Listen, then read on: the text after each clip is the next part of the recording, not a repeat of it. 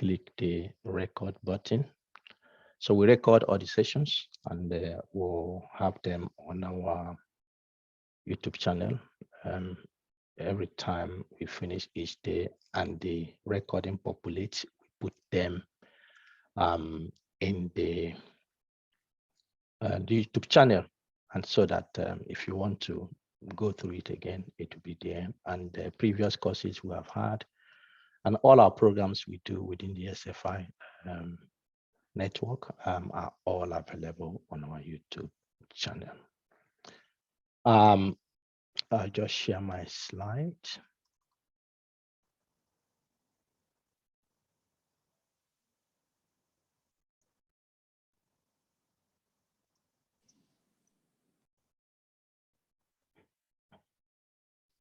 All right. So this about me. I'm an associate professor of epidemiology here at the University of Gothenburg in Sweden. And that is where I'm joining you from. I do research in the field of allergy, respiratory disease. Also have interest in the issues of child health, maternal health, nutrition. And in terms of research capacity, I teach courses in epidemiology, data science, issues of reproducibility, transparency, quality in research, research grants, scientific writing, evidence synthesis, one of which is what you are having this week. I believe that research will be enhanced when scientists have the capacity to do good research. Unfortunately, as a scientist, unfortunately, many of the things, many of the tools in terms of capacity you will use in your career are not available in the classroom. So if you have gone through your PhD,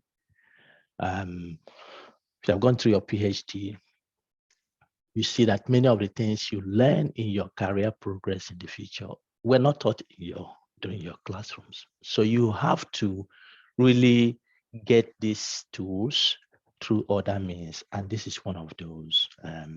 Learning from those who have had experiences in this, attending conferences, attending workshops, and many times scientists don't really take this quite serious, but it is very, very important, because otherwise you not get these skills that really enhance your ability to do good research. So some of this I do, and that is as I will explain further, that is the reason ASFI is here and here to stay, to support African scientists in what they do in their research to help build their research capacity. Okay. So now, please introduce yourself. Introduce yourself using the chat box. I see some of you already doing that. Introduce yourself briefly, and then when you go into your breakout sessions, you are going to introduce yourself in more detail. The goal when we do ASFI training is not just for you to come and learn and then you go out. Since we started over 2 years now, we have had testimonials of people who have not met before, but have known themselves as if they have met just through this platform. And many of those are professional connection. Some have, for instance, who have participated in our grant writing course, have gone to apply for grants together. Some are working on papers together. Some are doing different kinds of things together. And so beyond just introducing yourself, use your group as a point of contact for future networking and collaboration. We want that to happen, and we love that to happen. So just do that. And some of you who are only your expertise is just to keep quiet and watch. No, that is not what. Don't bring your expertise here now. Turn around and get yourself going, because you never know the direction such contacts and networking can take you to. So please feel free in your breakout sessions. Use that to know yourself. Use that to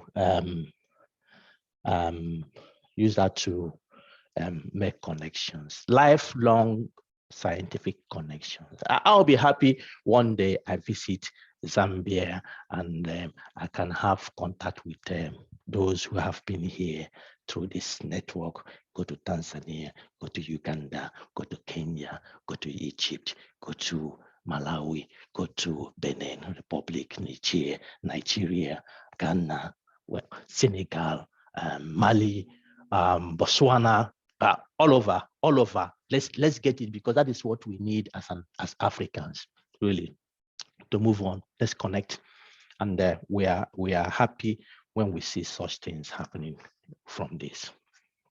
All right, some of you perhaps are joining ASFI program for the first time. Is there anyone who has not been ASFI program, either as a course or our seminar series or other means of getting contact? Is there anyone? Just give me. Yeah, there's one. I see one. At least one person. I see two. Yeah. So this is your first time of having contact with ASFI. Wow. I see several already. Wow. Just keep the hand. Let me count. I can see 17. Yeah, I count at least 19, 20, 21, 22. Wow. Well, what can I say? Welcome. But I tell you, you have missed a lot. At least those who have been following can testify to that if it's your first time, you have missed a lot. Well, let's see how you are able to recover over time, starting from this course, because this is a platform that we have intentionally set up to make a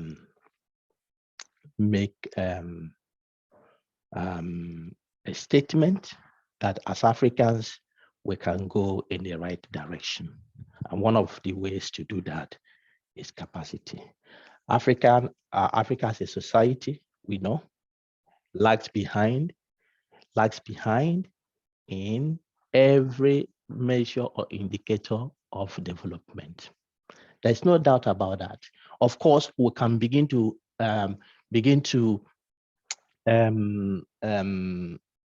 argue the statistics that we use to make such statements. But however you look at it, goodness me, I don't know whether defending that is not true will be sustained, because it is clear. We can also begin to discuss and argue about what caused that. Well, it's possible that we can get facts that may not really relate to our own mistakes, or from outside some of these things have happened. Yeah, that is possible, but to an extent it becomes irrelevant when you compare it to the issue of how do we move forward from here. So our continent is not where it should be. It is not where it used to be. It is behind schedule. We are running behind. And if you put our developmental status now vis-a-vis the growth in African population in the next 20 years, 40 years, 50 years, when some of us who are here today must have gone, and our children are the ones in place, or our grandchildren, if you put this together and you measure them, you will discover that it is frightening. If we do not have the developmental structures to cater for the way our population is developing, goodness me, it will be catastrophic. It will be catastrophic. And what is happening today, that many Africans are going, to Europe through different means, and many of them die on the way. This will increase, and it will be a problem. What is the solution? The solution is for us all to put our hands together and see how we can contribute to the development of our continent, our dear continent, except it is not dear to you. Except it is not dear to you. I'm not in Africa. I'm not in my country. Okay? But what concerns Africa concerns me. It bothers me. I sleep with it. I wake up with it. If I call my mom in that village she's telling me this, goodness, sometimes my day is just bad, just hearing what is happening there. Okay? And what can I do? What can I do? I am a scientist, and I have thought to myself, I can use what I have to contribute to make a change. And that is the story of ASFI. Recognizing that scientists have an important role to play in societal development. Many times, Africans who have not recognized that. Instead, we have left development to those we call politicians. And goodness me, in many countries, they have been the problem of our nations. Those we call leaders, many of them are clueless, know nothing about development, have no interest, don't have the tools. All they do is to waste their life fighting hard to be in government, stealing money, making billionaires around them who continue to steal. And they give it back to their children, and their children continue in that. But look, if you look at the developed world, scientists are not ignored. Why? Because they remain the bedrock of societal development. They remain the bedrock. And so it's hard time that African scientists recognized their status as key stakeholders in the development of the nations. So there cannot be any meaningful societal development without science. There cannot be. The COVID situation has taught us a lesson. Here in Sweden, if you follow the trend, the global trend of how the COVID went through, Sweden was the outlier in all the world. The strategy Sweden used to take care of COVID was different from every nation. Of course, it backfired. Okay? It was called novel. Novel because they were not doing things people were doing. But that is what they chose to do. And they chose to do that based on the advice by the scientific community and so on and so forth. So the government, when the problem came, as it happened in many nations, went to the scientists, some of them at the university, some of them at the research institute, to ask, what can we do? Because the prime minister or president of Sweden who are there have no role to, have no answer. The only thing they can do is to support. And the scientists are the ones who were there to find solution towards the direction the society should go. And that is the same thing across different fields. Immigration, infrastructure, food, hunger. It is scientists who provide the evidence to resolve these issues. And so without science, a meaningful societal development is a mirage, because such development must be based on evidence of what works. And good that you are here this week, where we'll be looking at evidence synthesis. But for that science to make such impact of positively developing a society, the science needs to thrive. It's not just to say, well, we have universities, we have science research institute. It has to thrive. And science cannot thrive without scientists having the right competencies, without having the capacity to do what they need to do. And not just having the competence and capacity, but have capacity and competence that are up to date. They are up to date. This is the story of African Science Frontiers Initiatives, ASFI. We want to see how we can contribute to this issue of development. So our vision is to raise the next generation of African scientists with the right competencies to drive Africa's development, Africa's transformation through innovative scientific research. All right, that is our vision. And in doing this, we want to ensure that Africans have the tools and able to do it excellently. Able to do it excellently. So we want to contribute in competence acquisition, capacity building, and to support career development. We want to contribute to African science that is able to tackle Africa's developmental problems. Because without the competent science, our current narrative will continue for a long time. So if you put, if your dress code is white, you wake up in the morning, it's white. You know people who wear white, those in the lab, medical doctors and so on. Or if your dress code is suits or African traditional wear, and you wake up in the morning and all you do, you go to your office is to pursue career. You want to get promotion, you want to go salary, you want to make money, you want to be known, then you are in the wrong place, because that is not what Africa needs. I'm not saying these things are not good. They will come.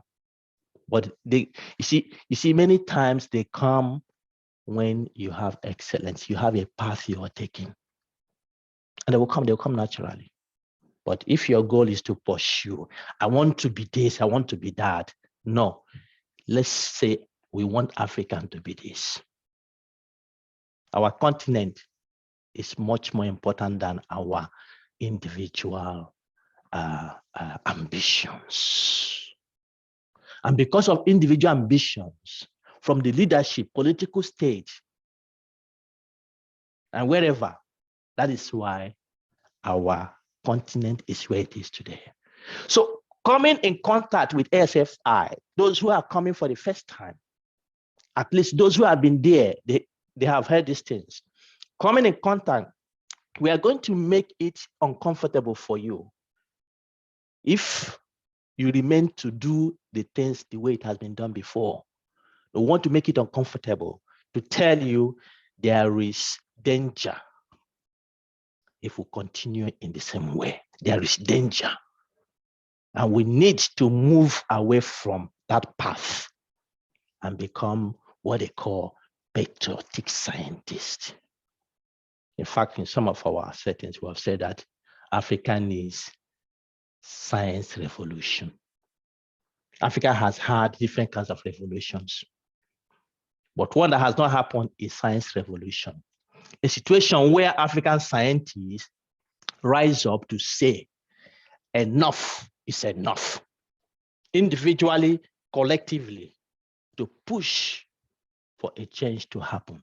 But if you do not have the competence and capacity to do that, well, I'm not talking about going on the streets. I'm talking about changing the way we do things, changing the way you pursue your career, changing the way you do your research to make it African-centric, to solve African problems. Africa has many problems. And this week, We will be dealing with some of those. I think in your group, you begin to look at topics that really pertain to African situation. All right. This is our maxim. And what do? We have different activities. We have seminars and workshops. Some of them are monthly, running monthly. I will come to some of them. We'll have hands-on courses, like the one you're having this week. These courses, we'll call them hands-on because they are actually hands-on. By the time you leave this week, there's something I promise you. You will be uncomfortable with things you have done before. Okay? That is one. The second thing is that you will learn new tools. All right? And then the third thing is that you have new perspectives. You have new perspectives. And at least some of those are coming up to now. I have spoken. You learn new perspectives. And then altogether, it means that by the time you leave this training this week, you go back starting from next week after you have rested from this problem of 40 hours non-stop this week. You go back starting from Monday, you should make a resolve of, I need to change direction. Where I'm going, I need to change, or I need to improve. So our courses are hands-on. You don't just sit here and listen to me. You have to do your hands. Your hand this week has to be so dirty that you keep every other thing, because it is through that you will be able to grasp. You'll be able to utilize what we are doing. So you practice. There are lots of practice. There are lots of things, activities in all our courses. And I tell you, those who have attended 2 of our courses, 3, 4, if you ask them where they were before meeting ASFI, they'll tell you there is a huge change in direction, positive one. All right. We also have a mentoring program, mentoring. At least in my own counting, we should have close to 250 or close to 300 African scientists we are mentoring, who are in our mentoring programs since we started. These are active groups that are going on, doing different things. Some are publishing papers. We'll guide them. From the course like this, we establish a mentoring program where the tools you have learned, you can collaboratively apply them. At the end of this week, I have to ask you whether you want to us to set up a mentoring program from this course. Not everybody wants that, but if you want it, we can do that. It is only on one condition, that you will drive it. Meaning that if you say stop here, we'll stop. If you say you want to continue, we'll support you to continue. So we'll have a mentoring group there. I will also have research arm. We are doing some research. And the goal of this research is that we want to collect information from African scientists in a way that we can use those information to develop training programs or to develop conversations on how we can solve those problems. So as you follow us, you'll be getting more of this information along the way. Our target audience in our trainings, like this course, many people apply. Many people apply. We have almost 1,800 people have applied. We selected 300. There has been some who have dropped until this morning. I think close to 25 or 30 between yesterday and today. I came late, and so there's some who on the waiting list. Organizing this program has been quite tremendously challenging. So we'll move on with the number we have now, I think around 275 or so, who should be participating this week. All right. So we target senior university faculty or research, those from research institutes. We target them. And that is why we do not encourage those who just have bachelors, except those who are medical physicians who have had experiences, but just ordinary bachelors, we do not encourage. And for those who have had masters, we also focus on those who are doing their PhD. The goal is that we don't just want to teach this 275. We want, as you live here this week, you go back to ensure the skills you have learned, you can apply them to your students, to your systems, to your department, with your colleagues, make local trainings, and so on and so forth. All right, so you can do that. So that's why we focus on those who are already in the system, so that I can take this back. All right, so apart from this course, we have other courses that we are currently teach, and next year we're going to introduce new ones, science leadership, data analysis course, implementation science, implementation research, whichever you like to call it, and so on and so forth. And we'll have the seminar series, which ran throughout last year, and then we have it also running this year, monthly 2 hours discussion on how African science can contribute to African development. And so people invite African sons and daughters home and abroad to share their experiences. We'll continue this, and they will continue it even next year. So if you have not been joining us, please try to do so. And of course, we'll have Dr. Warren's research tips and tricks. It's also a monthly clinic, I will call it. If you have not been joining that, please look out for those opportunities. All these activities are available on our YouTube channel. And once you come into any of our activities, we include your email on our email list, and so that you can get those information as when due. All right. Yeah, this is the talk in town now. This is a talk in town. ASFI is 2 years. ASFI is 2 years this month. And then on Sunday, 31st of July, we will be celebrating our 2nd anniversary, and which we call Beyond Little Beginnings, counting our first 1,000 steps. I think all of you should have received the invite to this program. Last year, when we celebrated the first anniversary, the theme was Little Beginnings. But we have moved beyond Little Beginnings, and we are counting in thousands.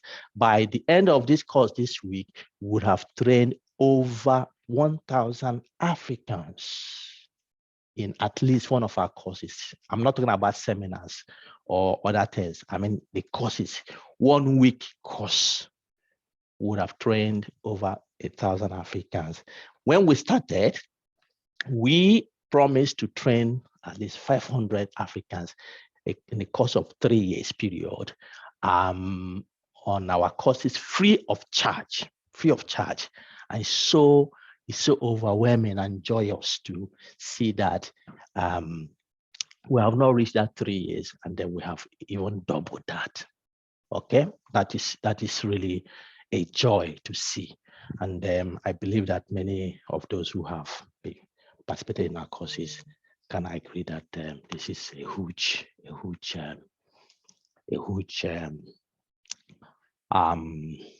success. So please join us. Don't miss it. Join us to celebrate this story. There will be different highlights. We'll tell you the story of ASFI. How did we start? And so on and so forth. We'll present to you our report so far, the things we have done, things we have achieved, the challenges. We'll also be presenting the ASFI ambassadors. Some of you are here who will be the eyes of ASFI in different countries. We are still recruiting, because not every country is represented in this. So we are still recruiting ambassadors, but we'll present those we have so far on Sunday. We'll have testimonials of our alumni who have participated in our courses, and you can see in this short period what impact is making on African scientists. That we are moving in the right direction, really. That if you give people opportunity to raise their capacity, they perform better. And some have got very good grants, some have got fellowship, some have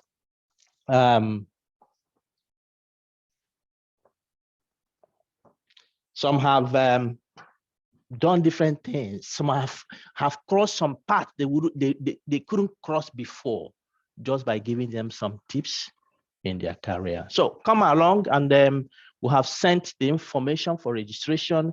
If you don't have the link, you can see the link there. Otherwise, we'll send it to you today and this week, so that you can register and join us. We'll be having as the guest speaker for this occasion will be Mr. Tim Akano. He's the founder of One Africa Initiatives, and this One Africa Initiatives is a huge platform. It's a huge platform that brings Africans of different walks of life. You have ambassadors. You have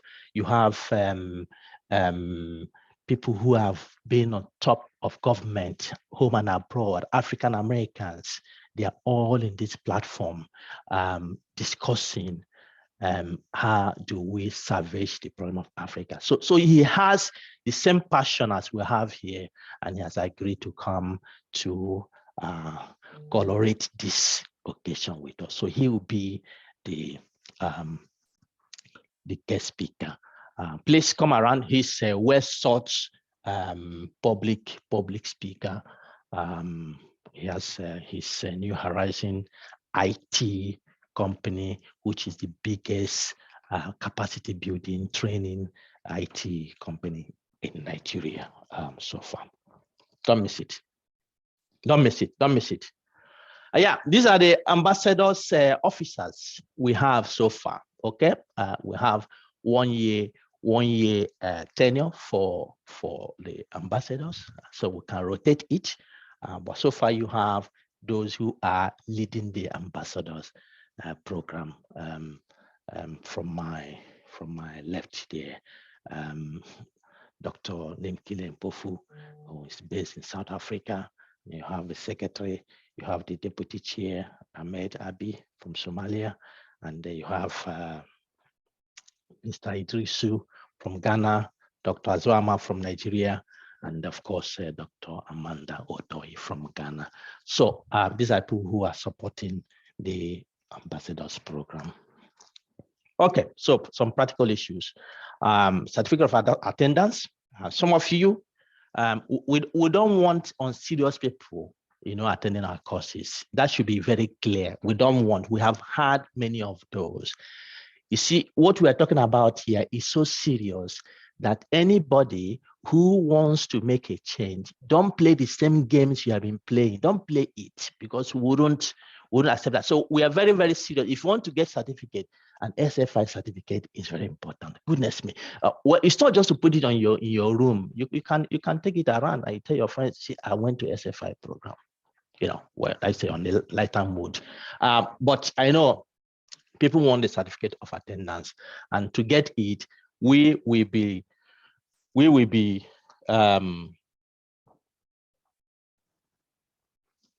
will be giving the certificate at the end of this course to those who faithfully complete the course. We have assigned coordinators for each group. So coordinators, let me specify your duty. In your breakout sessions, every breakout session you have coordinators. If you don't know you're a coordinator, it's very important that you know that now. I have sent the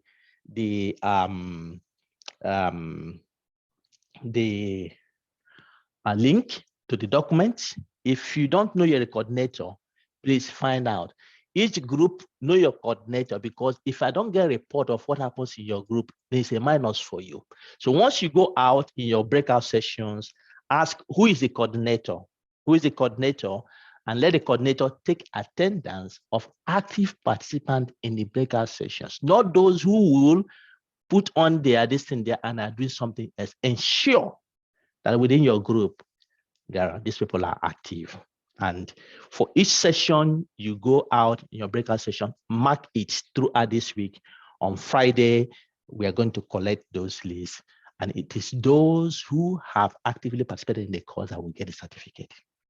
All right. And those who have not actively participated,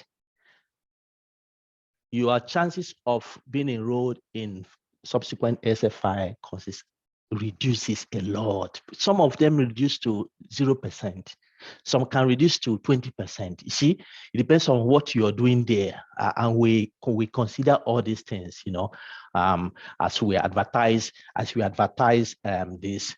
Some people think that we are joking about this, and somebody that was not accepted wrote and said, well, I have applied to this course several times and yet I'm not accepted. I'm not sure what the problem is. And then we went to the record because we checked this. And, you know, we granted this person access to our course some time ago. And we clearly say, if you're not attending, let us know so that we can give the opportunity to other people who are on the waiting list. And this person did not do that, you know, and that opportunity was wasted. And the same person is complaining that I have applied, but he doesn't know we keep to these things. We check, we have our records. Okay, so please participate actively, not just for the certificate, but for the fact that it is only through that you will gain the experience, you will gain the skills you have expected to get from this course. As I said, all our recordings are on the YouTube channels. If you want to ask questions about this, please write us the email that has been sending you. Please write that. At the end of this course, we'll have evaluation. We'll have evaluation of the course. We are going to send the link towards the end of the week, and then we'll also select a few of you that we can ask to, in addition to the evaluation, to the video video shout out. Usually we say a maximum of 3 minutes. So when you get that, so that we can use that to encourage those who have not joined our programs. So remember to meet, but have now meted you. Introduce yourselves. There are 30 countries represented here this week. 30 countries. That is quite impressive. All right, this is our schedule for this week, and you also have it in your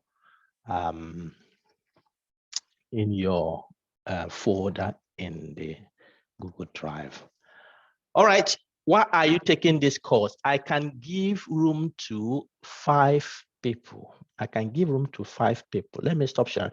Just raise your hand if you want to speak. I hope these are old hands, but if you want to tell us why are you taking this course and what are your expectations, just raise your hand. Let me see. And you can open your video if you want to. Okay, I have, is Mbanza raising the hand? If not, just bring it down. Mbanza, do you want to say something? You can unmute and speak, Mbanza. Yes, please. Hello? Go ahead. Hello? I'm hearing you. Yes, Mbanza. thank you so much. Yes, thank you so much. This is Dr. Mbanza from Rwanda. I'm interested in this course because it first of all is in my career of health science. Secondly, as a scientist, we need to develop our continent as well as our country, of course, and the world, because this is new knowledge and new knowledge for researcher, and I want to be well up in this, to know how to conduct based on this system, conduct research based on this system so that I can give intervention everywhere in the world. Thank you. All right, thank you, Mbanza. And then I have Dr. Buhe Rhoda. Rhoda, please. Yeah. Good morning. Good morning. Dr. Bright. I'm from Cameroon. Mm-hmm. Yeah, when I saw the advertisement, I was interested because, first of all, I've been struggling to write a systematic review, and I've not received any training on that. So when I saw this, I was excited. I thought, oh, this could be an occasion for me to learn all what I need to know about systematic review. But coming to what you just told us this morning about the mission of this group, I see that as scientists, like you said, we are supposed to not be personally, not to be personally oriented, but African oriented. And so it is true. I'm going to move out of the circle of being personally oriented, but to African oriented. But I have a little problem because I wrote to the group yesterday. Tomorrow I'm supposed to be assisting in the defense in the University of Wales, which I'm a jury. And that is going to perturbate my tomorrow activity. So I don't know. Rhoda, this is not a forum to discuss that. I just want to have your expectation. Yeah. Okay, thank you very much for that. If you have challenges, you can write us, and then we can address that. I done that. I did that last night. All right. So we'll come back to you on that. All right. Then the next person I have on my list is Miriam. Miriam.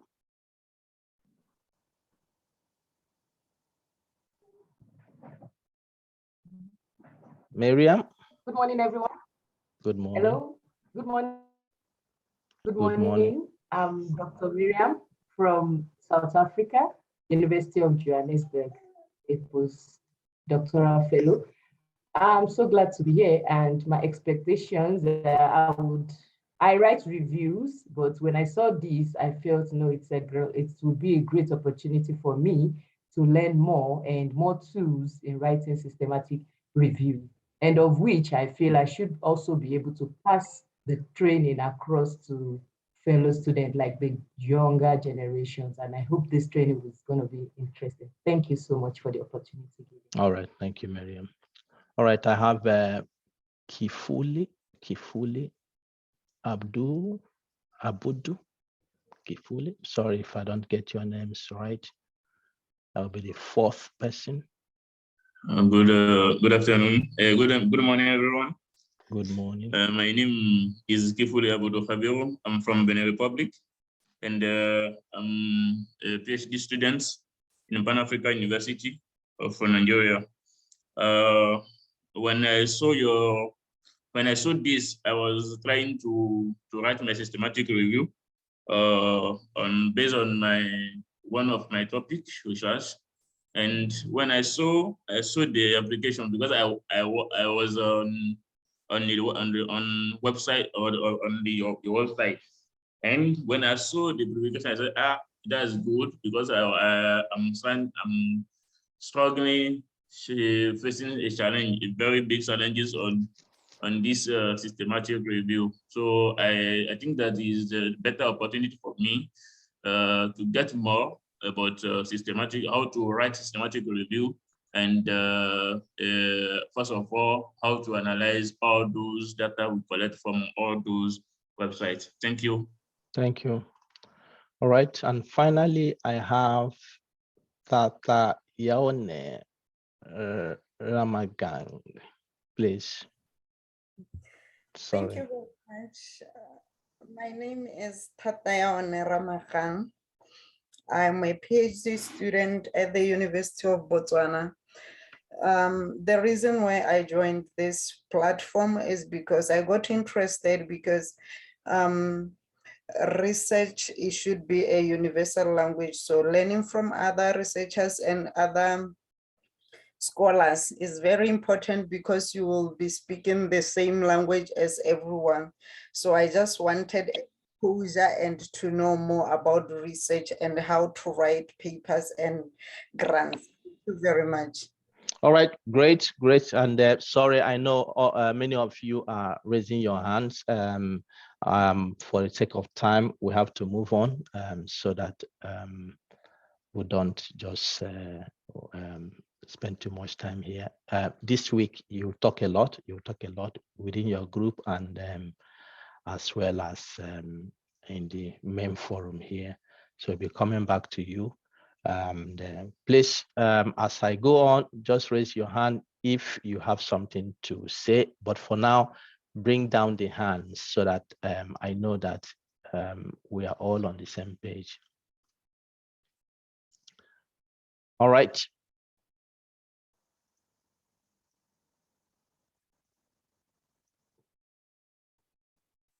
Let's move on.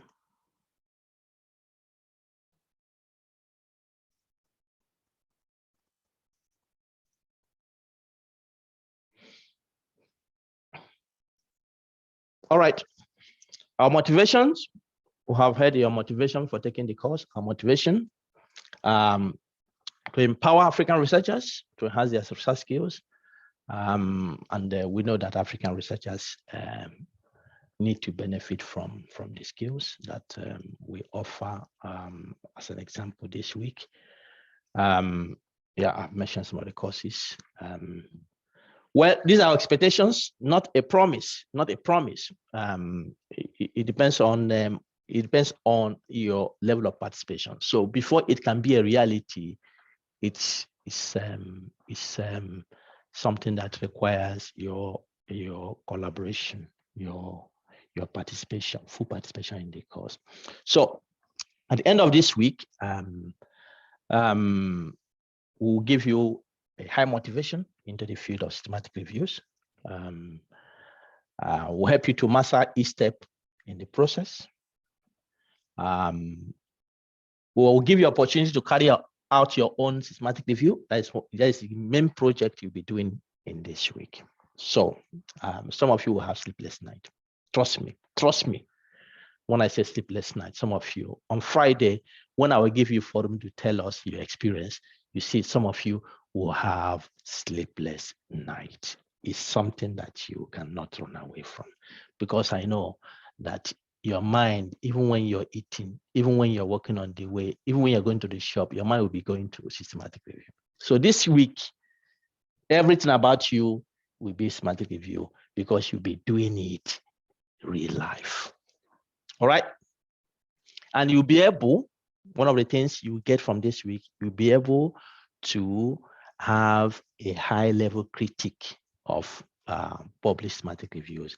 I'm in editorial board of some journals, some science journals. One of the things I do at the end of this course, those who want to do review for systematic reviews for journals. If you want that at the end of this week, let me know so that I can send papers to you to review for journals. One of those journals is +1. You may have known that. The other one is Scientific Reports, and the other one is Frontiers in Allergy. That is in my field. What happens is that doing such kind of work will help you to practice what you have learned, be able to critique previously published or done systematic reviews. Well, if you can't catch all this, want you to learn one thing. Learn one thing. Let this course be a basis of critiquing yourself, what you have previously done, what you're currently doing, and what you'll be doing in the future. Let this course is about systematic review, but it provides you an arsenal of tools, research tools, to have a critical thinking process, a critical planning process for your research. So you will see that the skills you learn from this course will be applicable in different contexts. So please stay with us, stay with us. This is what we'll be doing this week, 1 to 8. By the time we finish it, goodness me, we'll be done. Then I will send you into the world and you go and do great things. By the time we finish these 8 things. All right? We have lectures, group discussions, practicals that are hands-on, and finally, group project you'll be presenting on Friday, and that group project will be a schematic review. It will be learning by doing, learning by doing. That is what we'll be working through this week. We're not working on qualitative systematic review in this course. We are not doing that. That is not our strength. We're not doing Bayesian meta-analysis and network meta-analysis. It is beyond the context of this course. Well, I work in the area of medicine, health, epidemiology. So the examples I'll be using, just to let you know, the examples I'll be using would be coming from this field. But the processes we are going to teach you this week are applicable in every field. So the only thing you just need to do is to apply it, okay? So for examples, we'll be using things from the context of health and medicine. So you have course literature there. We'll have all the instructions. I think they have been clear. Some of you make it difficult for us. You see, make it difficult for us. We'll try to be as explicit as possible to ensure that you are not hanging there. But the problem is that many people don't even read one line of the instruction. They don't read it. This morning, some people are already bothering me. I have been waiting, what is happening? Is the course not holding? And yesterday, we kindly sent out information on if you don't know how your time in GMT, you can convert it. And some people are already waiting 2 hours before the course starts. Goodness me, as if the course starts once it is Monday in the morning. Anyway, so we try to give you instructions, follow those instructions, read them carefully, read them. Because you see, some people will raise hand now this morning, and the questions they'll be asking are the same questions we have given in the instructions. The thing is that they have not read it. So if you have not read it, don't raise your hand, because I'm not going to answer those questions that we have given information on. Okay? So as a teacher, you know what that means when a student comes, where is the classroom for tomorrow? And you have given the student the paper, and the student is asking that. It means that that student has not even, is not serious about this. So please take time to look at those issues. We'll be using PubMed as the only database we'll be using here. The skills, you can apply them to other databases, okay? This is for the reason of time. We don't have to, there are many, many databases, tens of them that you can search, but we used PubMed to demonstrate how you collect information from previous studies published. We're using Rayan as the reference management system to do the screening, and we'll be using RefMan as the meta-analysis program. There are other programs you can use. You have Stata, you have R, you have comprehensive meta-analysis, you have different SAS perhaps, and different other programs you can use to achieve the same thing. But if I ask you to go to those, one is that many of you have not had experience in that, and those other programs may be more complicated, and they also, you may need subscription. RefMan is free, and we can use that, and it's easy for most people to adapt to. Interrupt me during the class. Each day we'll start with question and answers of what we have done the previous day, and we'll take it from there. Okay, we'll have group sessions, please. This is Paul Graham's pyramid of how to disagree. We don't want to be here, name calling. We want to be on top here, where your discussion in the group will be looking at the point, discuss the point, not persons. Don't quarrel. Let your quarrel be actually explaining the point. All right. Oh, okay. The group project, I have given instruction on that. In your group, starting from today, your group is constituted by people from different countries, okay? Different genders, different disciplines, different career levels. For this week, we are all colleagues. For this week, take it that we are all colleagues. Let's learn from each other. Being on this course means that you want to learn something.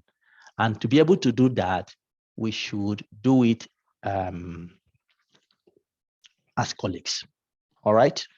So the project you'll be achieving this week and presenting on Friday is a systematic review.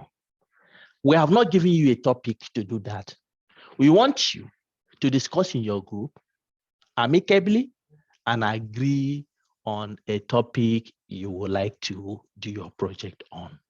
Agree on a topic you would like to do your project on. How you do that, discuss it within your group. All right. And so what you do is define a project, a specific topic. No, the second one, please.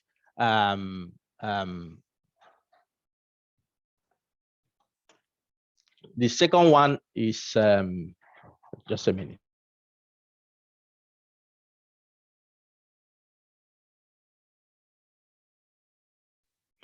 So the second one, we will skip it. We'll skip it because from experience, it takes time. It takes time. So we skip the second one of requesting for a protocol. Then you search the database to identify the studies, screen the studies. So you do the process we are going to be teaching you this week.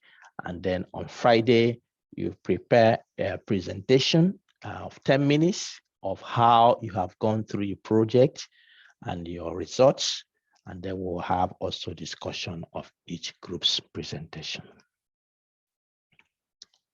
All right, any question? I see some hands. We have been raised before. Let me see if those hands are still there. Okay, I have Taiwo Shogade. Taiwo, please. Unmute yourself and ask your question.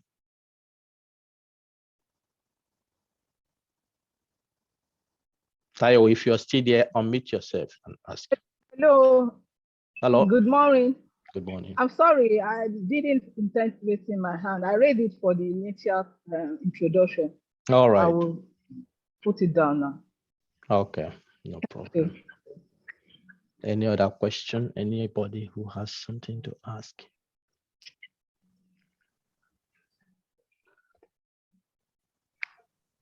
Anybody who raise your hand? Raise your hand.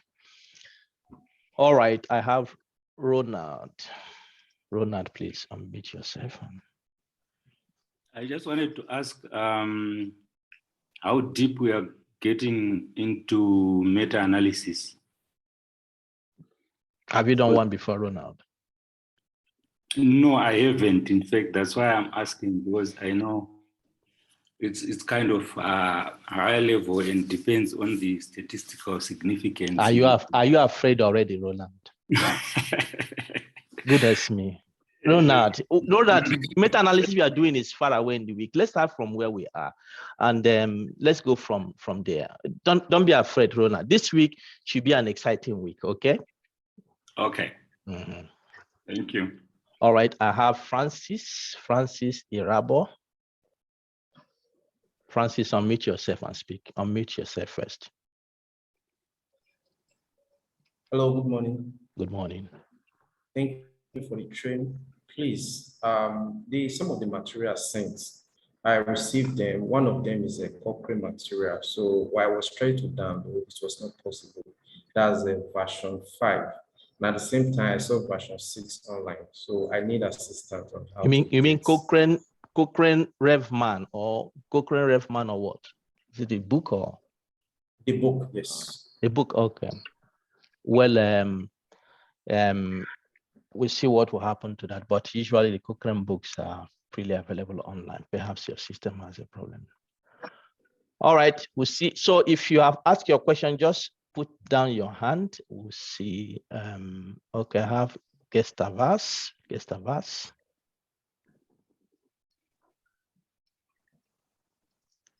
Gustavus, unmute yourself and speak. All right. Good morning, Doctor. I really Good morning. appreciate being part of this training. First of all, I'm from Uganda, UICT, Uganda Institute of ICT. My quick question is it possible to have this presentation shared with us, the one you've just presented? I thought it had very good summaries of things to emphasize on. Secondly, you also promised that you're going to share this link of the training on YouTube. Will it be done like every evening, every night at the end of the day? All right. Yeah, thanks very much. These materials will be put on the Google Drive, placed there at the end of each day. It will be there. Okay. So once we finish each day, it will be uploaded there. And then for the recording will also be put on our YouTube at the end of each day. Once it's populates, it takes some time.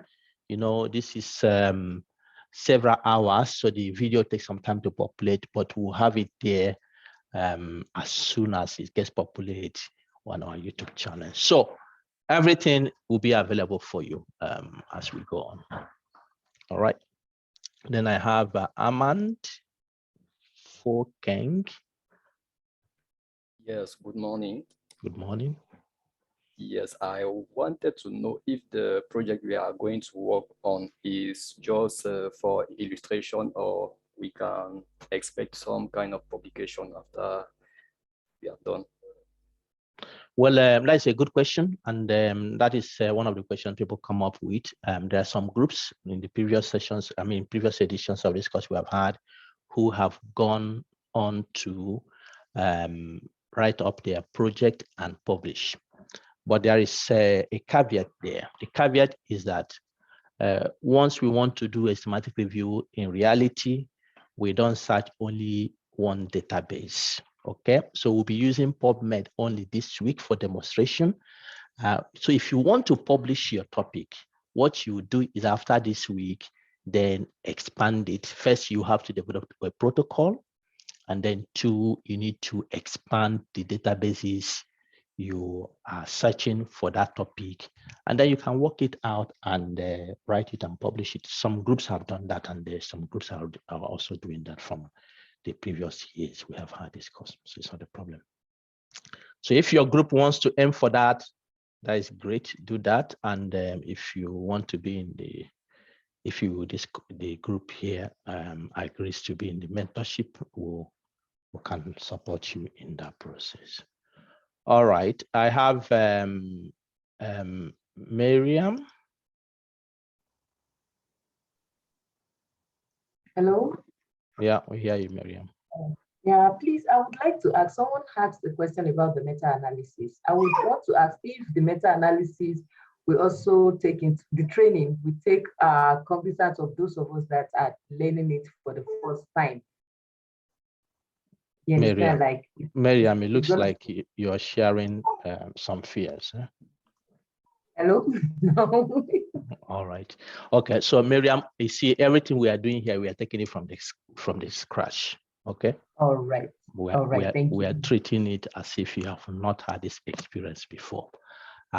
Everybody catches up. Everybody catches up. It will not be a problem. All right. Thank you. All right. So I have is it Emmanuel Bunuma? Emmanuel, unmute yourself and then speak.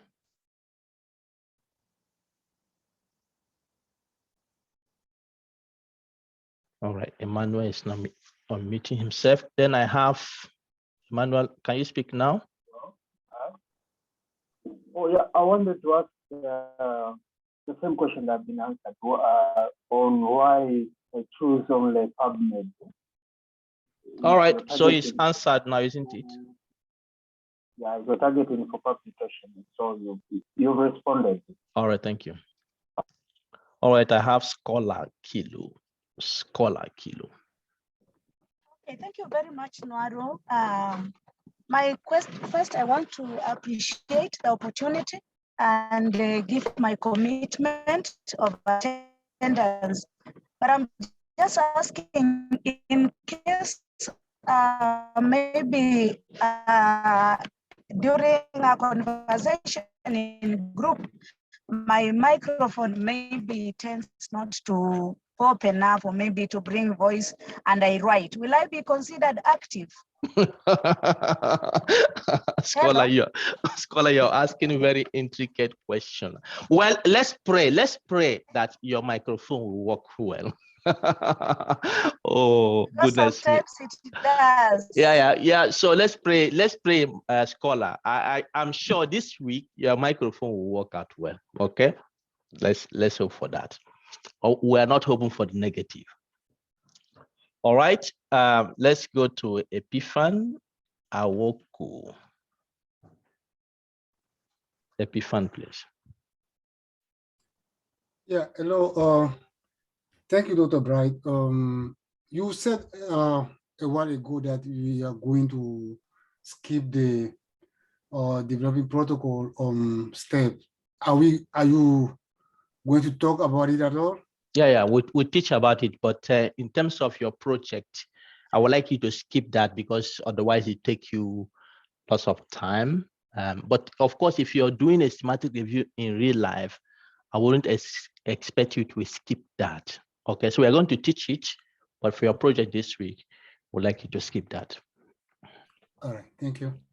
All right, finally, I have Sam in Laganiso. Yeah, Sam, please. Sorry for your name. The names are not easy. Good morning, everyone. Morning. And thank you so much, Bright, for this program. It's my first time on the program, and I'm really excited because I love doing systematic reviews. My question is a bit different from all the questions that have been asked. It's a logistical problem that we here in South Africa are experiencing at the moment. We have load shedding. So I'm praying that we'll be able to have power throughout the day for the 5 days, because I'm committed to being here, the course throughout. So in the event that I disappear because the power is gone, it normally goes for about 2 hours. What are the things that I could do to catch up what I've lost during that time? Okay. I hope I'm clear with my you're clear. my you're concern. Clear. Yes. Yeah. I mean, some of our mentees also during the past month or so have also from South Africa have reported a similar situation of what is happening there. Please, in such situations, liaise with your group coordinator so that they know the situation. And then to catch up, the only way you can do that is to take up the materials. We will put on the in the folder, and then of course you can watch the recording for the next day. I think Wonderful. That is the only way you can do that. Thank you. Much appreciated. All right. The final thing I would like to say, well, our time is going, but I wanted to use this opportunity to set this this stage this morning, because it's good to build a foundation in a way that we're all on the same page, and then we can take it from there. And we're taking marathon now. Perhaps once we make a move, we can do like Usain Bolt and run quite fast. So please now, this is very important. There are about 275 people admitted to this course. So it will be challenging to coordinate things, okay? One is this, please, the link you have been given, don't give it to your colleagues. We are going to detect that. If you have given this link to your colleagues to join the course, it is illegal. And the reason is that in as much as we want to give this course to many Africans, about 1,800 people applied, okay? And we have done our best to select people. Many who are willing and committed to take the course could not make it. So it's good to respect that. We don't want people who have not been admitted to the course to intrude into the course because you gave the link to somebody to join who's supposed not to be here. It's not fair. And that is not our policy. And for us as Africans to make move in the right direction, we don't want that to be the situation. We want to be transparent. We want to be honest. We want to be dignified. We want to be respectful. So please, I'm bringing this up because it has happened quite a lot. It's not fair. And it will be embarrassing that I start calling your name to tell you that you are not admitted to this course. Leave. So if you are that person that has received link that you are not admitted to the course and you are here, just quietly leave because soon we'll detect that. Okay. So what I want you to do now, and this is mandatory because it will influence sending you to your groups. Your name should appear in the instruction you received. It was given there. Write your name. If you want to write it your first name only, if you want to write your full name, write it as you see on the screen. Then you can put your group number. It may be, you may write group in full, you may write it G, you may write it whatever, but let's have your group number to the end of your name so that once we are sending you to your breakout sessions, you will recognize the group you belong. Okay. So do that in a minute before I send you to your group. And how do you do that? You can see your picture on the Zoom there. If you put your cursor on your picture, you can see on the top right, there is a blue square that comes out with 3 dots. Click it, and then you can see where it says rename. So when you click rename, it gives you opportunity to change your name and put your group there. So click that on your picture where your picture appears. Put your cursor on your picture there. You see the 3 dots on top there. Click it and rename and add your group. Because don't write your group in the chat. Please don't do that. Just follow the instruction I'm giving you. Don't put your group in the chat. Go to your picture there, click the 3 dots on top right there, and then select rename and rename. Don't put what you're putting on the chat because it's not helpful. It's not helpful. Because now we will send you to your groups. The first activity.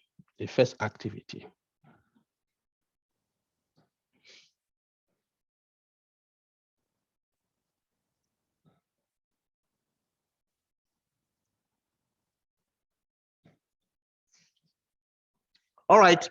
The first activity we want to do now, we want to kick off now, is to define systematic review.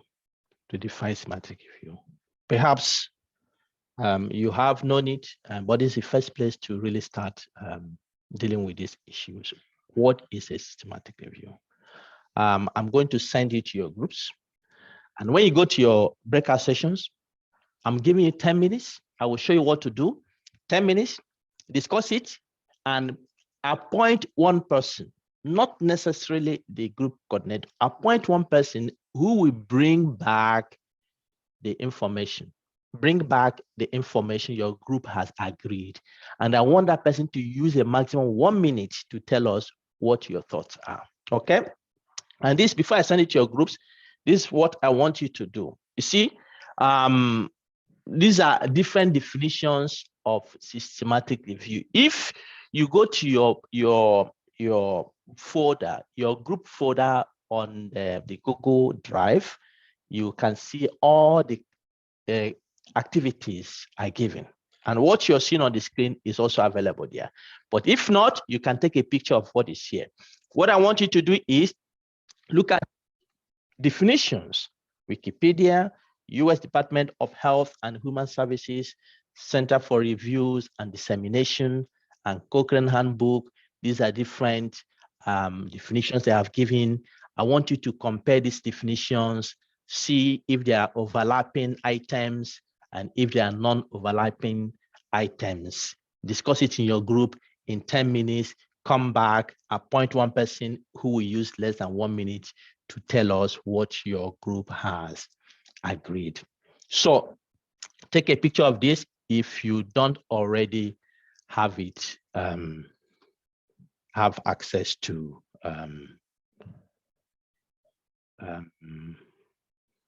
in your groups. All right.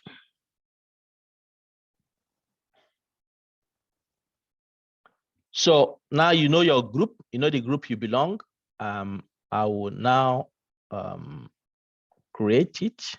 And when I open it, select your group and go. Once it's 10 minutes, I will close the breakout sessions and bring you back.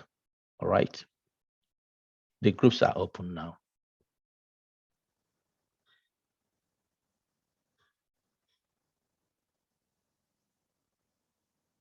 So go to your group.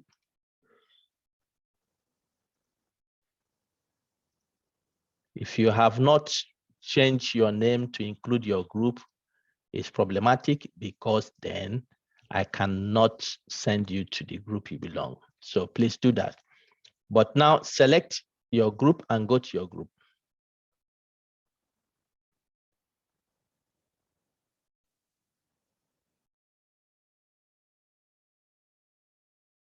I have Siyabonga. Siyabonga, please, you have a question? Yes, sorry, morning. My name does not appear on any of the group. Can I choose any group? No. So how did you come into the course? Were you admitted? Were you admitted to the course? Yes, I was. Yeah, then you should have been assigned to a group automatically. Did you get admission to the course from us? Yes, I did.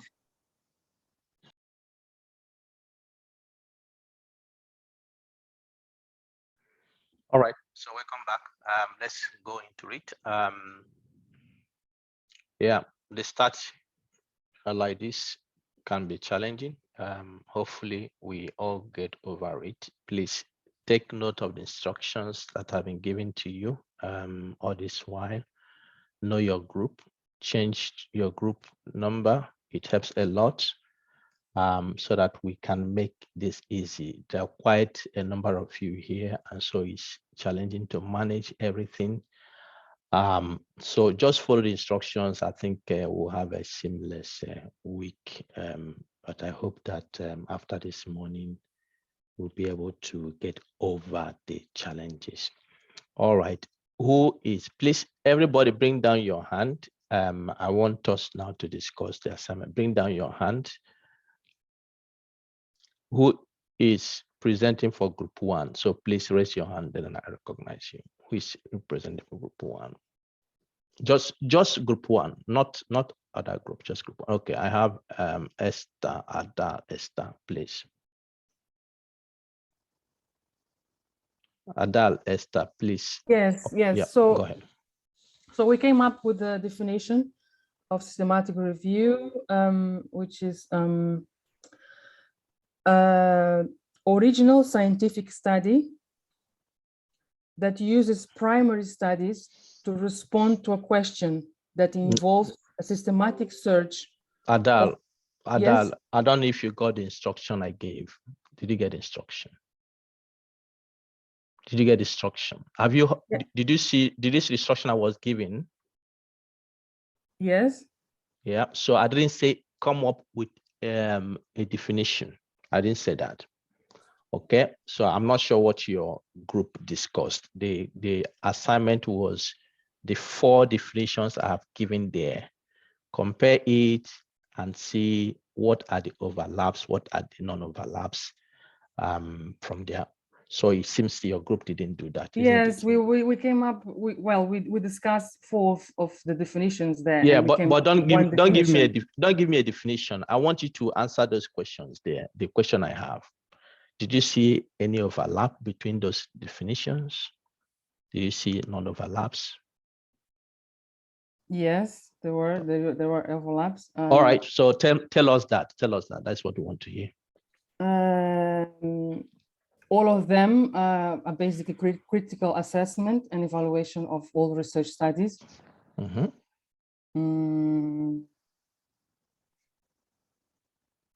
methods, the researchers use organized methods also. All right, okay. Esther, we'll go to the next group because your time is out. We'll help you out as we discuss. Okay, thank you. All right, who is going for group 2? Who is representing group 2? That's all right. I see Khadija. Khadija, go ahead. Okay. One of the overlapping or the similarities we have discussed in the 4 definitions, we said all the 4 definitions assess studies. Systematic review, define systematic review as an assessment of studies which address a particular issue, and they are based on already published papers. And all of the 4 definitions use methods in the doing systematic review. And all of the 4 definitions answer specific questions. Now for the non-overlapping, for the Center for Review, we said the difference is that it makes the result available for decision makers, whereas the other 3 definitions did not talk about the decision-making output. Then for the cohort handbook, they draw a conclusion, unlike the 3 others.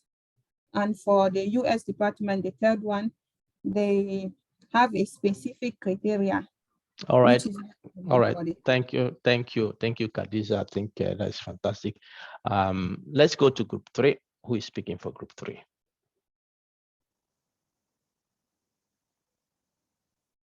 Group 3. All right. Group 4. Who is speaking for group 4? Just raise your hand. Group 4. I see 2 hands, but they are all from group 3. Group 3, we have passed you. I'm looking for group 4 now. You know, our time is running. Okay, I have Abode, Eric. Yeah, in group 4. Group 4. Overlapping issues that we identified includes identification of literature. We realize that it cut across 3 of the definitions. Evaluation of the literature also cut across. And then organization of the literature. And finally, summarizing the literature into a meaningful document. That is the overlapping issues that were identified as such. Then the non-overlapping issues had to do with the appraisal of the literature. That one, it was unique to the first definition. However, it was not seen in the the remaining definition. And All right. yeah, All right. Thank you. Thank you, Abode. Let's go to group 5.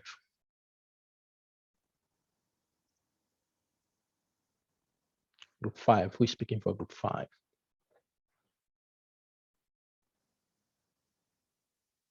Group 5.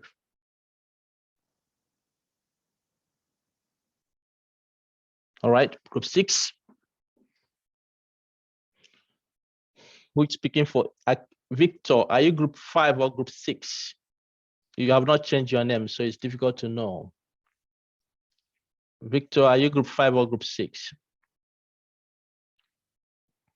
Victor, I'm group 6. I'm group 6. Go ahead. But after this, then you have to add your group to your name, as we said. Okay. Okay. Okay. All right. Tell us what you know. For the overlapping, we identified 4 overlapping issues. The first one is identify research questions. Second one is identify and appraise selected relevant evidences. Third one, adhere to strict protocol and critical issues in order to minimize biases. And the fourth one, the protocol should be explicit and reproducible. So the overlapping issues that we identify. For the non-overlapping, some of the sources talk about collate or empirical evidences, that is Cochrane specifically. The other one talk about the identify critical assessment of literature review. Then another one talk about identify the findings and specific and reproducible method. So All right. Thank you, Victor. Group 7. Group 7. Who is speaking for group number 7?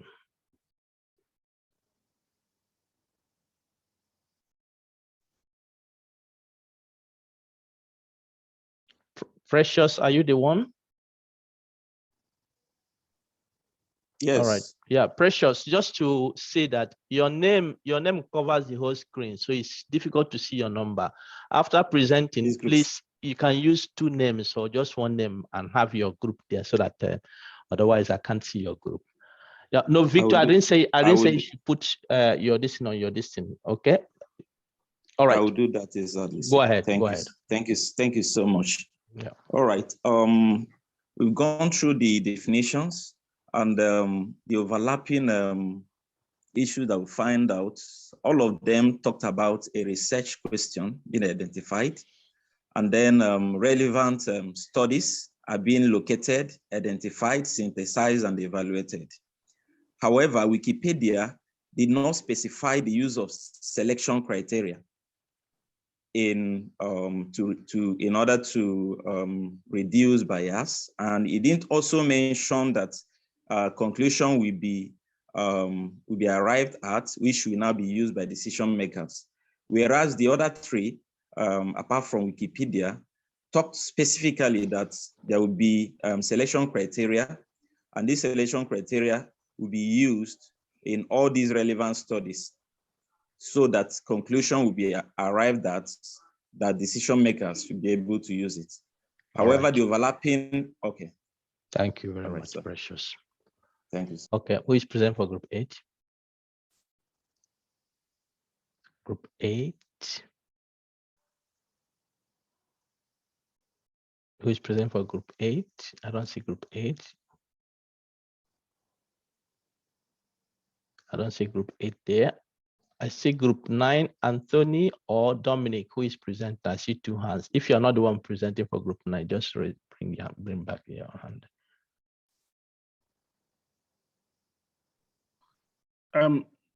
So we in our group we appointed Dominic, but there's a slight change. That's why I volunteered to present. Yeah, so, go ahead. With the issue of similarities, we realized that all of them identify unique research questions. They apply standard systematic processes by identifying empirical studies, and they come out with conclusions that inform policy. But what is not similar across is that, for example, The US department focuses on clinical issue, which is not common across all the other definitions. And some of them also do not target policy per se. So these are some of the similarities and the differences we found. Thank you. Thank you. All right, then I have Pius for group 10. Okay, good morning, sir. Good morning, Good. fellow participants. So for group 10, the main overlapping issue we identified is that the definitions focus on and brought out the fact that a systematic review is trying to answer a particular research question or a particular clinical issue or topic. That is the focus. Then they also brought out the fact that in order to answer that research question or address the problem of interest, you need to collate and appraise evidence. That's the general information obtained. However, some of the definitions have non-overlapping components. For example, the Center for Review and Definition focused on the fact that the evidence is for decision making, while the best definition we observed was that of the Cochrane Handbook, in which it is clearly stated that the process of identifying, collating, and appraising the evidence needs to be explicit and systematic with the aim of minimizing bias so that the conclusions will be reliable. All right, thank you. All right, group 11.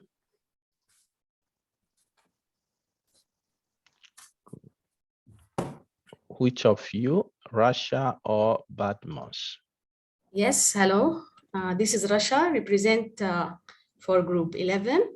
Okay, we noticed that in Wikipedia and Cochrane, the similarity or the overlap is regarding to answer a research question.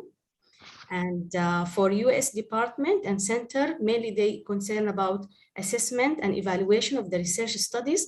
And for US, mainly concern about clinical issues.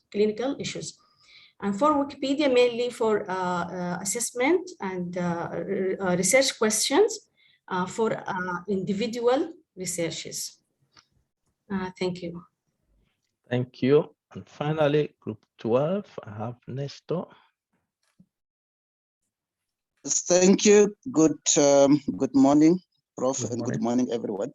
The areas that we found with overlapping, or that are overlapping, is that all the studies, or the definition rather, we're focusing on the literature, that we need to have literatures, and that in all the definitions we are saying there should be some explicit method followed, so that we can produce evidence.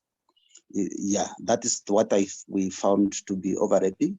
And the non-overlapping in the definitions is that some of the definitions, for example, the US, from the USA, article, it's actually saying there should be a reason to minimize, the reason why we do systematic review is to minimize bias.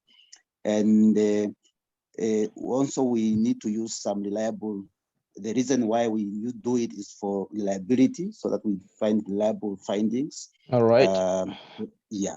Thank you, Nestor. All right, thank you for all the groups. I think this is a simple reflection for you.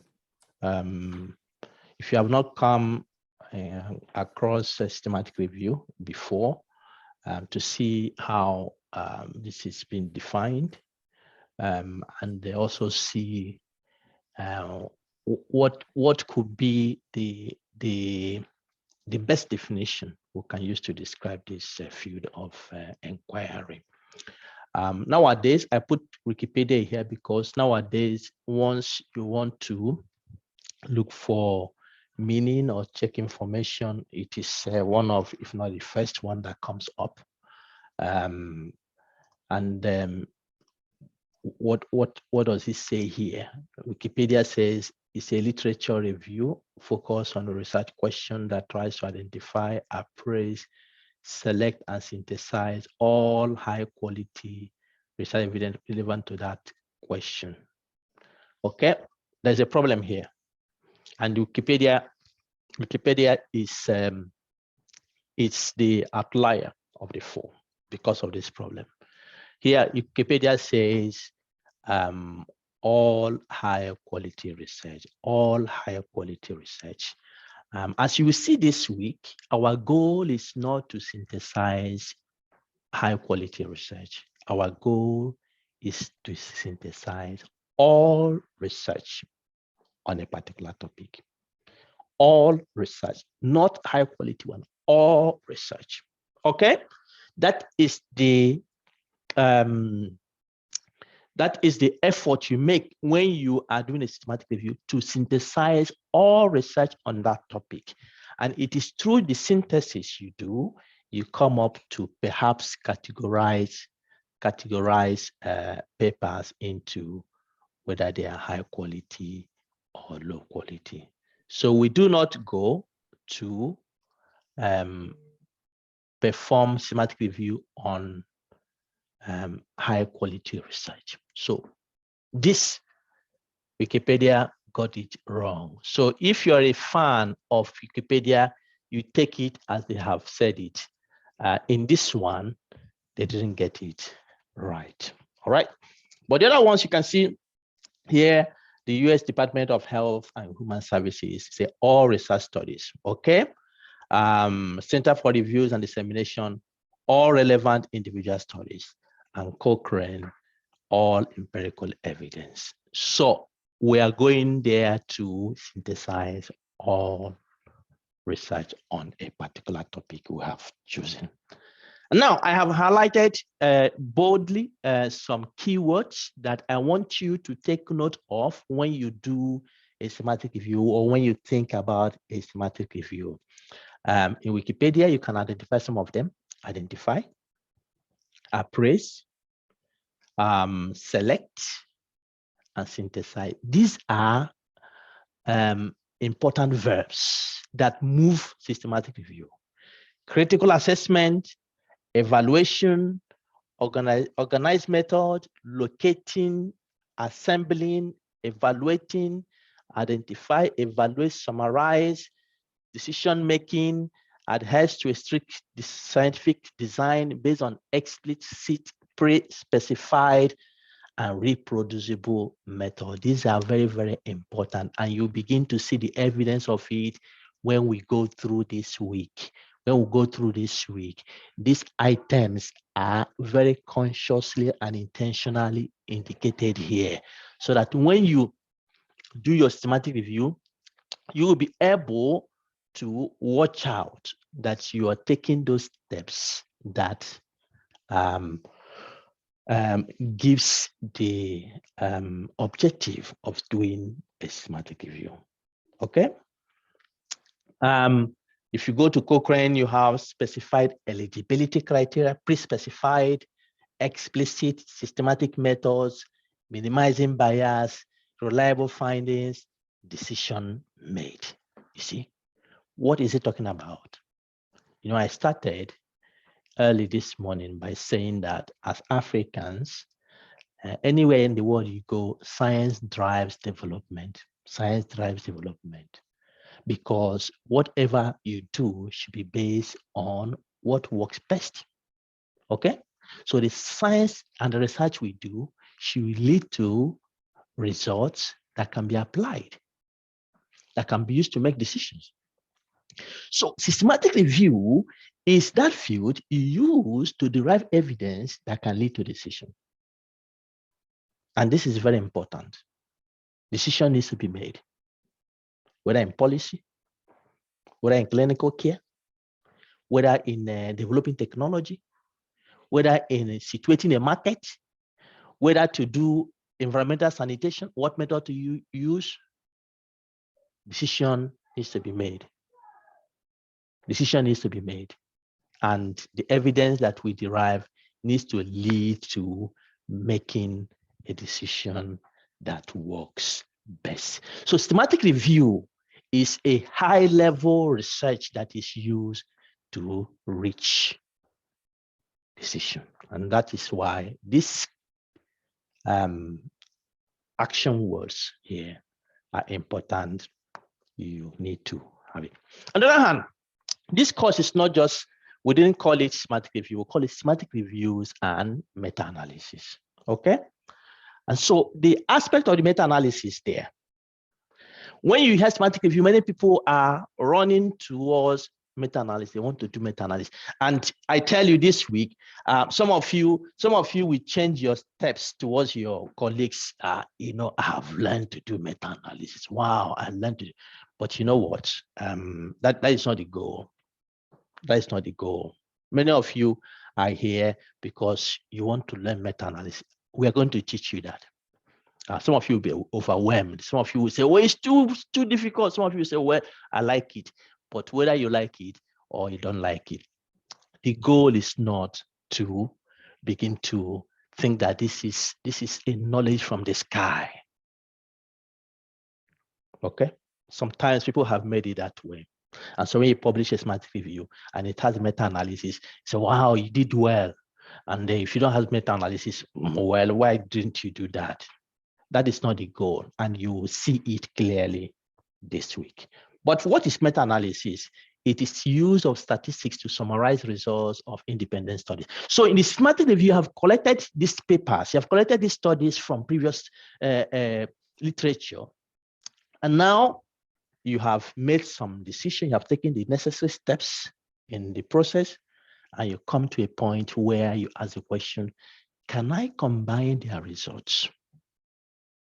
And when you are asking that question, it is meta-analysis that you use.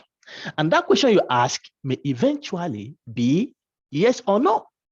If it's no, you have a reason for saying no. If it's yes, you have a reason.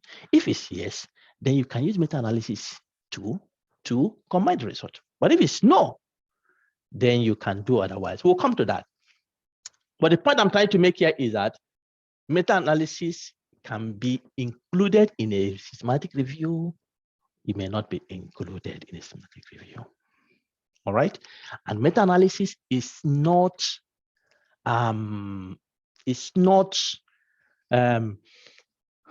outside of systematic review. When you do a systematic review, meta-analysis is not outside of it. It's not independent on its own.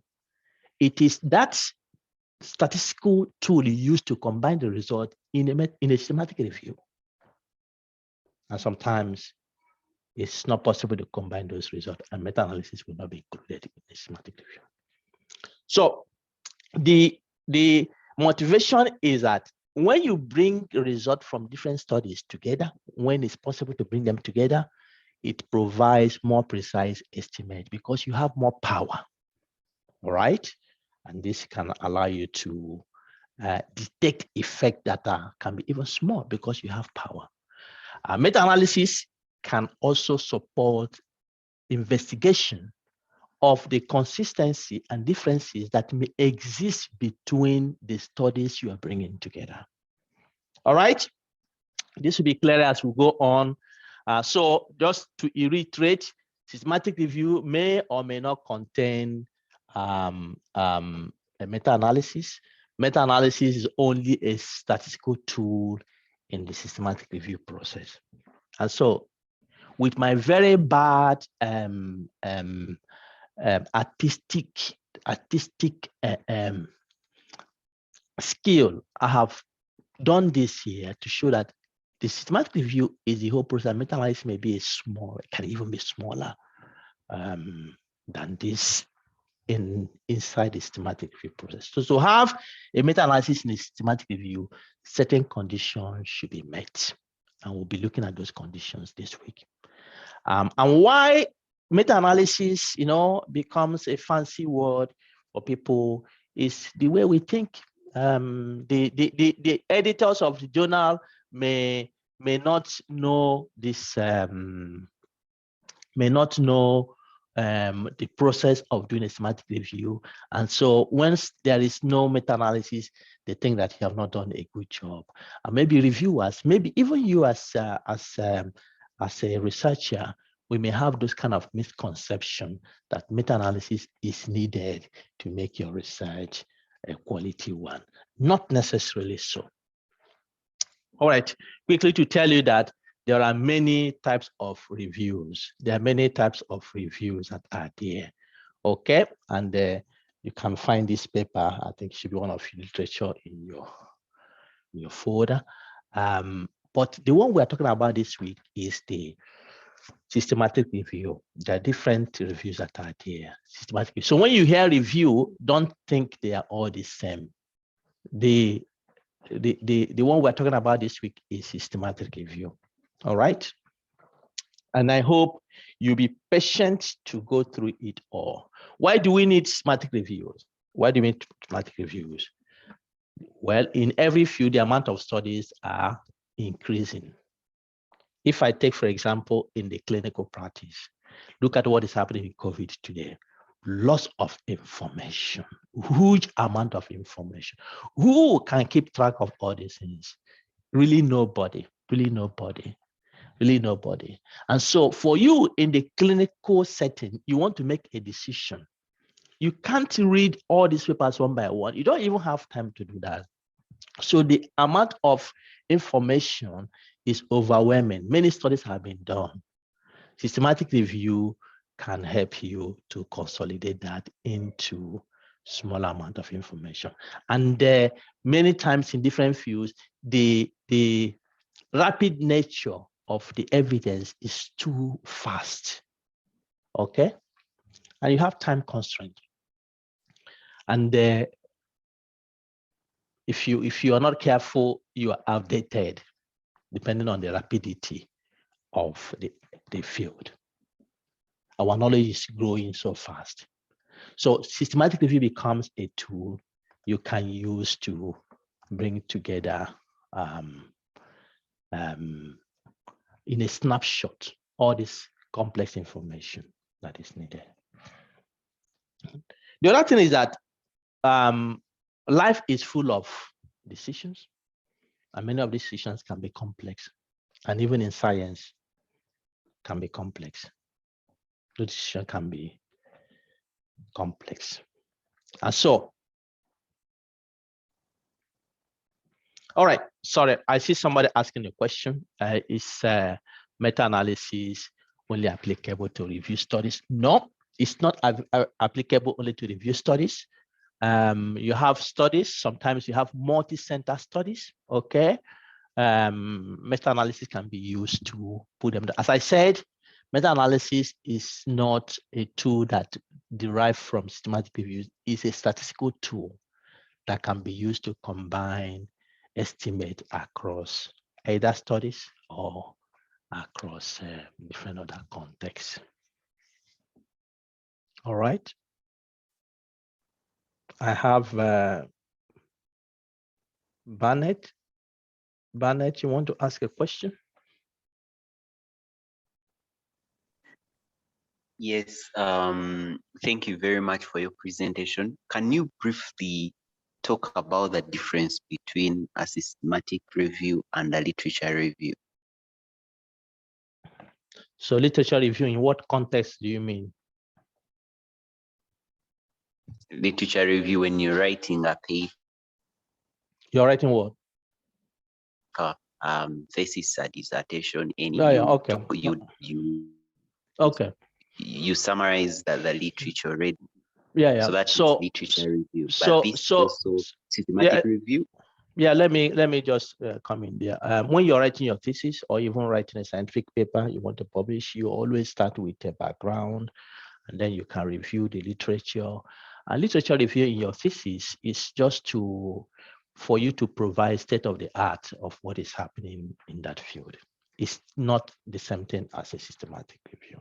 Okay, a systematic review, as you will see, if you can just be patient until the end of today, at least the end of today, you begin to see the difference. And then if you're patient until the end of this week, then you can bring this question again, but I promise you, you will have no need of asking this question again by the end of this week, because they are clearly different things. But in your thesis, the goal is that you provide a snapshot of what has happened in the field. And when you do that, you do it across different topics, across different things. But in systematic review, it's systematic that you are addressing a topic and you have a process of doing that. And that is the processes we are going to highlight this week.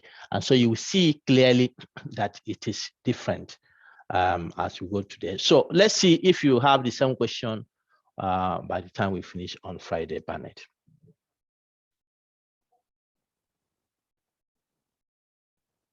Yeah, the decisions, the questions are coming up.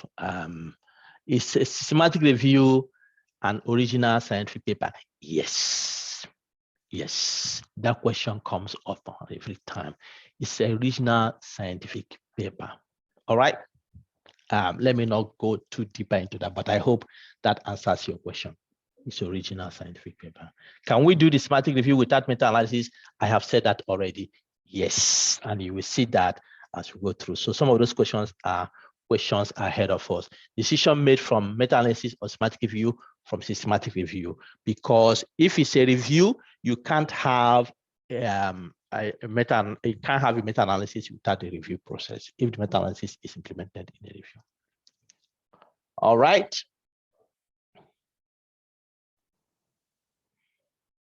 Systematic review, one, systematic search. Oh, some will come to that, and I hope things will be clear for you.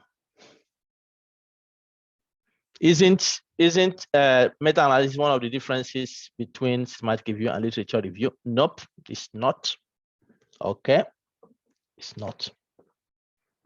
Those will be clear for you. Can undergraduate have systematic review as a project? Yes, even for masters, even for PhD, it can, depending on the context. And I know that these are new things coming to different contexts.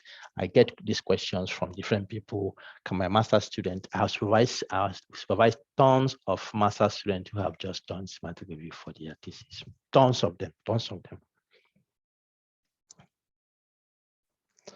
All right, many questions coming, but I promise you it's going to be clearer as we go. So let me talk about the complexities of decisions in life. Life is full of complex decisions to make, all right? It's clear, even for children. And in the medical care setting, the patient will want to know what are the options for my medication, for my surgery, what are the options that I need to have. And they actually, we make decisions on what works best. Insufficient evidence can cause harm. So those decisions need to be made. And in the scientific field as well, we also have the dilemma of the which amount of information that are there. Studies being published in a very limitless context, so we need to find a way to bring them together because they become unmanageable. And the thing is that because different studies are published here, we can't make a decision by just choosing what study we prefer. We can't make decision by doing that because one study can be biased, can be methodologically flawed, may be time and context dependent, so their relevance may expire with time. One study can also be misinterpreted and decisions can vary from study to study. And so there is need in the midst of all this information we have from different studies to have a comprehensive overview. And it is in this that systematic review comes up to help us to bring together all that have been published, doing so in a systematic way.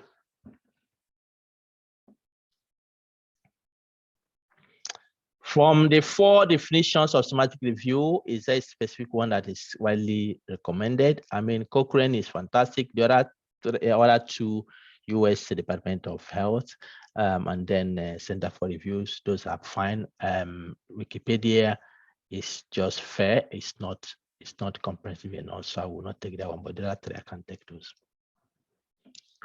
All right. Okay, so we need to bring together and synthesize all of available evidence on a topic. And when we do that, the systematic review result we get can lead to guideline, evidence-based by guidelines and policies. Will help us to separate what is sound from what is not sound. And this is where Wikipedia got it wrong. We'll be able to know the studies that are of good quality and those that are of poor quality through doing this. And by doing this, we have efficient use of resources. So the physician will not spend time digging through the tons of papers that are published. He can take one of that have been published in Schematic Review that provide an overview of the whole field or the whole topic.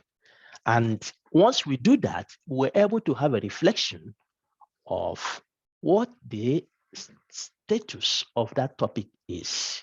Where are the gaps? How can we meet the gaps? What are the issues? How can we resolve the issues? Schematic Review provides us such opportunities. All right.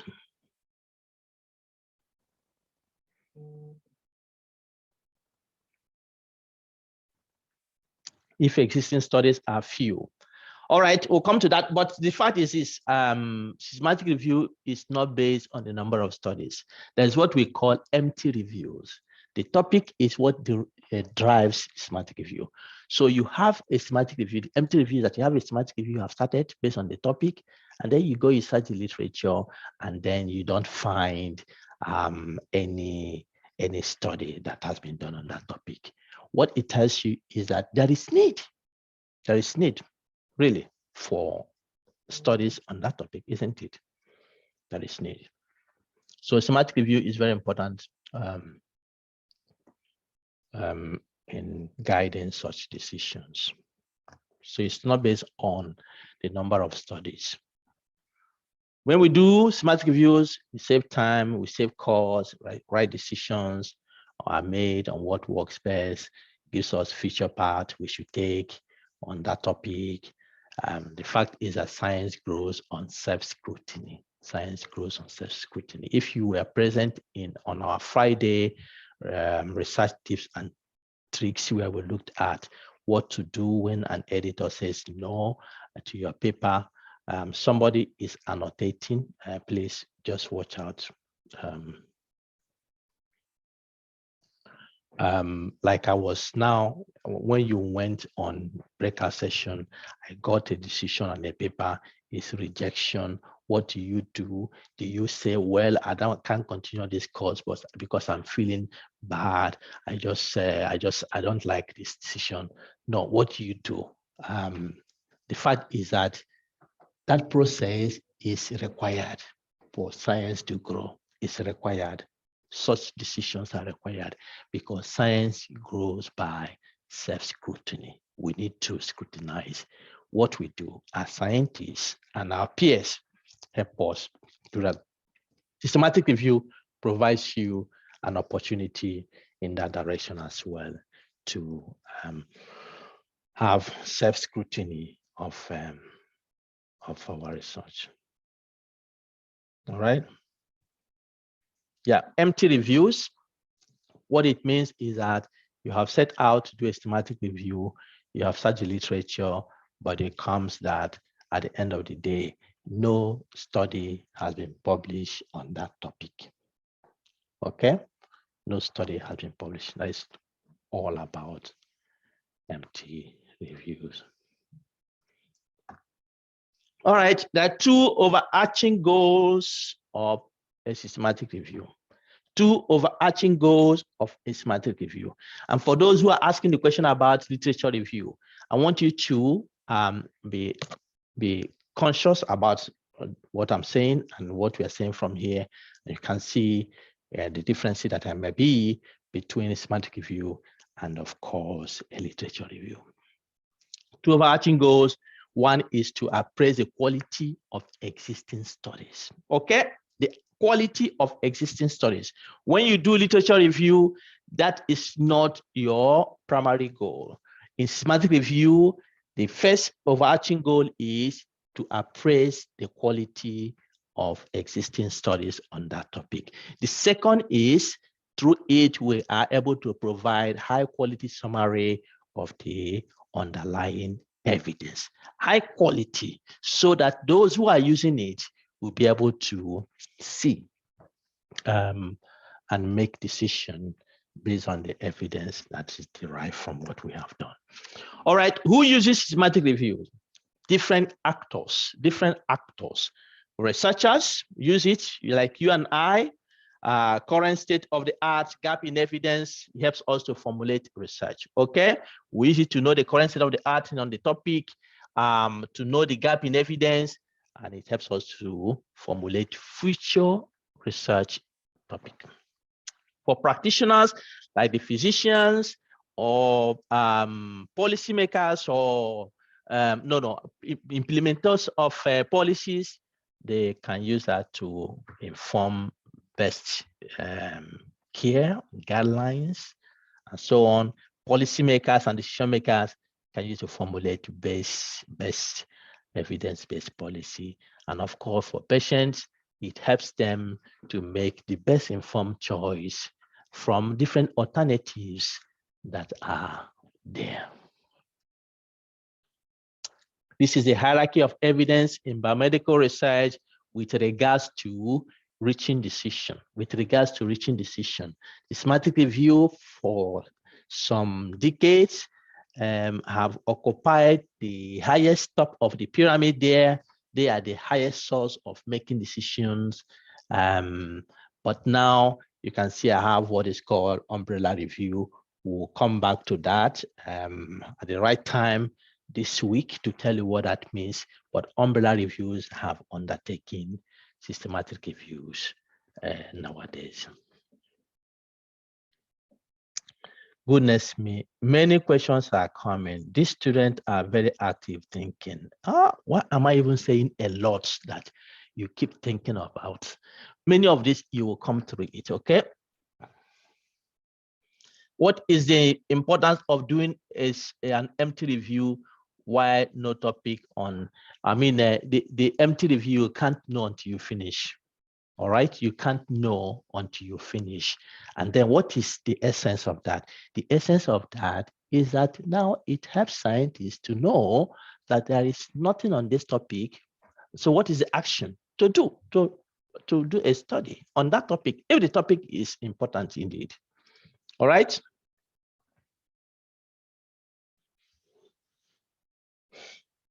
All right. So this is outdated. This is outdated. I've not updated it recently, but this is just a simple site in PubMed systematic review, and you can see the increase from the 80s until now. They have increased tremendously over time. So this is what we'll be doing this week again. The next session will be to formulate the research question, and they will take 10 minutes. I've kept you for some time. Let's come back at 25 to the next hour. So 10 minutes from now, we'll come back and then we will continue.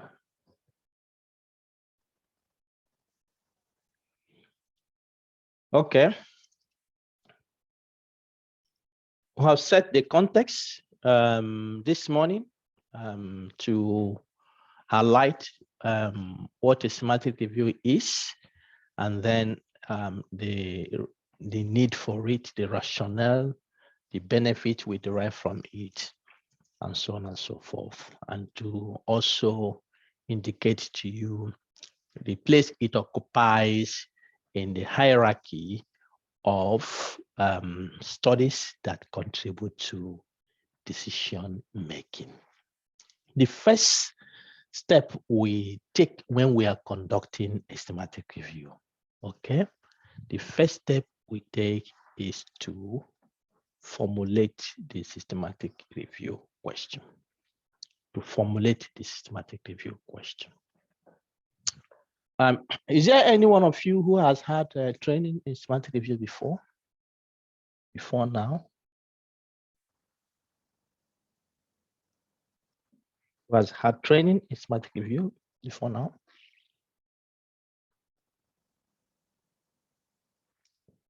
All right, I can see 2 hands. Okay. several hands now. At least 4 hands. Okay, okay. So you understand where we are going with this. All right.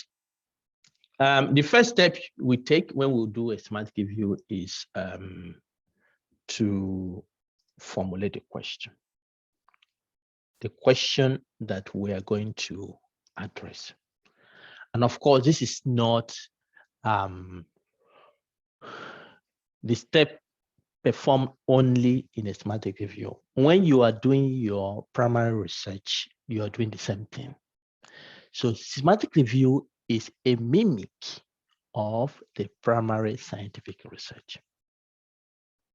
The only difference is that in the semantic review, you are looking at previously published papers. Previously published papers. While in the primary research, you are now going into investigation of a context, population, human beings, tools, or things like that. All right, so the question is the first thing. So you have to, first of all, formulate relevant, answerable, and specific question. So the question needs to be relevant, it needs to be answerable, it needs to be specific.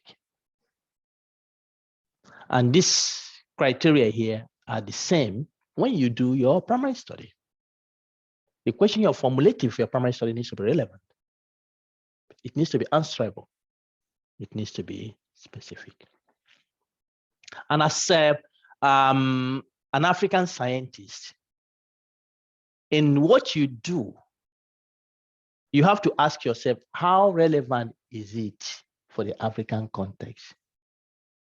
Especially with regards to what we have discussed this morning. That as an African scientist, you need to think beyond yourself. You need to think African. So what we do should be relevant to the development of our continent. The question you formulate should not only just be relevant, but it should be answerable. Not every question is answerable. You know, I remember talking to my daughter, and one day she was asking me, I can't remember what she's asking me. And I said, I don't know.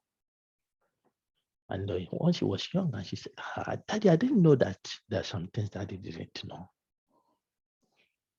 You can imagine that.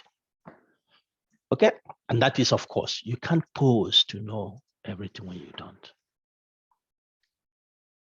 And now they are growing.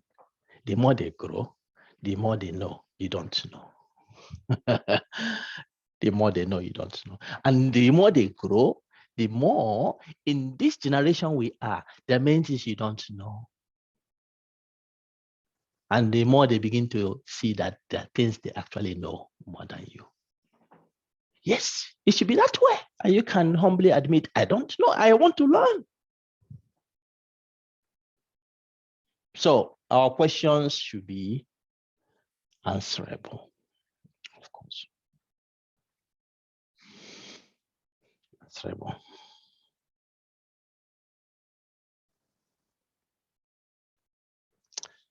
But before you formulate a question, okay, there is need for us to establish that there is a need for doing a semantic review on that topic in the first place.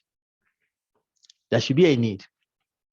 And what I mean by that is that there is not already existing systematic review. So that when we go to formulate, we know we are formulating a question that there is a need for. So before you formulate, you already have an idea of what you want to do. And so the first thing you do is to check whether there is already existing systematic review on that topic. And this is a fantastic, I told you I am not a fantastic artist. But I think this is fantastic enough. I did it myself. I don't know what it looks like. Is it an anemone or what?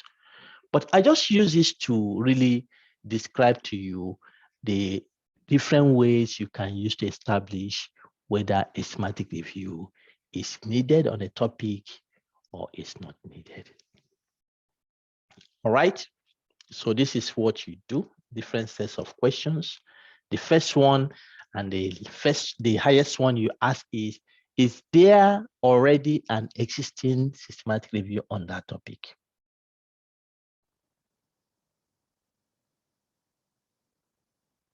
Is there an existing systematic review on that topic? And how do you know that?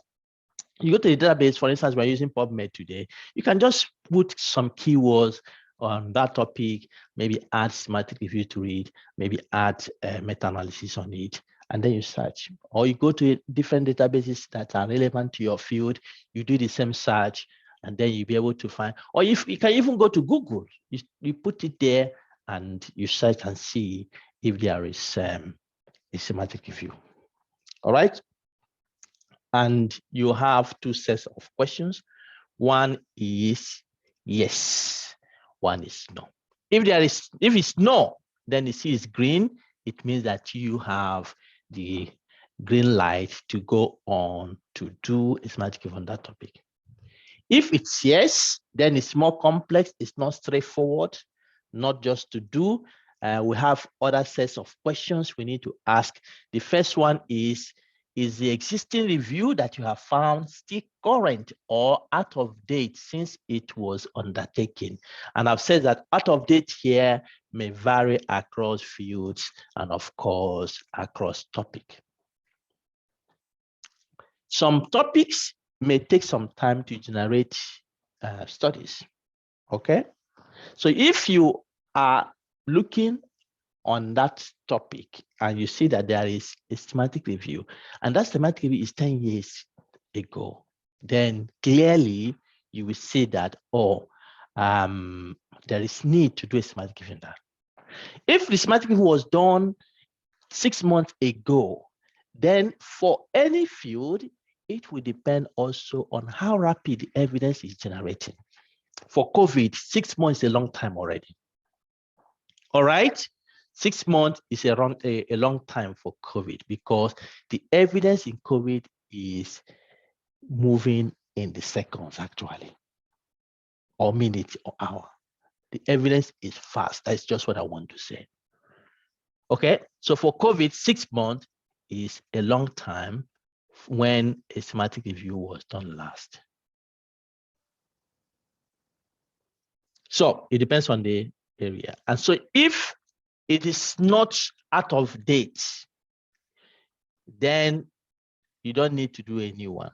If it's out of date, based on how you define out of date, then you can proceed to do a new systematic review. The other question you may ask is the existing review methodologically sound and of high quality? Have the various steps of conducting a systematic review been adhered to, or are some key steps missing?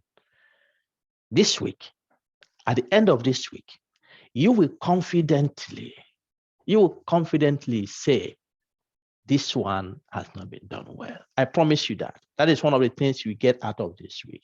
You can take a piece of systematic review, you dissect it, you criticize it, you tear it apart. Yes, by the end of this week, I promise you, you'll be able to do that because you will put into practice all these things. So we have key steps that have been established to do a systematic review in a way that we can all say it has been well done. When those steps are missing, then we can say that it has not been well done. All right. And then the final question is, if it's not methodologically done, then a new one is required. If it's methodologically done, then you don't need to do a new one. if it's current, unless it's out of date. Is the existing review sufficiently comprehensive and exhaustive of the topic in terms of databases search, language restrictions, or other restrictions? Can you see that? Because somebody may do a schematic review. Like the one we're doing this week, we're only searching PubMed, and there are a host of other databases that we can search to get to. So if somebody has searched only one database, it's not comprehensive enough, because one database cannot contain all the studies that are being published. There are other databases that are also collecting information on studies. So if it's not exhaustive, if it's not comprehensive, then a new systematic review is warranted.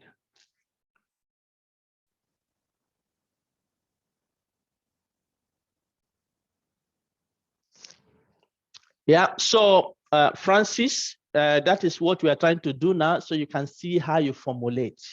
I said it that the systematic review needs to be relevant, it needs to be answerable, it needs to be specific. So what you have asked there now, it is possible that is actually even too big to do a systematic review. So the specificity is very important. All right, I see two hands there. Pius, do you want to speak?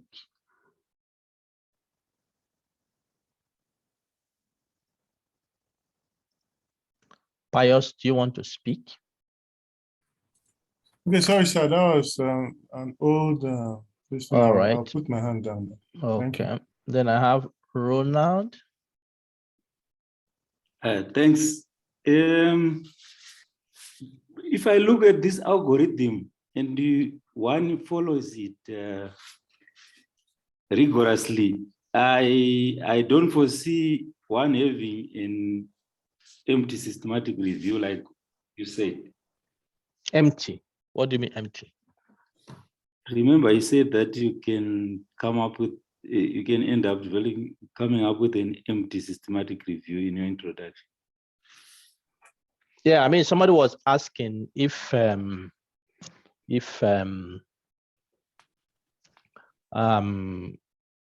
can do a systematic review and you end up not having any study. I say, yes, that is possible. Okay, that is possible. So, but the algorithm here is a different thing from empty systematic review.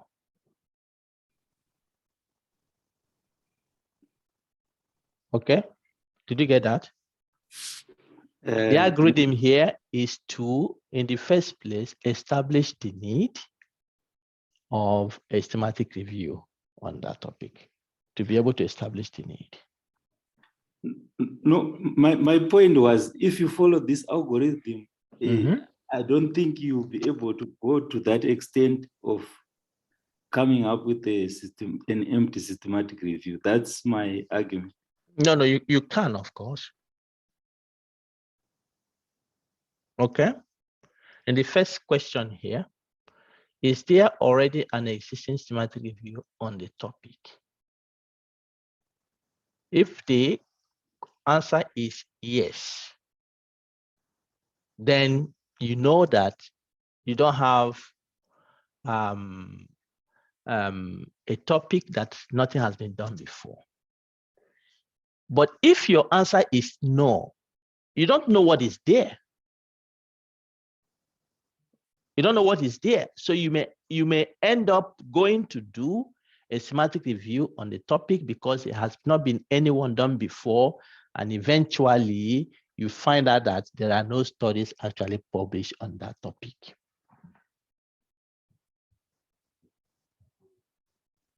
Is it clear, Ronald? Ronald has muted. All right. Maybe I have won the debate. Ronald, you have given up. Okay, I have Owusulu. Owusulu, you have a question? What is the minimum number of databases that is allowed. Oh, no minimum, no minimum. We don't have any minimum number of database. What we have is be comprehensive and exhaustive. If somebody has used 10 databases, which is quite a very good number, and then there are other 5 that the person has not used, and those 5 are also important, then you know that it is possible that those 5 may contain some studies that have not been contained in the 10 the person has used. And so describing that one that has used 10, we can say that it has not been exhaustive enough because there are those it missed. Is it clear for you? Sulu? It's clear? Well, thank you. All right, you seem not convinced. So it's not by number, really. It's not by number. It's being able to capture the studies from the databases that are relevant to that topic. All right, I have Pagenek Chikondowa. Okay, thank you very much, Dr. Bright. So my question is, well, I'm not sure what you can do. Let's say there is no existing systematic review that has been done, but the literature, like the literature that you need to maybe papers or existing articles, they are limited. What do you do in that regard? What do you mean limited? Like there are no published, like there are a few published articles on that case, for example, in genetics. Yeah, or in so pharmacogenomics. So if you follow carefully, when I was describing the rationale for systematic review, I presented there those who can benefit from systematic review.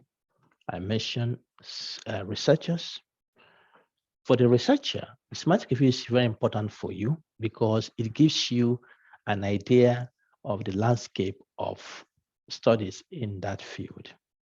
So if there are few studies, then you as a researcher in that area, you have to highlight to your systematic review that there are few studies. So we don't really know enough, and there is need for more studies to be done on that topic.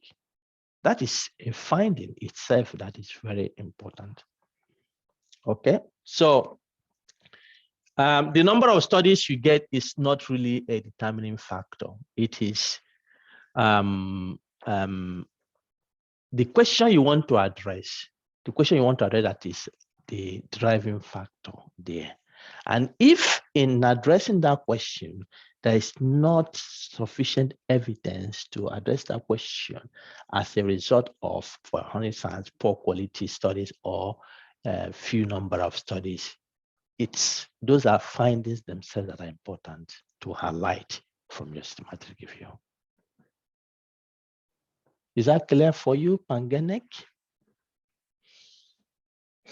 I hope so. All right, I have Okech Disma. Yeah, thanks, Prof. I guess Francis would have wanted to follow up on his earlier question, so I could do it on his behalf. All right, did he give you permission? He should in due course. All right, go ahead. When we look at the critical things in formulating a research question, it should be answerable, it should be relevant, and it should be specific. So in terms of being answerable, I guess this could depend on what you discover downstream, or it could depend on absence of published research, as my colleague is just asking. Under these circumstances, are you allowed to modify the research question severally so that you can at least attract, you can be sure you are ending up with published research in that area to make this answerability? No, I don't agree that it is based on what is there. I don't agree that it is based on what is in the downstream you're going. No, that is not what determines your answerability of your question. The answerability is asking the question of that topic you have proposed, can you answer that question? Is it a scientifically answerable question in the first place? So regardless of what people have done, that question needs to be defined in a way that you can answer it. Okay? Okay, now, thank you. Now you go into the literature. When you get there, you have formulated your question. What you come to see is that there are different phases of answers people have given. And so as a systematic review, you have to use the process of systematic review now to dissect those answers and provide that. Well, we formulate this question, which is a scientifically sound question, but when we go to literature, it's a mess. It's a mess there. And so in moving forward, as scientists, we need to have standardized way approach in addressing such an important question. But so far we don't have, because people have approached it in different ways, and it's difficult to harmonize or form a consensus across board. That in itself is an important finding. An important finding. All right, I hope it to be Thank you very much. Yeah, Victor Akinseye. Victor Akinseye, let me see. Yeah, Victor, please.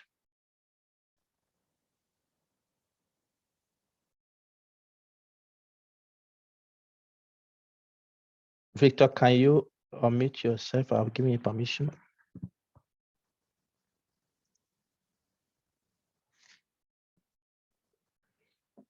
Okay, let's go to Aminu Ibrahim. Hello, Prof. I'm here, sorry. Can you hear me? Yeah. Yes, when you were discussing the existing review should be current or out of date, that you warrant systematic review. You mentioned the case of COVID, since it's an ongoing endemic. What about other diseases that are maybe re-emerging or emerging that are not really, but they are still with us? Diseases like maybe Lassa fever, tuberculosis, and the rest of them. How current or how current in terms of the last review, systematic review, in terms of the number of maybe months or years, can we really say it's enough for us to carry out another systematic review, maybe to update our knowledge on the existing literature?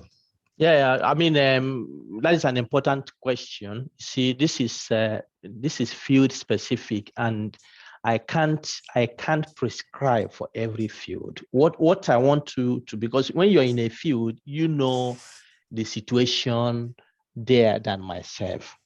And so you will use your field-based knowledge to be able to define COVID, as everybody will agree with that. It is no doubt that is coming up. When it was, for instance, Ebola some years back, during the period it was happening, everybody knew that it was rapid. If you want to look at the issue of war and health, there is a current situation in hand already now. So evidence should be emanating from those areas that things are being done. Sometimes it may be as a result of scientific investigation going on, as a result of trying to find solution for therapy, prevention. So you have to use your field-specific knowledge to understand the rapidity of the evidence in that area. And once you find that, you can apply the principles we are discussing here. So I can't prescribe for all fields, but the point is that some fields are very rapid in the way they emerge. Some fields are not so rapid. And so once you know that, you can be able to know if a review is published 5 years ago, is it necessary to do a new one now?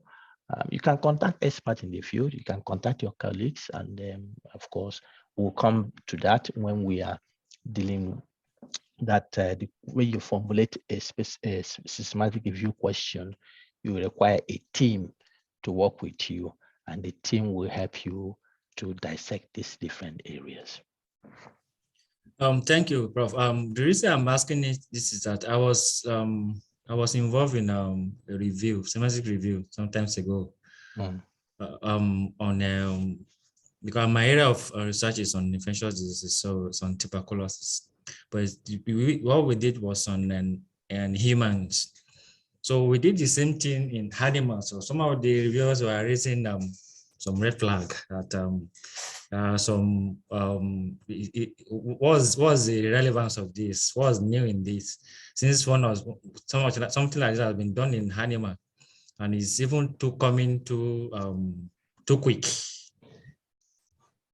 So that was, I asked that kind of question. You know, we did something in animal, we did something in humans, and they were like, maybe there's no need for this now, and like some of these things are overlapping, but they're not really overlapping. They're addressing different issue from different angles. Yeah. So what happens is that you will have to argue for those. You have to argue for those because what you're discussing now is a field specific question. Yes, I don't know whether that phenomenon operates the same way in animals as it does in human beings. I don't know. So if that question is answered, I think you should be able to defend this to the reviewers why a new review is needed, even though one has been done in animals or in humans recently.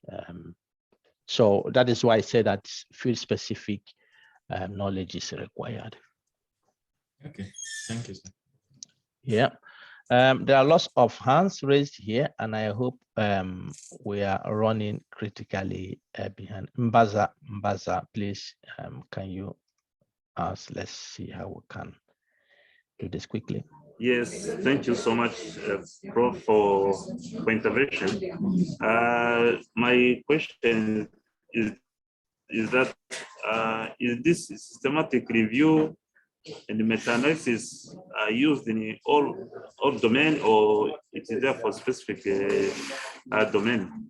What do you mean domain?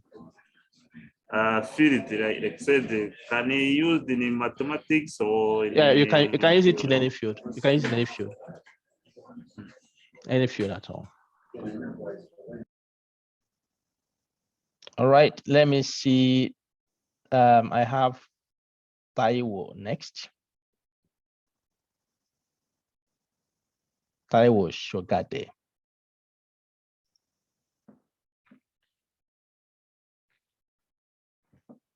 Okay, Taiwo is not there. I have Rhoda.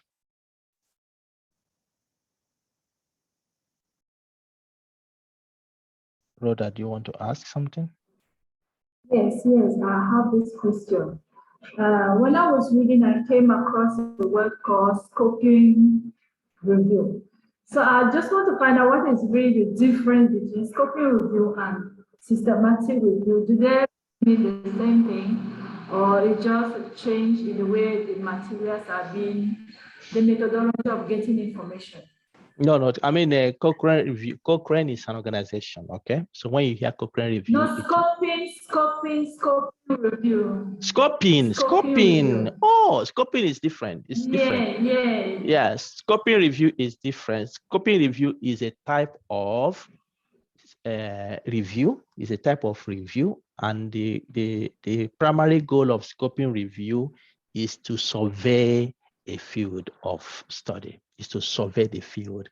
You want to know what is happening in that field. You want to know, for instance, how many studies have been published in the last year or in the last 5 years. Where are those studies being published? Who is publishing what? You can use that to define this thing. But the scoping review is a step you take that can help you to formulate a systematic review question and strategy. Okay. So you can call it scoping review in the context of systematic review. You can call it scoping review as a pre-systematic review exercise. The goal is to help you to inform what is happening in a particular field of inquiry. Is it publishable? Yeah, of course. Okay. let's come back to questions now. Let me release you. Let's keep to our time. Release you to go for lunch. I know that those in GMT 0 is too early for you. I hope you can bring your lunch on your desk when you come back. Let's take the 30 minutes, stretch our legs, get our lunch, and then we'll come back and continue. Yes, we are running behind schedule, but I hope that at the end of today, we should be able to meet up what we have planned today. So let's come back in half an hour time.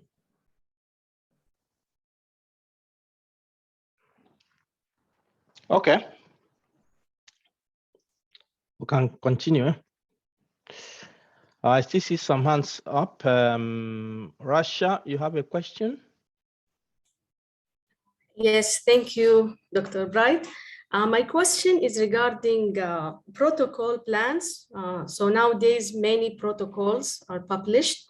So what about protocols if they are published under systematic review?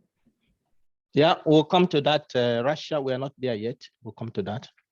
Okay. All right, then I have Aminu Ibrahim.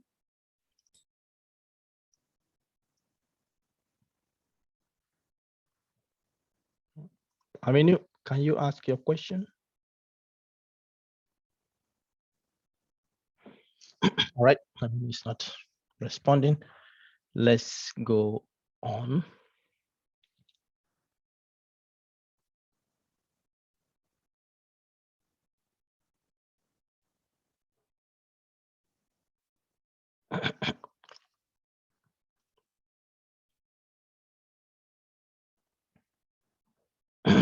All right.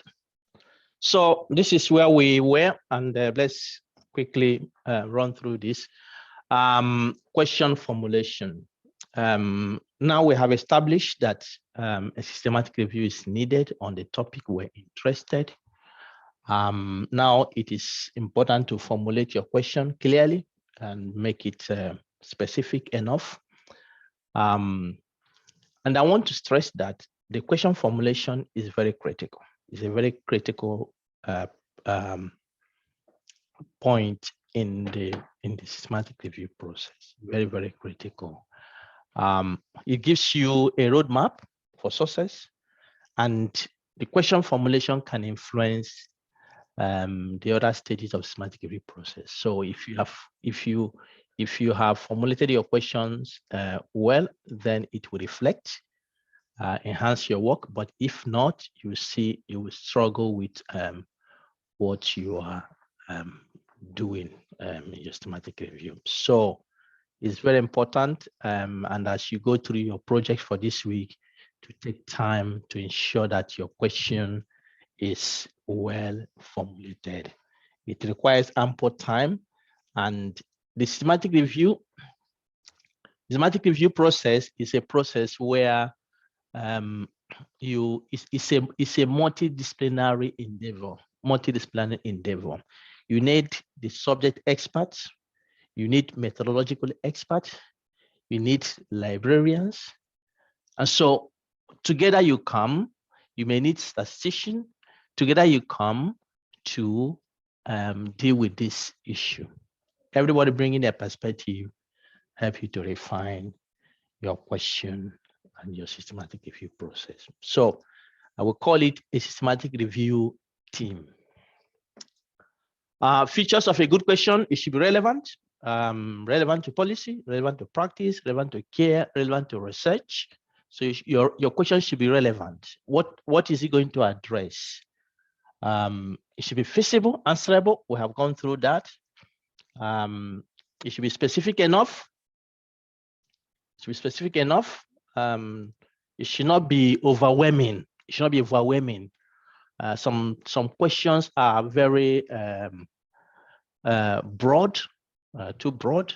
Your questions should be narrow, but same time broad as well. It should be narrow, broad to encompass the diversity of studies.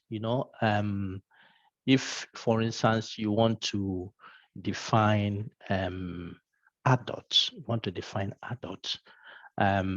Sometimes people may study and say they have defined using from the age of 20 upward, age of 19, age of 18, age of 17, depending on where you are. So when you are defining that, you want to do a study on adults, don't just take one and say, okay, I'm focusing on those 18 and above. If there are studies that have looked from 16 and above, you may miss those studies. So it should be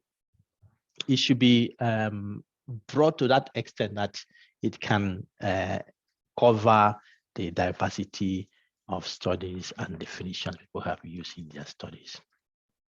Then it should be narrow enough also to provide meaningful answer when the studies are aggregated. So there should be a balance between being narrow and being broad. And it is always challenging to tell where to draw the line. Just give me a few seconds. Let me check out something here.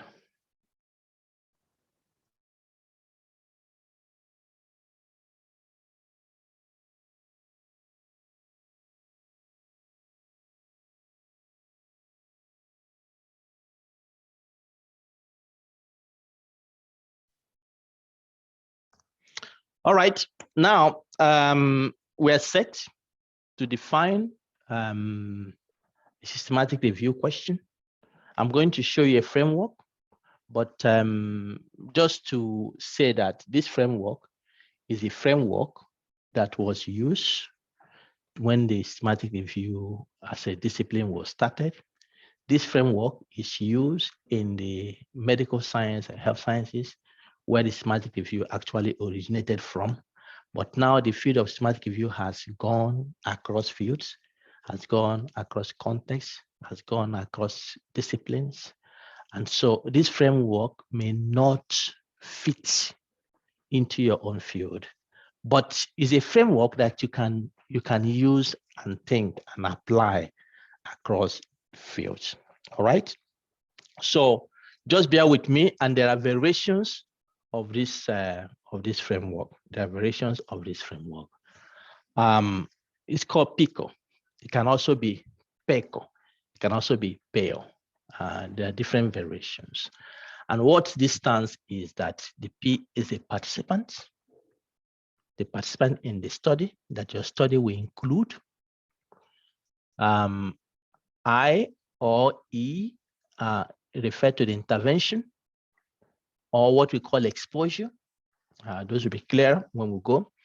C is comparison, and this refers to the other type of intervention that the intervention of interest is being compared to. And then you have the outcome, what is being influenced by the intervention. If, for instance, you have medical therapy, the medical therapy is targeting a particular, for instance, disease, particular condition. That disease or condition is the outcome. The therapy is intervention or exposure, depending on the context. And you may be wanting to compare a new therapy that has been developed compared to the one that has been existing. All right. You have ibuprofen compared to paracetamol. You compare those. The one that is new maybe compared to the old one to see if the new one outperforms the old one. Okay, so that is comparison and intervention or exposure. All right. So this framework here is a good guide to help you formulate a different aspect of your research question when you're doing a systematic review. It is not applicable in every systematic review. It is not applicable in every systematic review because the systematic review has become a very diverse field. This framework is not applicable. Where it is applicable, it will be helpful for you. And once you use a framework like this to formulate your question. It helps you to identify the relevant studies that should be included in your systematic review. And you will see how this functions. The participants are the subjects in the study, those that you are taking the measurement from, those who are participating, those who may have the condition or the disease, those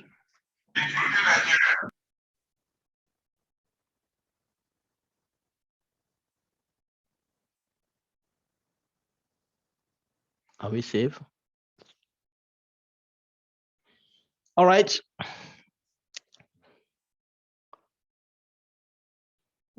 I have hands already. Okay, I have Kelechi Okonta. Kelechi, you have a question?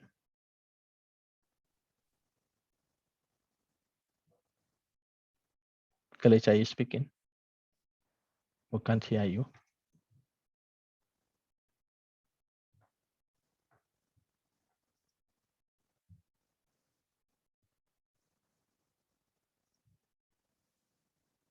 All right. Kelechi, we are not hearing from you, so we move on. All right, so the study participants are those that are participating in the study. And I think this is obvious enough, okay? You take measurement from them, you make observation from them, you give them treatment, you give them intervention. And this can be defined in different ways. Can be people of certain age, people of certain sex or gender, people of a certain ethnicity, people from some settings like hospital, community, school, industry. And an example here is children less than 5 years from low and middle income country.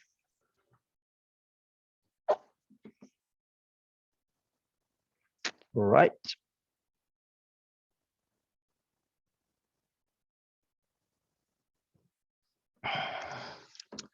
The intervention refers to what perhaps you are giving to the participants to make an observation. If you have ibuprofen, you're comparing to paracetamol. Ibuprofen is intervention, and your goal is that if I give this ibuprofen to this participant, I want to see perhaps if their headache or pain relieves quicker, or the relief lasts longer than when I give paracetamol. So the intervention is actually something you use to influence the current situation. Sometimes you may not need to give an intervention. You may just want to observe. Okay, let's say there is fire outbreak in a particular place and it has destroyed the farms, and perhaps the next year you want to see the fire outbreak that happened last year, the effect it has had in a particular farming community compared to another community in terms of the yield from their farms. So what you do is just to observe such kind of situations, and also not necessarily giving something. And so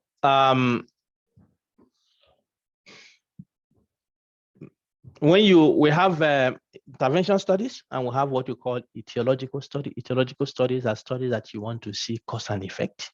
Okay, if you do something, something happens. If you take something, something happens. If people are exposed to certain things, something happens. So yeah, this intervention study or intervention exposure are mostly relevant in those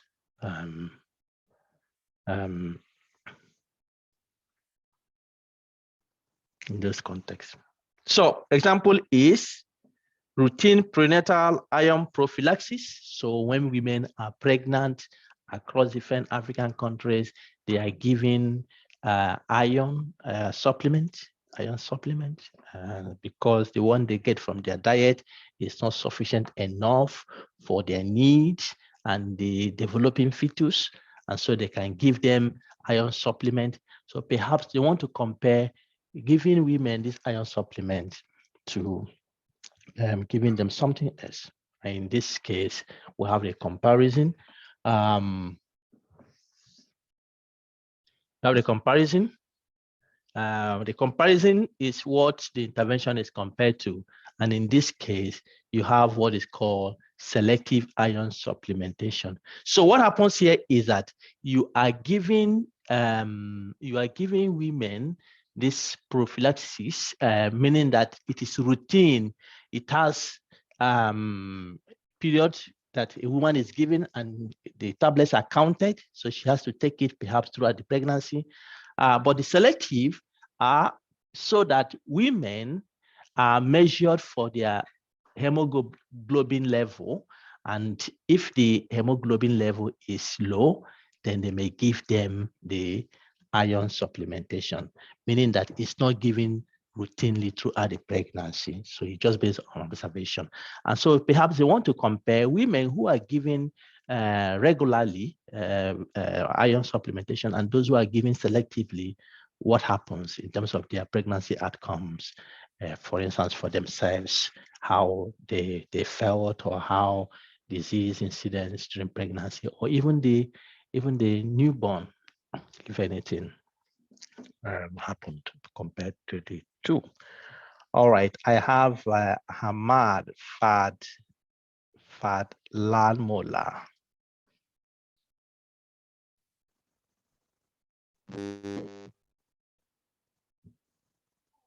Hamad, we don't hear you.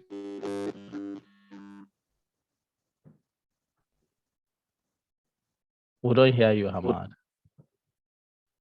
Hello? Yeah. Now you hear me? Yeah. Okay. Thank you for this good information and simplified information. My question is regarding how to got the idea before you formulating the BICO or BICO question. How to get idea? What do you mean get idea?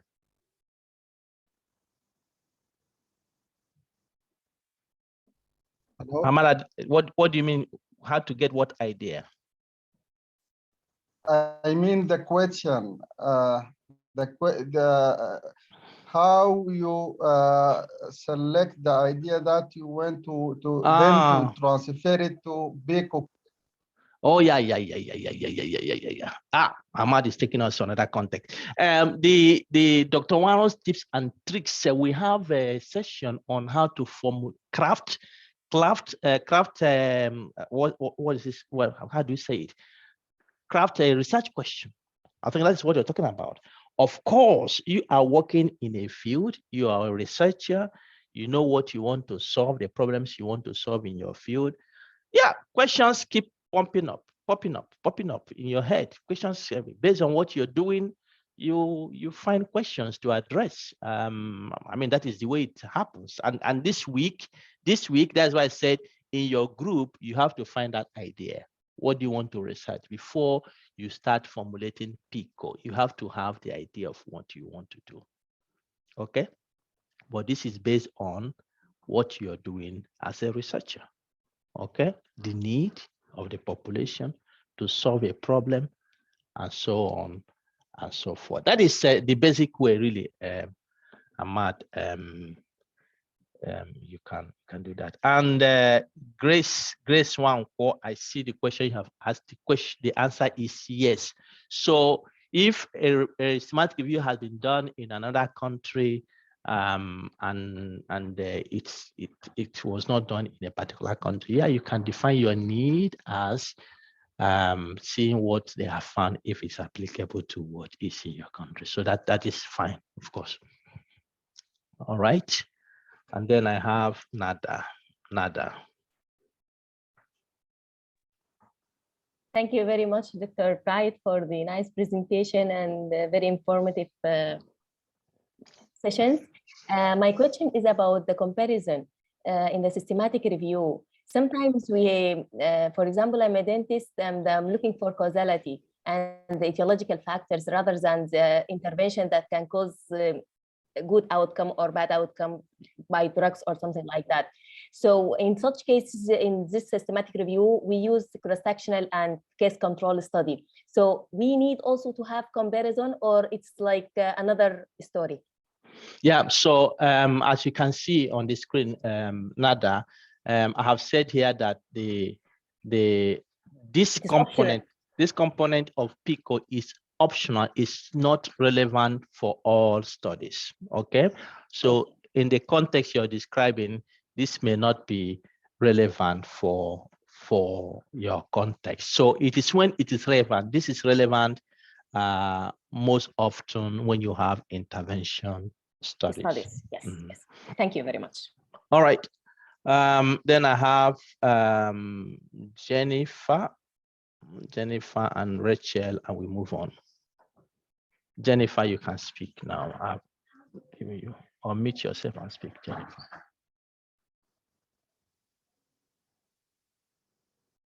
Jennifer, you there? Jennifer, you can speak, please. We're not hearing you, Jennifer.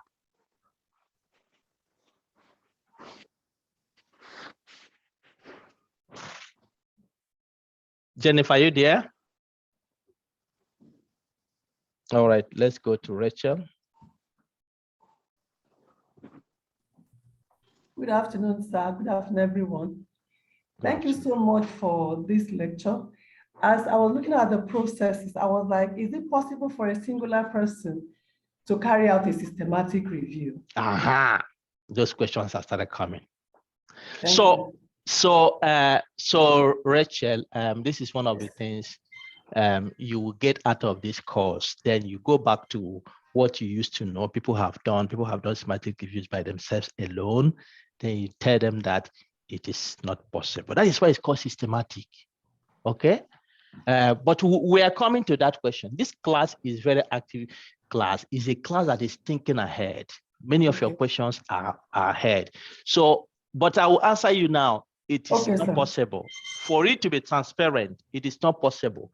But what I've just said now doesn't mean that you don't see systematic reviews that are being carried by one person in the literature. There are many of those.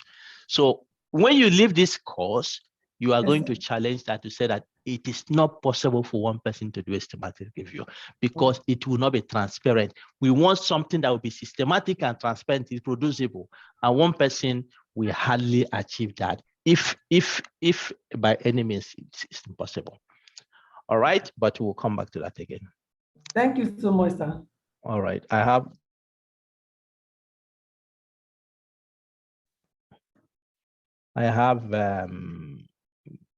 Let me see. I have Gabriel. Gabriel is out. I thought I have Gabriel today. There. Let me see who is there now. Taiwo Shogade. Okay. Hello. Hello. Good afternoon, Prof. Good Thanks afternoon. for this opportunity. Please, can you hear me? I hear you. Okay, my question is on considering inclusivity and being comprehensive while trying to recruit studies for systematic analysis. Will it be expedient to also recruit studies that are done in a language which you are not going to use to report your findings? Like I'm going to report my findings in English now, studies done in another, that were published in another language like French, Portuguese. Is it necessary? Yeah, so what happens, your question is, Taiwo, is very important. We recruit them. Hello. Yeah, so I get your point. I try to so we'll come back to that actually. Taiwo, some of these questions you're asking now. Yes, to be comprehensive as well as to be exhaustive. If you have limitation with regards to including different languages, if you have not included French, for instance, or German, or instance, or Spanish, for instance, Italian, those languages, then it means that what you have done, you could not easily apply it to those contexts where they use different languages. So you have limit of, but these are practical issues. It means that when you interpret your findings, you interpret with regards to the fact that you recognize that you have not included French studies. And so your evidence is limited to English-speaking countries. All right, I have Gabriel, and then we can move on. Gabriel, please. Thank you very much, Bright. My question is just simply about databases. I would like to know, how do we determine the databases inclusion for the SR? Well, yeah, I mean, this also depends on the field. The databases that capture the studies published in your field. There are quite a lot of databases coming up nowadays. So it's something that when you form your schematic review team, this is one of the discussions you have to bring up. Do we include this database? Does it capture what we have? Do we include that? Do we include that? The goal is to be comprehensive. And so the more you include those that are relevant to your field, the better. So it's a discussion you have to have when you're developing your systematic review processes. All right, let's move on now. Let's move on. The outcomes, I've explained that. The factors you are trying to influence, the risk of the disease, prognosis of the disease, incidence of the disease, or other outcomes. Here, taking the example we are looking at routine iron prophylaxis compared to selective iron in the prevention of infant mortality or low birth weight. So infant mortality and low birth weight are the outcomes we want to influence in our systematic review. All right, so this is what you have here, identifying the PICO component in our systematic review. Here we have intervention. You see the intervention. You have the participants. Participant here covers the mothers and the children. You have the comparison. Here, vitamin D. You have the outcome, anemia risk. So this systematic review has the research question as to synthesize evidence on the effect of maternal supplementation with iron compared to vitamin D during pregnancy on anemia risk in children aged less than 5 years in Finland, for instance. Okay, so this is a question. And when I talk about question, I'm not talking about a statement that has question mark in front of it. What I'm talking about is the goal of the systematic review. That is what is meant by the systematic review question. Okay, and to develop that, the PICO component, the PICO framework can help you to develop a systematic review question. But I tell you, it is not always in every case. Okay, it's not in every case that the PICO is applicable, and there are variations of the PICO framework, the PICO component. All right, so this is an example of question. Now, I will send you back to your groups. I will give you 15 minutes in your group. If you go to your folder, you have the in-class activity number 2. In-class activity number 2. Take that paper that belongs to your group, and I want you to check to see if you can find the PICO question defined in that paper. PICO framework, tell us what the participants are, the intervention or exposure, the comparison, if any, the outcome. So you need to find where the research question is actually. And in most cases, the research question in the scientific paper is found at the end of the introduction, where they have stated the aim of this study is, or the objective, or we set out to do this. That is actually where you find your question. So I will send you back to your breakout rooms now. And in 15 minutes, you will return, find this PICO in your paper, and let somebody from your group in 30 seconds give us that information when you return.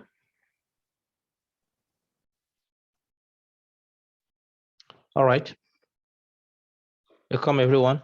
Group 1. So tell us the title of the publication,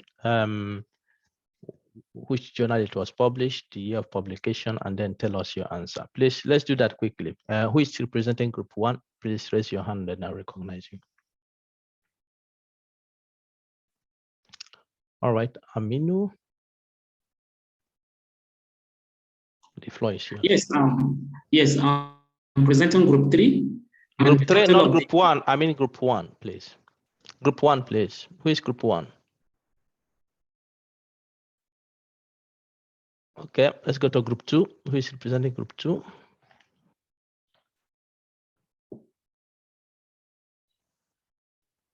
Group 2, are you there? All right, I mean, you can go on. That's right. All right, thank you. So the title of the study is Effect of Smoke-Free Legislation on Prenatal Child Health, a Systematic Review and Meta-Analysis. So going by the PICO, our participants, that's P, are pregnant women. Then the intervention is smoke-free legislation. We don't have comparison. So our outcome is preterm birth, no birth weight, and hospital attendance for asthma.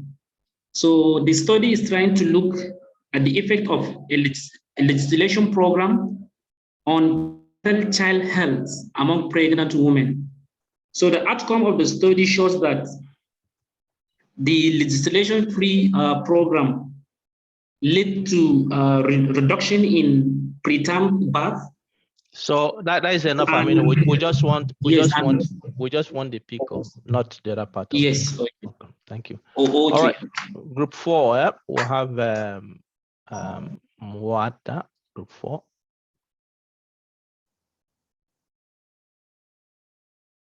Mwada, you can unmute yourself now.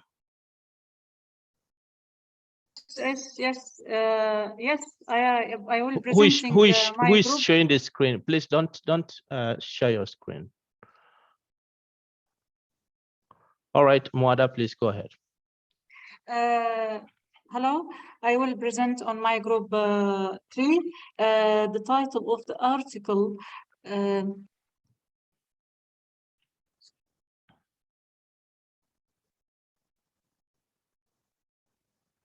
Are you there, Mwada? Don't waste time. We don't have time. Sorry. The students' activity. What is the title of your paper? Which journal was it published? Then give us your PICO.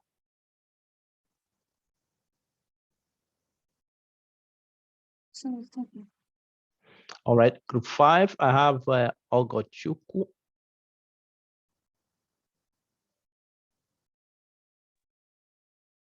Can you hear me? Yeah, we hear you. Okay. The title of our paper is a prevalence of early onset neonatal infection among newborns of mothers with bacterial infection or colonization, a systematic review and meta-analysis. It was published in BMC Infectious Diseases. So our participants, we were able to draw out that participants were newborns with maternal neonatal infection. But because of time constraints, we weren't able to conclude on interventions, comparisons, and outcomes. Thank you. All right. I hope you can sort that out when you go back in next breakout session. Who is presenting for group number 6? 6, please raise your hand. Then 7, raise your hand. 6 there. Nobody for 6. 7, I have Alberto. Yes, everyone, afternoon. Our title is meta-analysis of interleukin 13 monoclonal antibodies for uncontrolled asthma, and is published in PLOS One. The participant we identified as patients with uncontrolled asthma. Intervention was used interleukin 13 monoclonal antibody, and the comparison was a placebo. Outcomes, we identified 5 outcomes: asthma exacerbation rate, forced expiratory volume in 1 second, asthma quality life questionnaire scores, risk of medication use, and adverse events. All right. Thank you. That's great. Okay. Let's go to group number 8. I have Francis. Francis, unmute yourself and you speak. Okay, good day, Professor. The title of our journal is Olive Oil in the Prevention and Management of Type 2 Diabetes Mellitus, a systematic review and meta-analysis of cohort studies and intervention trials. And it was published in Nutrition and Diabetes in Nature in the year 2017. The PICO component of this work, the P is the participants are patients with type 2 diabetes. Intervention was olive oil. There was no comparison. While the outcome was type 2 diabetes and markers of glycemic control. Thank you. All right.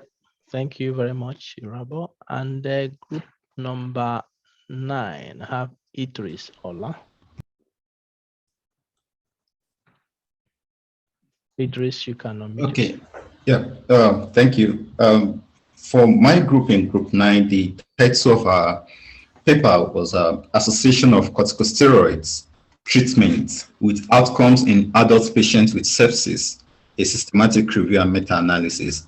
Was published in the Journal of American Medical Association Internal Medicine in 2019.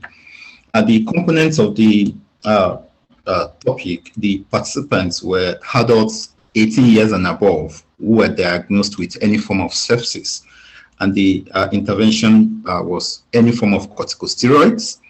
The comparison group was placebo, or the standard care for sepsis.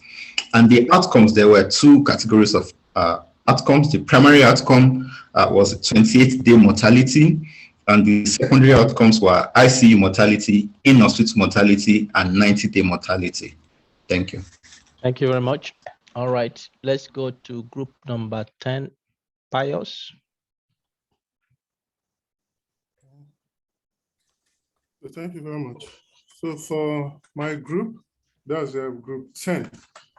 Our article was titled, The Impact of Antibiotics on Growth in Children in Low and Middle Income Countries, Systematic Review and Meta-Analysis of Randomized Controlled Trials. The article was published in BMJ, British Medical Journal, published in the year 2014.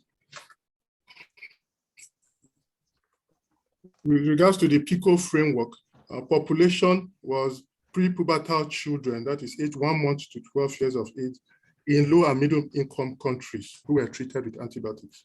The intervention or the exposure in this case was antibiotics. There was no comparison group, and the outcome was magnitude of growth effects, that's improvements in height and weight, and the moderators of the treatment effect. Thank you. Thank you very much. All right, group number 11, Aimee. Is it Aimee or Badmus? We are a bit confused because group 10 was just speaking about the same study. Is it correct or not? Is it? Okay. Therefore, let me just tell you what we... Is it the same study? Yeah, go ahead and tell us what you have. Yeah, but it's the same study. Or is it? Go ahead. Tell us what you got if it's different. Okay, so the study, as you mentioned, was the impact of antibiotics on growth in children in low and middle income countries, a systematic review and meta-analysis of randomized controlled trial. The participants were pre-pubertal children to 1 month to 12 years in low and middle income countries. The intervention was oral administration of antimicrobial. The comparison was between antimicrobial intervention vs non-antimicrobial intervention or placebo. And then the outcome was growth improvement on both height and weight of these children. Oh, over. Thank you very much. All right, group number 12 is Pelebe. Pelebe. Yeah, hello. Go ahead, we hear you, we hear you. Okay, thank you. The title of the paper was Association Between Antiretroviral Therapy Adherence and Employment Status, Systematic Review and Meta-Analysis. The paper was published in the Bulletin of the World Health Organization 8 years ago. And the PICO structure we identified is like for participants was HIV infected individual from middle and low income countries. The intervention was ART adherence, and the authors didn't include comparison in designing their study, so there's no comparison. And the outcome was the employability or employment status. Thank you. All right, thank you, thank you. Okay, some groups we have skipped you. I think I will give this last time as grace, but please be ready when it's your time to present. When it's your time to present, don't wait until you waste our time, then you want us to come back to you. All right, let me give to group one. Group one, quickly tell us what you have. Yes, good afternoon. Thank you for you, our coordinator, and thank you for the group. Our title is Maternal Body Mass Index and the risk of fetal death, stillbirth, and infant death, a systemic review and meta-analysis. We concluded that the B, the peak of this title, the B is the pregnant women and ladies. The intervention is the body mass index. The comparison, it will be with the mother with obesity and the mother with non-obesity. And the outcome, it will be the rate of the fetal death and stillbirth infant. Thank you. Thank you. All right, the next one that has not presented, group four. Group four, will you do it now? Group four, are you ready to do it now? بص نور العربية مشت. I want to present my group 4. The Please title go of the ahead. article, yes, the title of the article, Effectiveness of Interventions Targeting Physical Activity, Nutrition and Health Weight for University and College Students, a Systematic Review and Meta-Analysis. The key for the participants, educational institutions, intervention, health behavior. Comparison was comparing between physical diet and or weight. The outcome is the improvement in physical activity. All right, thank you. Group number 4. Yeah, so the next group is group number 6. Okay, so my name is Idris Salhu and I'm presenting on behalf of group 6. So group 6, we were supposed to identify the PICO component from our paper, and the title of our paper was titled as Opioid for Chronic Non-Cancer Pain, a Systematic Review and Meta-Analysis. So based on the research question was, is the use of opioid to treat chronic non-cancer pain associated with greater benefit or harm compared with placebo and alternative analgesics? So with this, we identify our PICO component, which are the P, which is the participant was chronic non-cancer patient. Our I, which is the intervention, was the opioids. The C, which is the comparison, was the placebo and alternative analgesic. Then that of the outcome was the pain intensity. And the pain intensity was vomiting, physical functioning, and other outcome variable they look at it. And this paper was, published in a journal called JAMA in 2018. Thank you. All right, thank you. I think all the groups have done now. Let's move on. The goal of this work now is to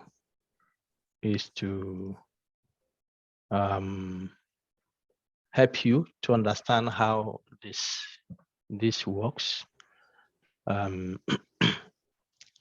and how people frame their questions. And so I think you can be able to see this yourself. All right. The next thing we need to do now is to go to the protocol. So we have formulated the question, and then we need to take the next steps.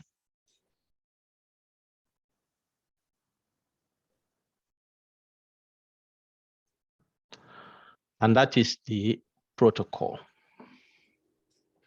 The protocol is the first thing you do before you start working on the systematic review. And the protocol, as you see here, is a roadmap. It's a roadmap. To the architect, it is a plan of the house, the plan of the building, the plan of the road. You need to draw it first.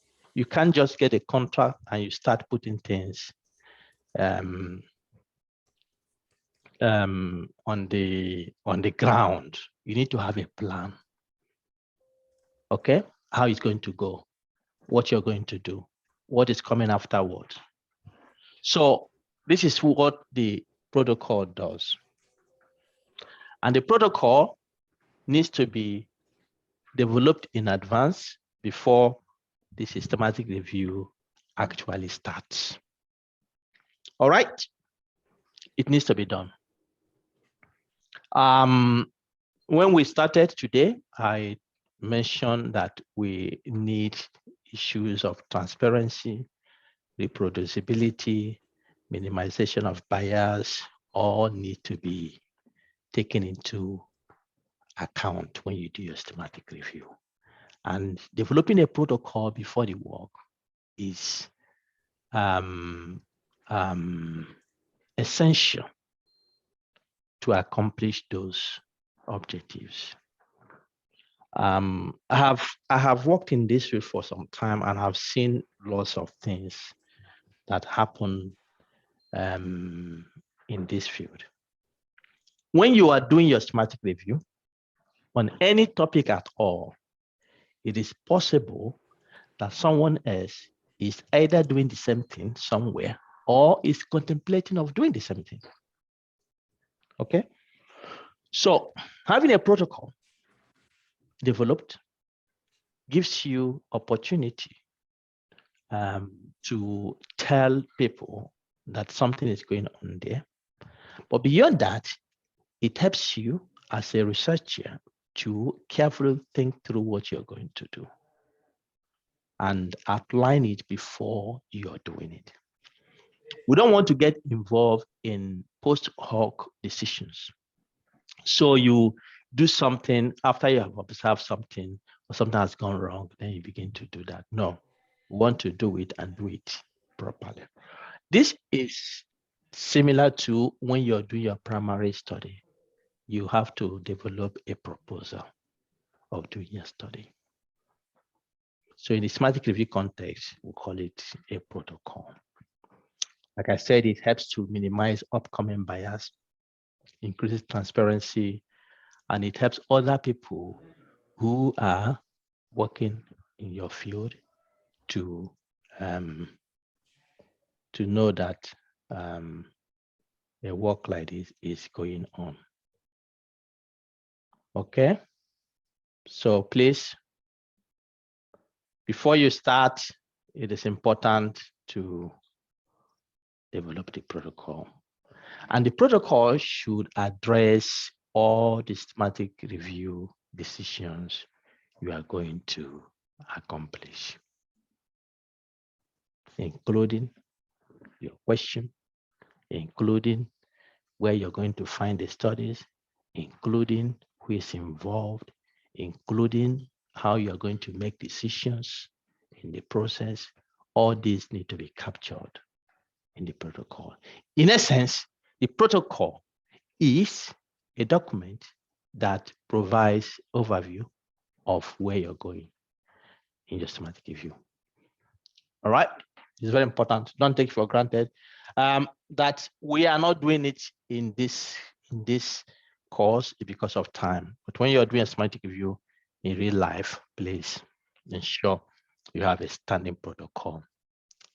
It should involve all the teams in the systematic review, all the experts I've mentioned. You bring in the subject expert, the methodological expert, the statisticians, the librarians, and so on and so forth. And the content, content like this abstract, you can have abstract that summarizes what you're doing, the background to the topic, the aims and objectives, which is including the questions here, inclusion and exclusion criteria, preliminary research strategies you are going to use to identify the studies, where you're going to search, how you're going to select the studies, how you're going to extract relevant data you are interested in, how you're going to appraise the quality of the studies, and of course, dissemination, and so on and so forth. Now, there is a group, especially in the biomedical field, that have over the years developed ways of reporting study from biomedical field in a transparent manner.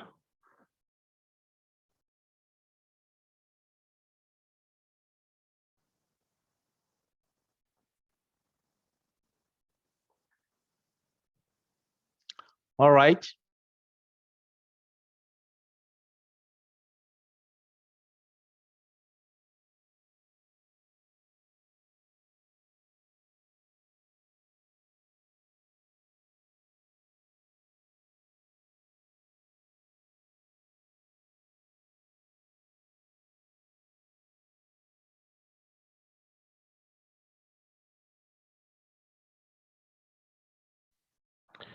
All right.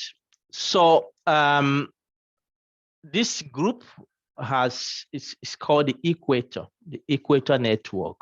So they provide guidelines of how to report different kinds of studies in the biomedical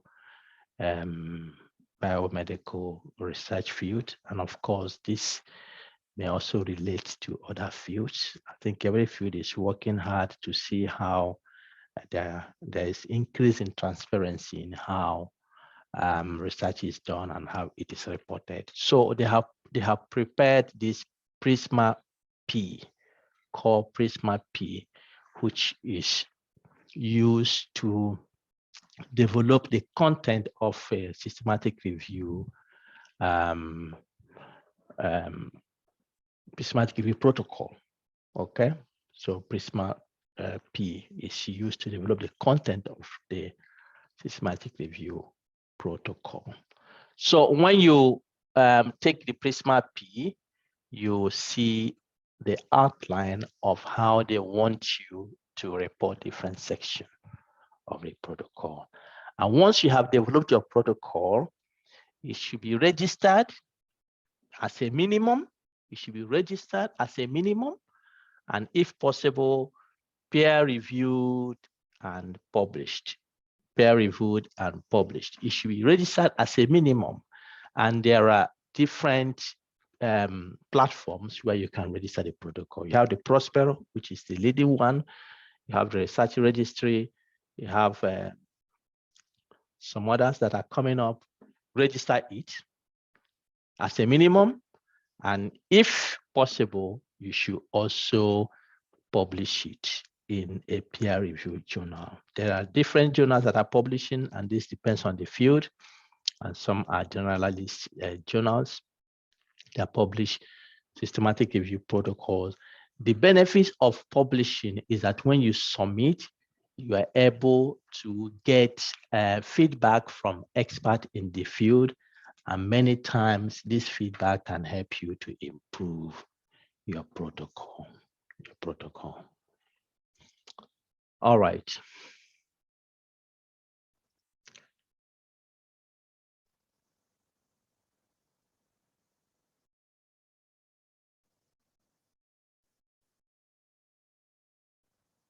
Protocol is not outline of table of content. Protocol is a document that outlines the things you're going to do. So it's not just an outline. It is what describes the different steps you are taking.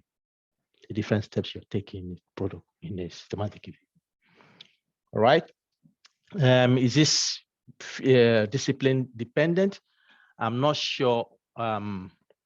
I'm not sure what you mean by discipline dependent. There are minimum requirements of what the protocol should contain. When you look at the Prisma P document, you can see what is required.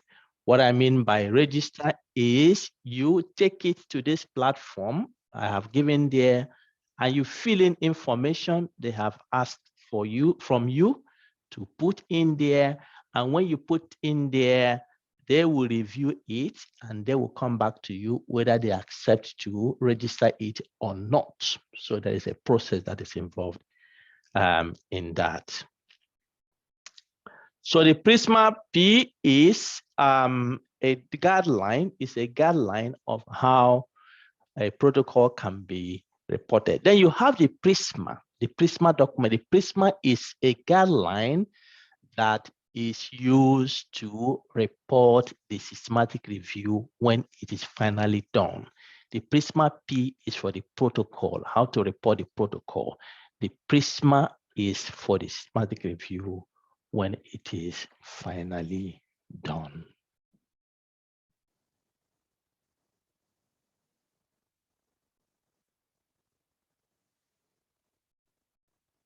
Many of the questions you're asking here are beyond my understanding, and they really, some of them are out of the context of what we're discussing here. So perhaps we'll move on, and then if your decision is not covered as we go, we can come back to that.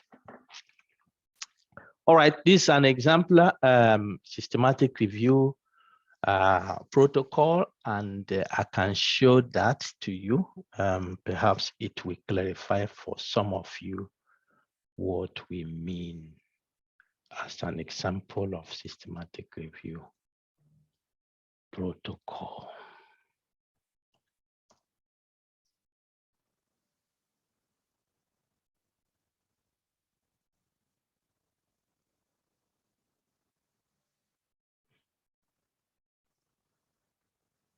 Okay, I hope everybody can see this. So this is a systematic review protocol, which we did some time ago. So you have the background, you have the aims, you have the methods, the different things that are explained here and outlined, how you're selecting the study, the data extraction and management process, the exclusion criteria, the quality assessment, the analysis you'll be performing, and of course, discussion, relevance to reviews. So each journal has the outline of how they want you to write the protocol, but these are some of the basic information you need to include in a protocol. All right, so this is one example.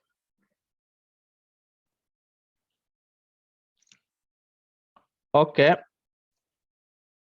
So once you get this, you can check out this. There are many protocols that, and in your folder in the Google Drive, I have also included some example protocols. Yeah, you can call it a proposal in the normal study, but in the context of systematic review, we'll call it protocol. Okay.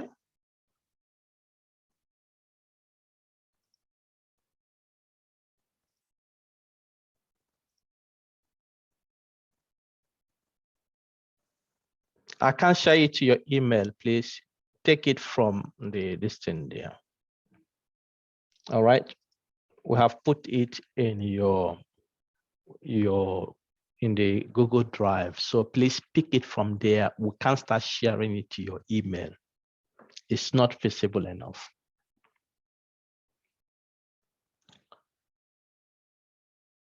All right. I think this is clear enough now for the protocol.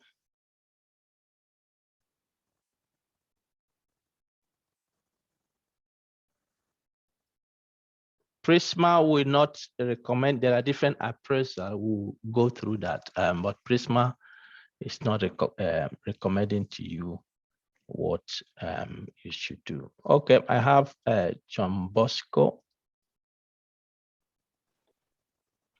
Yeah, thank you very much, Doc. I want to find out to see whether every systematic review must have the protocol registered or published before the work itself can be published. That's my first thing.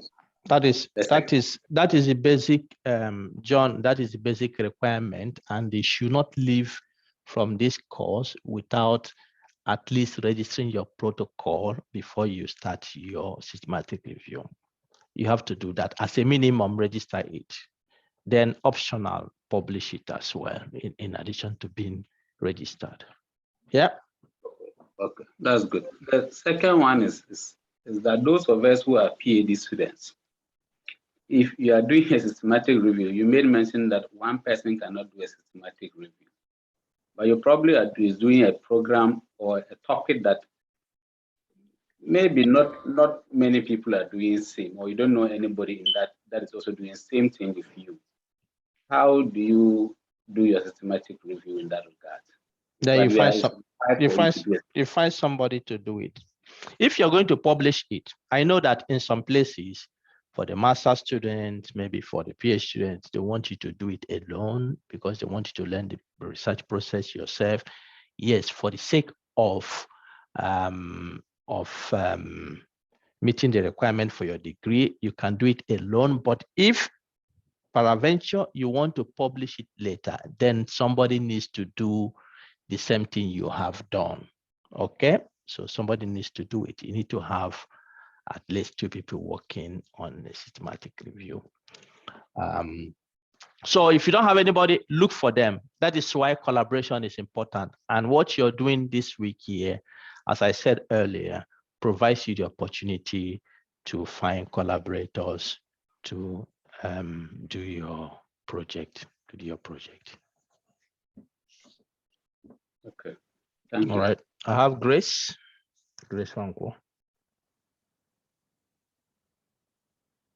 Grace, unmute yourself and speak.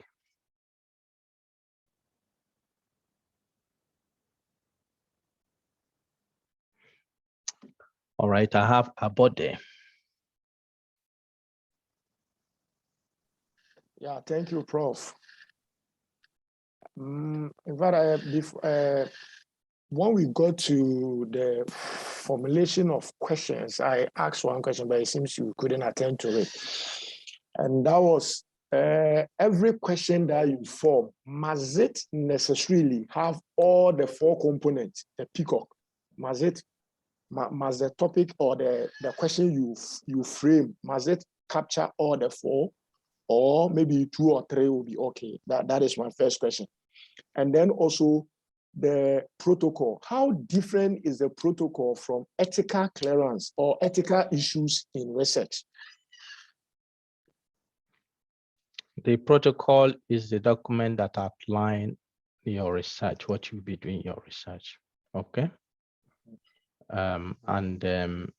Usually when you frame it, it's like when you're writing a study proposal.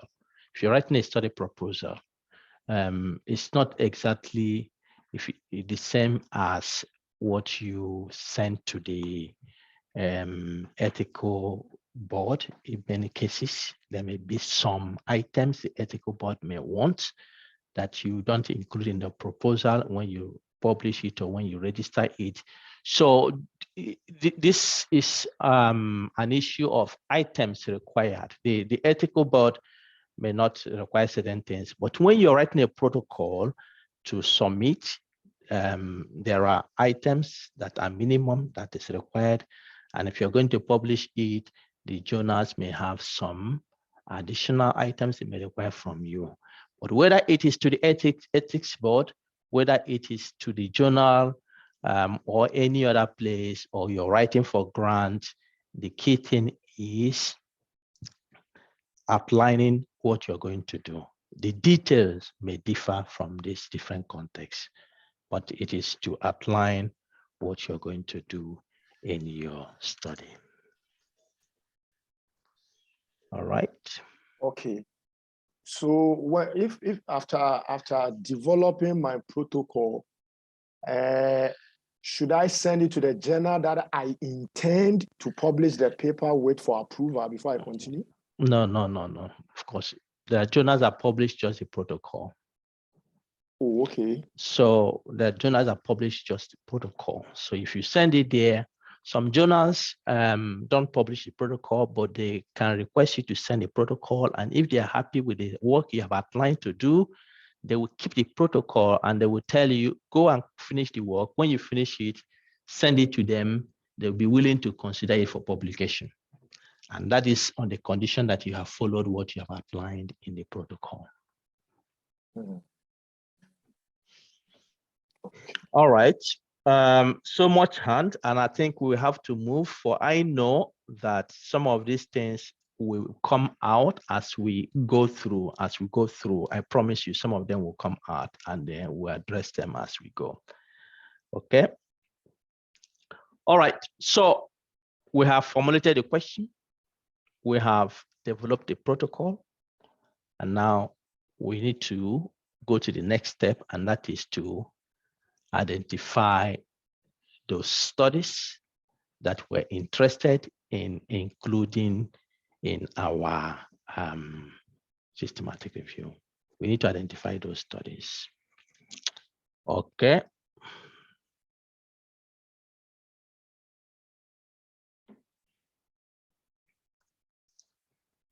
So the goal is to identify all relevant studies on the topic. That is the goal, to find them out, to get them out. That is the goal. All right.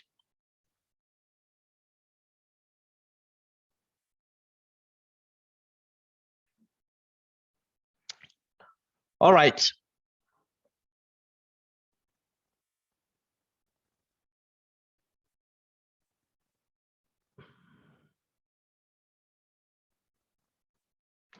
So there are some questions on the protocol. Perhaps I clarify them before we move on here. Some people say they don't understand the protocol registration. Goodness me, I'm not sure how I can help you so much on that. But what I've said is that if you go to the Prisma P, please go to the Prisma P. I have given you an example of a protocol here. All right, I've given you an example. I've shown you an example. Go to the folder. I've given your literature. See example. It is when you see the example, you will get clarity. If my explanation is not helping you, but I think the example here will be able to help you.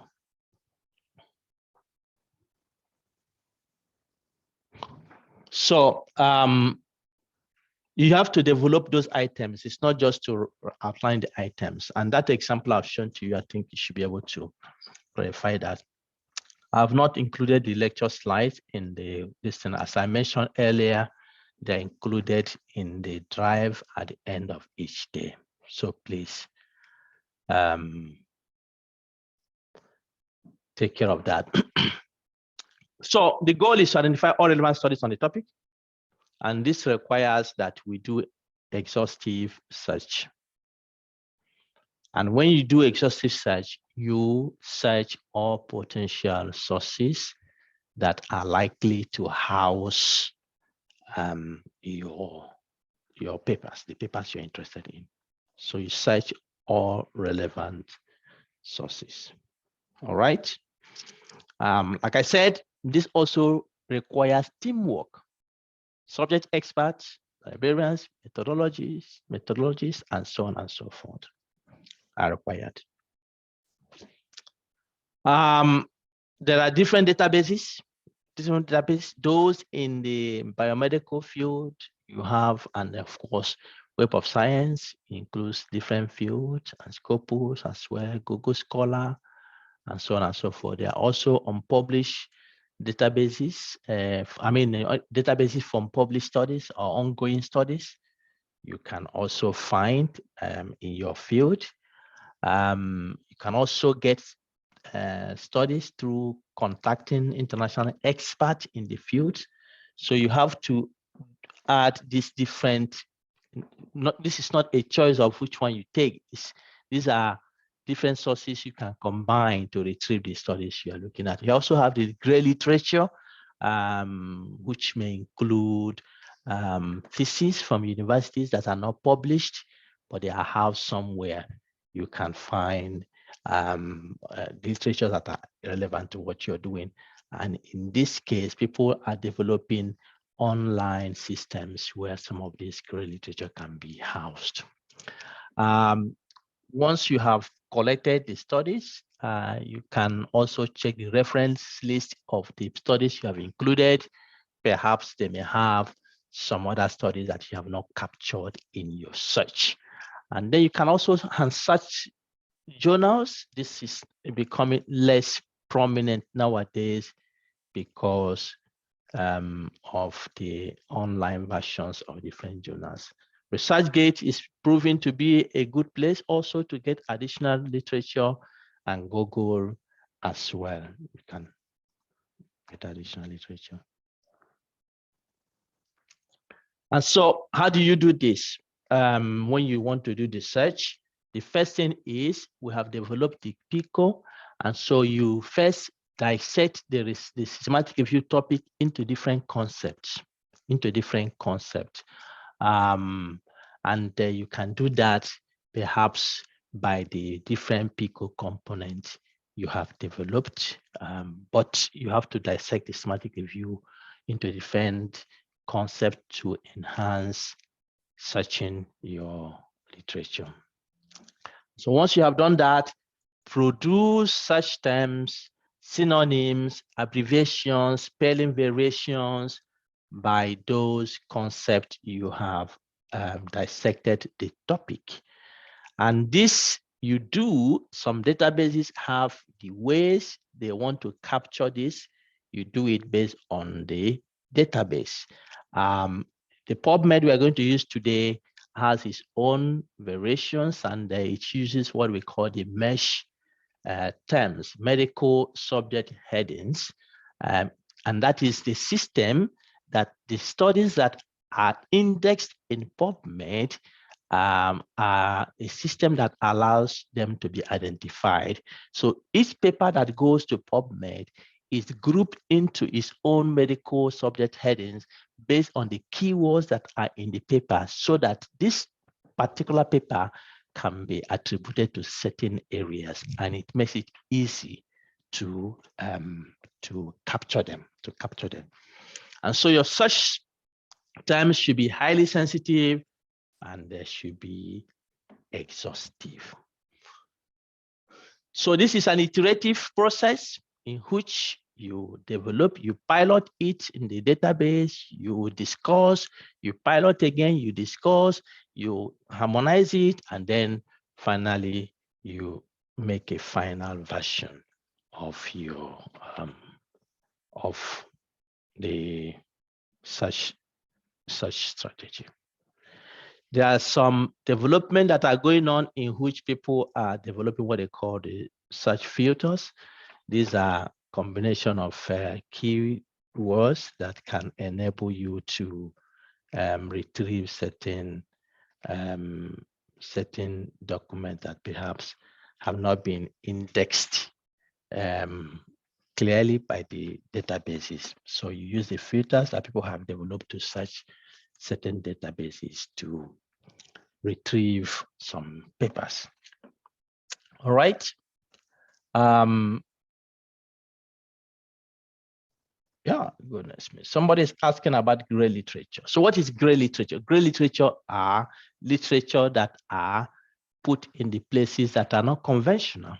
So if you search the databases we have given here, you may not find those literature, but they are somewhere. They are somewhere. So people are developing ways of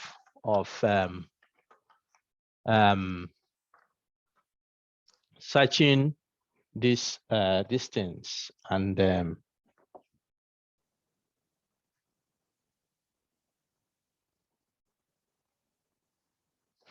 okay, let me just a minute.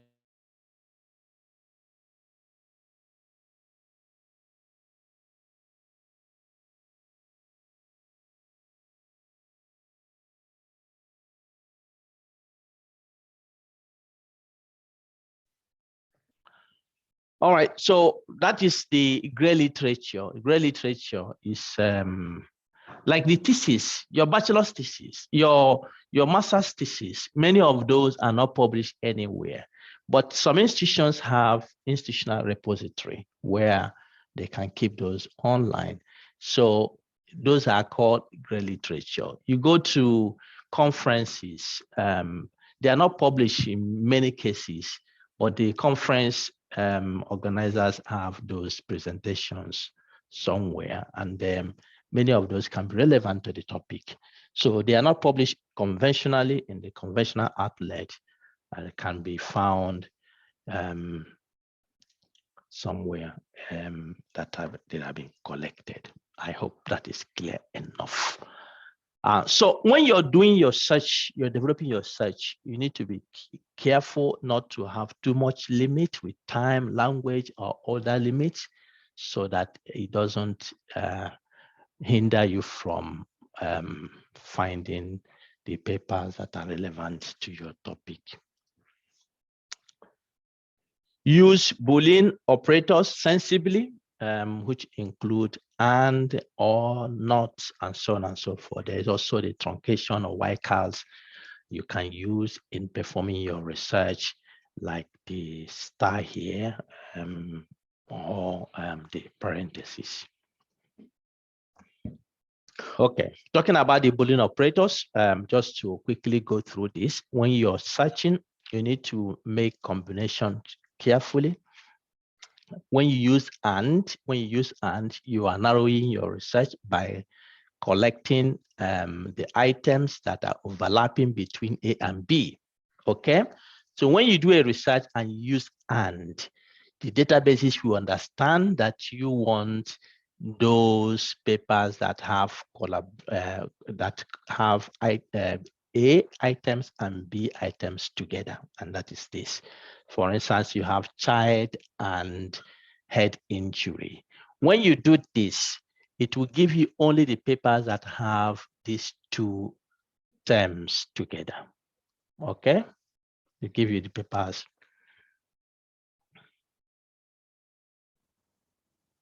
Yes. All right. When you use or, on the other hand, or is broadening your search. Or is broadening your search. So if you have this A or B, it means that it should give you papers that have A without B, papers that have A and B, and papers that have A without, B without A. All right. So when you have this child or pediatric or infant or adolescent, in this case, you are looking at terms that will give you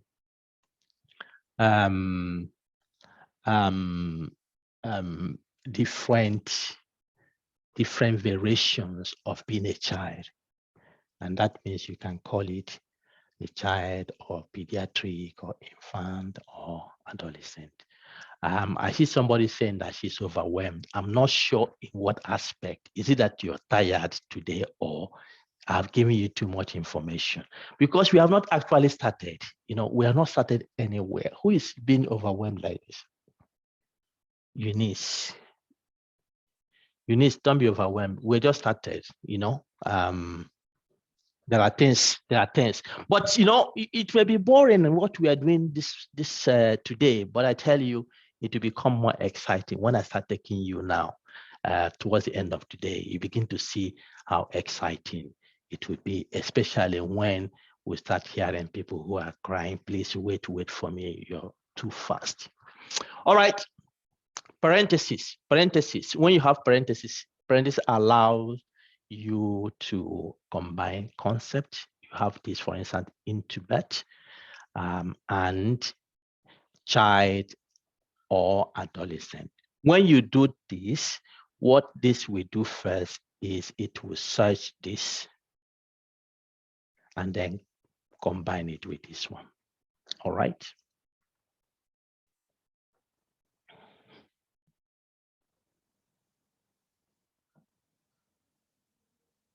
Okay, that is better. I am positively overwhelmed. All right, that being overwhelmed is it comes with excitement, and that makes it better. Yeah, include the gray literature as much as possible. You see, what we are doing as scientists is that we need to be careful to be too selective. I'm not saying it should not be selective, but too selective, because the scientific communication arena, and that is where things are published, is also driven by monetary goals.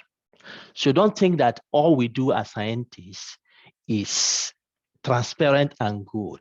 For some of you here who have attended our reproducibility course, oh goodness, if you have not attended the ASFI reproducibility course, you have to plan for it, because it will open your eyes to many things that are happening in the science arena.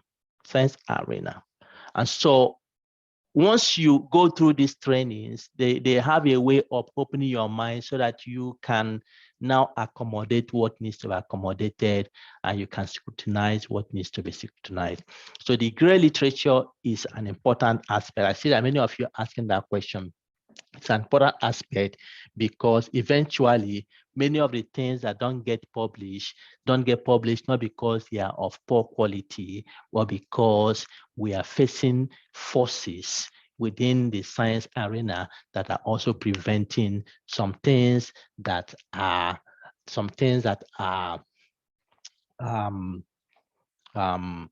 what's it called? Some things that are important but do not meet our expectation, because sometimes we have expectations, and if those expectations are not met, we think that maybe something has gone wrong, and that is also in the science arena. So gray literature is important, and many papers end up there not because they are poorly developed or poorly researched, but the forces working in the context of science making them to be that way.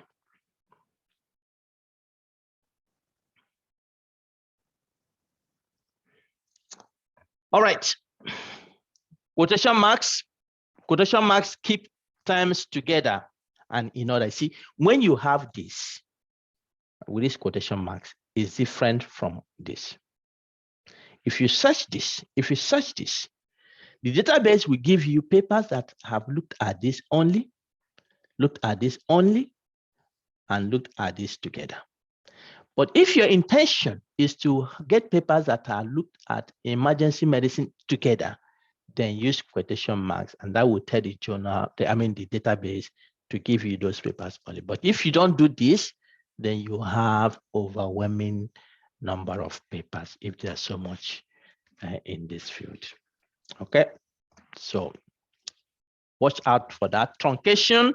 When you use this, if you're telling the database, give me the papers where this term is used, starting from here to here, including other terms. So it will give you intubation, it will give you intubating, it will give you intubate because of this truncation you have used. All right. Now, what you see there, the protocol I showed you before was done by my student some years back who did her master thesis. And she did her master thesis and she wrote it when I was at the University of Edinburgh. So when she finished that, she decided to publish her paper. So she finished master thesis and she decided to publish the paper in the journal. So she developed the protocol and submitted it and then did the paper, and the paper was published. All right, so this is what she did. This is her search strategy. She looked at prenatal maternal stress and allergy in the offspring. So when women are pregnant and they have stress, different kinds of stress, does that have impact in the development of allergy and asthma in the offspring? That was her question.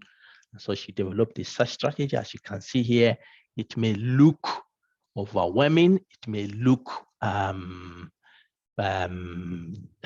complicated, but it's not if we take the processes. So what she has done here is the PICO.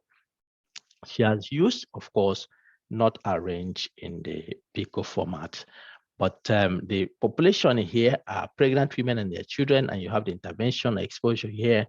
You have timing of exposure during pregnancy. You have the outcomes as well.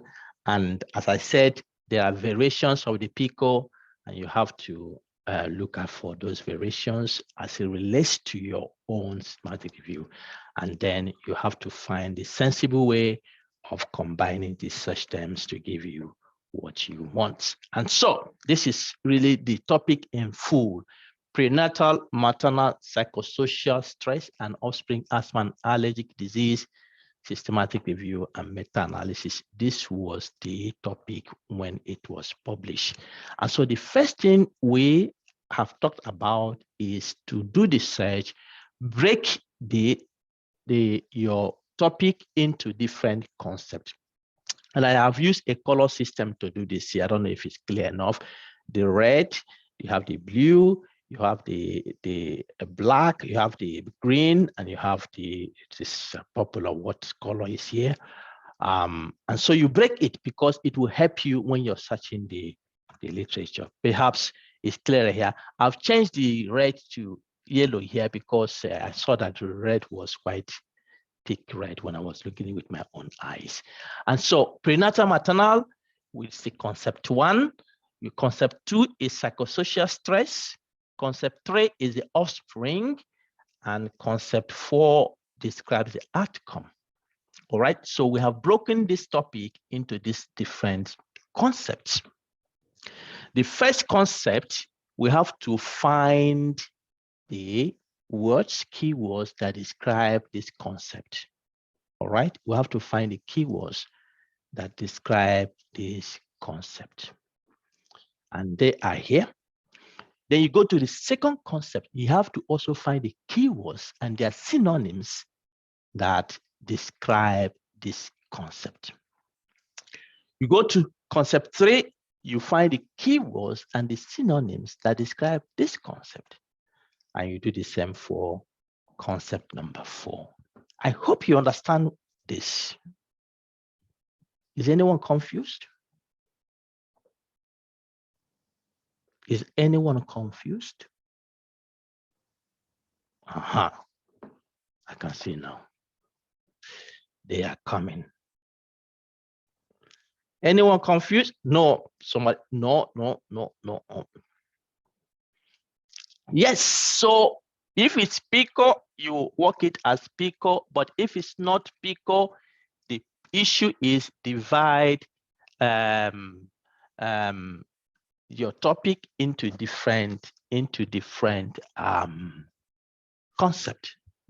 The goal is to allow us to be able to capture those studies. We need to have that strategy to capture those studies, and this is the way it works. And so this week, you are going to practice this, okay? You're going to practice this. How do we develop a topic? How do we perform search on that topic to retrieve the papers that we are looking for on that topic? And what I'm telling you here is how we go through it. All right. I have Emmanuel. Is it Emmanuel Gicharo? Emmanuel, you can unmute yourself. Thank you, sir. I got what I wanted. All right, good. You got it. Yes, sir. All right. I have Nestor Thomas. Yes, thank you, Prof. I just want it to be clear. If I'm busy with concept, like concept 1, which is pregnancy, pregnant, and antenatal, do I search it up as it is there, or do I have to add the outcome so that the studies that are on pregnancy that are coming are the one related to outcome, the outcome I'm looking for? We will come to that, Nestor. We'll come. We have not reached there. We'll come to that. All right. All right. Then I have John. Is John? Okay, John, you can unmute now. Okay, thank you, Prof. And my appreciation so far, it has been really good. I was just wondering, because I don't know if it's same with others, I don't seem to, the color differentiations are not really clear. So I was wondering if you could keep all of them maybe in white and then you just underline. Okay, I told you earlier, so you don't blame me that I'm not a good artist, you know. Okay. Okay, so let me just stop Prof. sharing now and change it so that you can see clearly. Not only you has complained of the color. That is to tell you that I'm not telling you falsehood about myself. I'm not a good artist. So let me put them all in white. Hopefully, we can all be happy with this.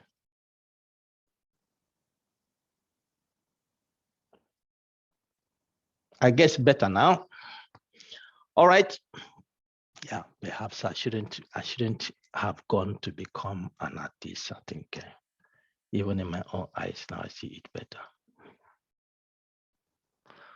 Okay, so divide into different concepts. Divide into different concepts. Some people are saying it's not clear enough. It's like, we'll do it and then you see it is clear. I said it's practice makes perfect. So we'll do it when the time comes now. So when you have now collected all the relevant terms, okay, that define each component or each concept, we perform the searches. We do it in PubMed now, but when you're doing the schematic review in real life, we have to do it across different databases. Okay, we'll do it there, and then we will do it in other databases if we're doing it in real life. And we make relevant combinations. We'll come to what Nestor was asking, and then we'll export the result to a reference management system and work with it there. Okay, let's take 10 minutes break, and then we return and do the practical things. Okay. All right. All right. So let's kickstart. I have sent a file on the chat box. I've sent a file there. I hope you can all have it. Yeah, those who had no sound because we were on a 10 minutes break. Yeah, thanks to you, Marilyn. We are on a 10 minutes break. So I've sent a file we use to demonstrate quickly now what we are going to do. I hope everybody got it, so you can save it on your own. But if you have not received it, let me send it again.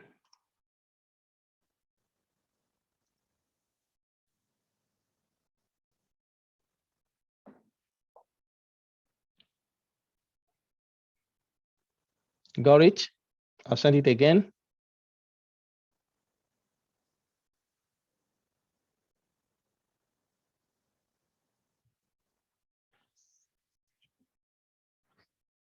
Has everybody received it?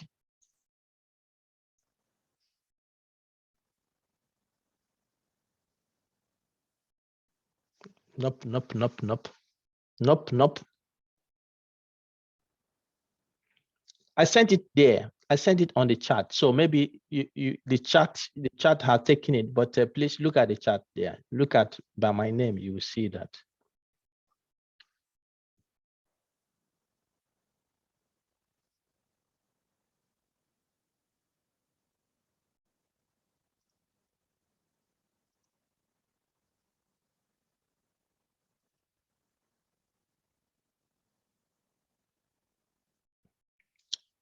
I sent it again.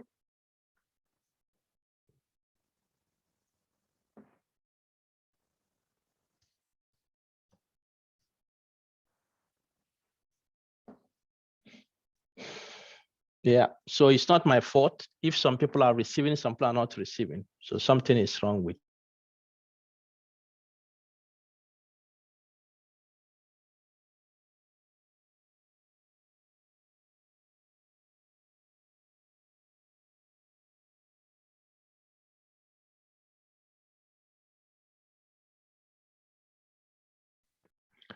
All right, so we are going to work with that file now. We're going to work with it so that we can show what we have been talking about. All right, I will take you to PubMed. If you can also go there, let me give you the link. If you just click this link, it will take you to where.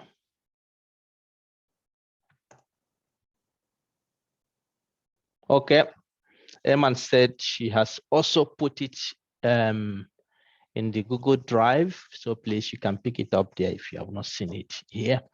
The link I've sent to you, if you open that link, that would be great.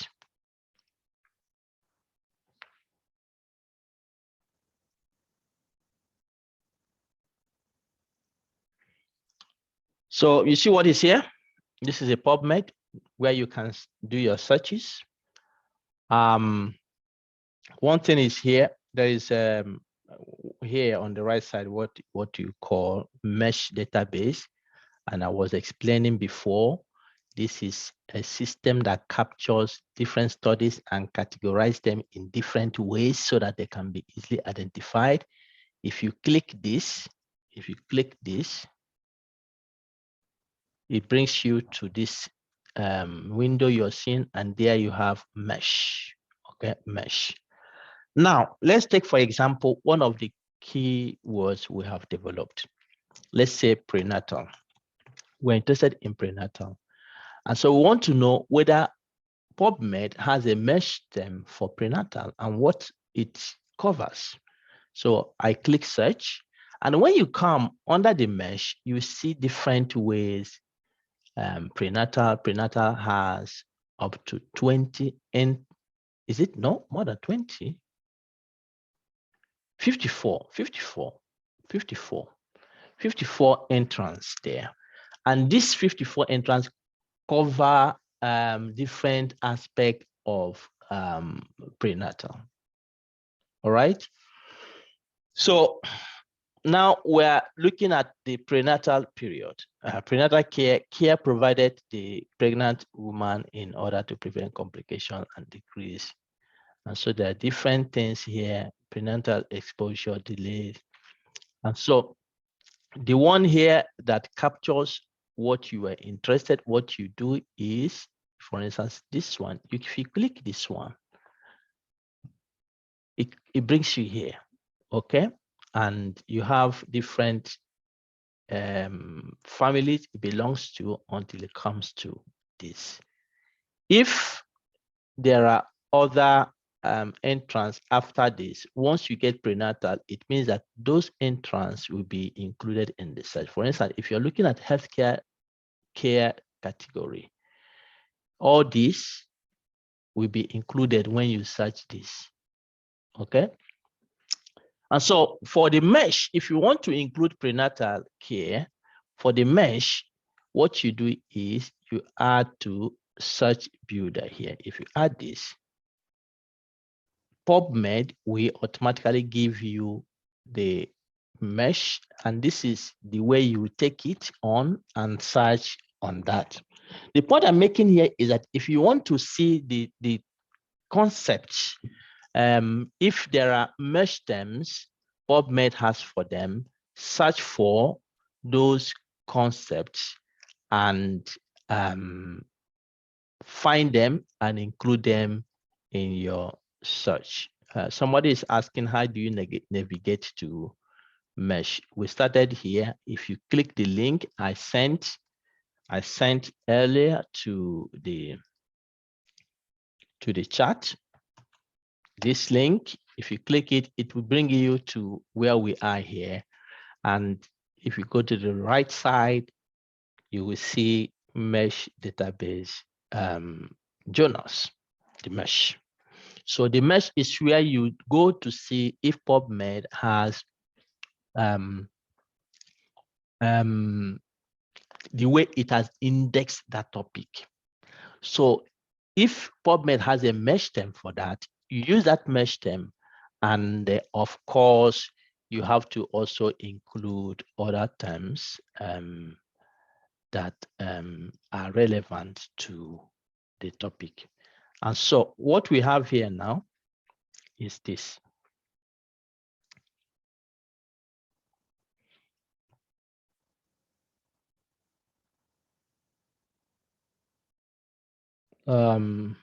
Just a minute.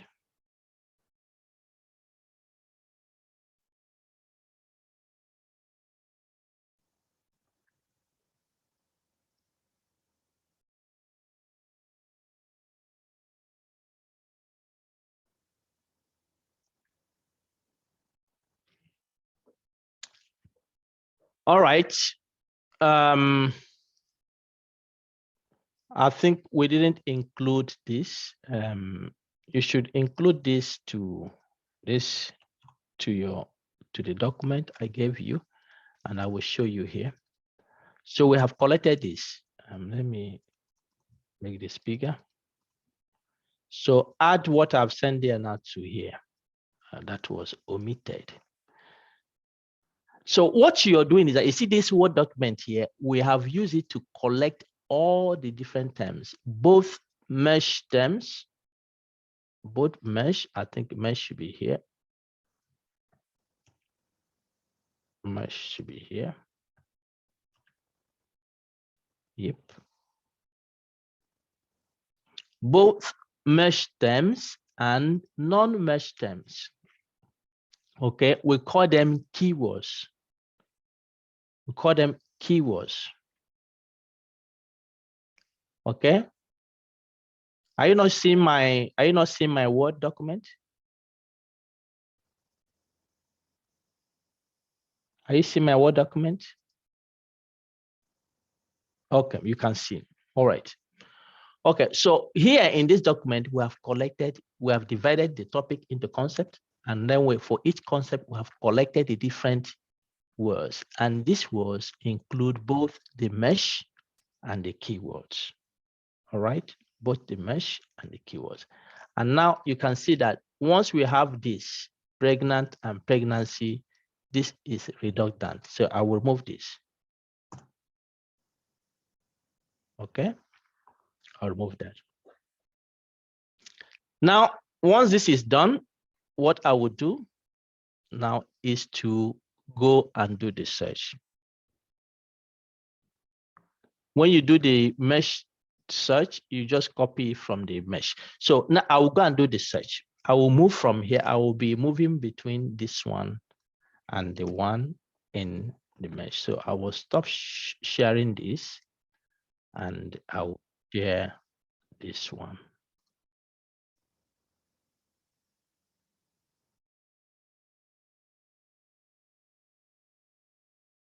So the link I sent to you, if you click it, it brings you here. All right.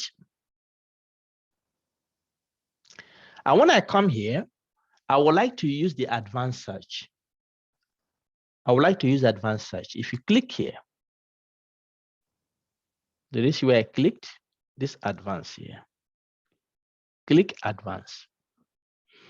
Advanced brings me here where I can build. It's called advanced search builder. I can build my search and I will show you what I will do. And since I have developed my search terms, I will bring the first one here. I'll bring the first one here. Here. And I click search.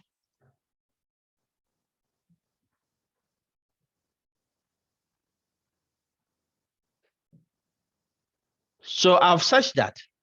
You can see it here.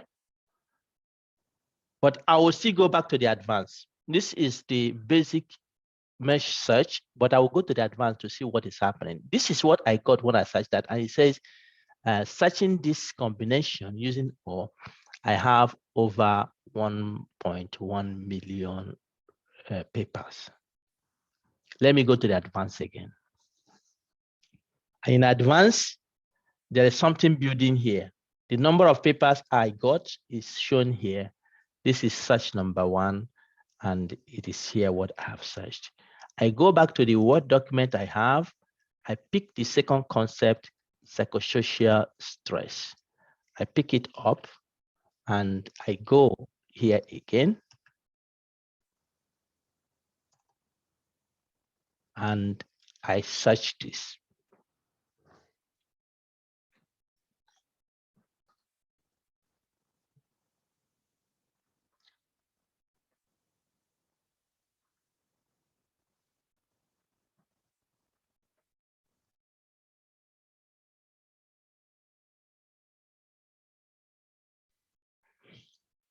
So this one now I have searched, see the result, over 900,000, close to 1 million, just this.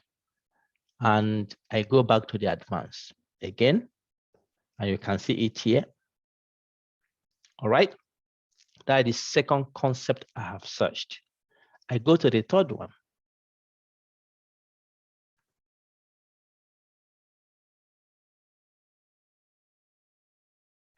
And I put it here. I'm getting this symbol here because from the word it's just copying that. So I have to remove it. And I search.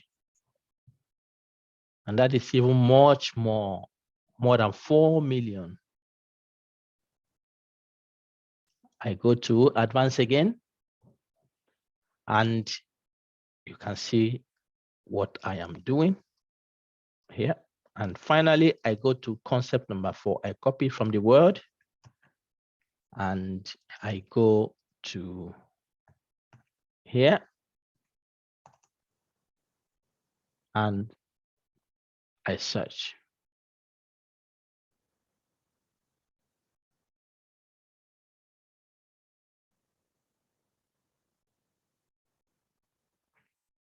PubMed is primarily biomedical. Okay, PubMed is primarily biomedical.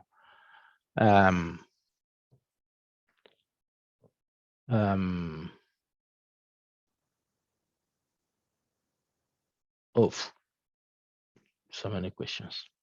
So PubMed is use an example here. Okay, it's biomedical, and you can apply the same framework in different fields. Different fields may have different databases they search, but PubMed is in the biomedical field.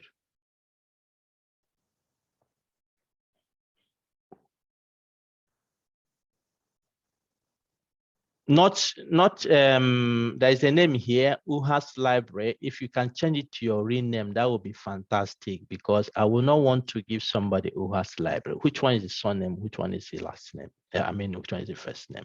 Just change it to your name and put your group number there. That will be fantastic, please. All right. Now, what I have done the searches for the 4 concepts, and somebody is asking, must you use loss of concept?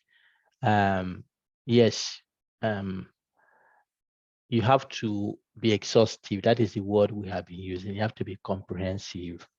Okay, so what we have done here is actually moderate. There may be some terms that have huge amount.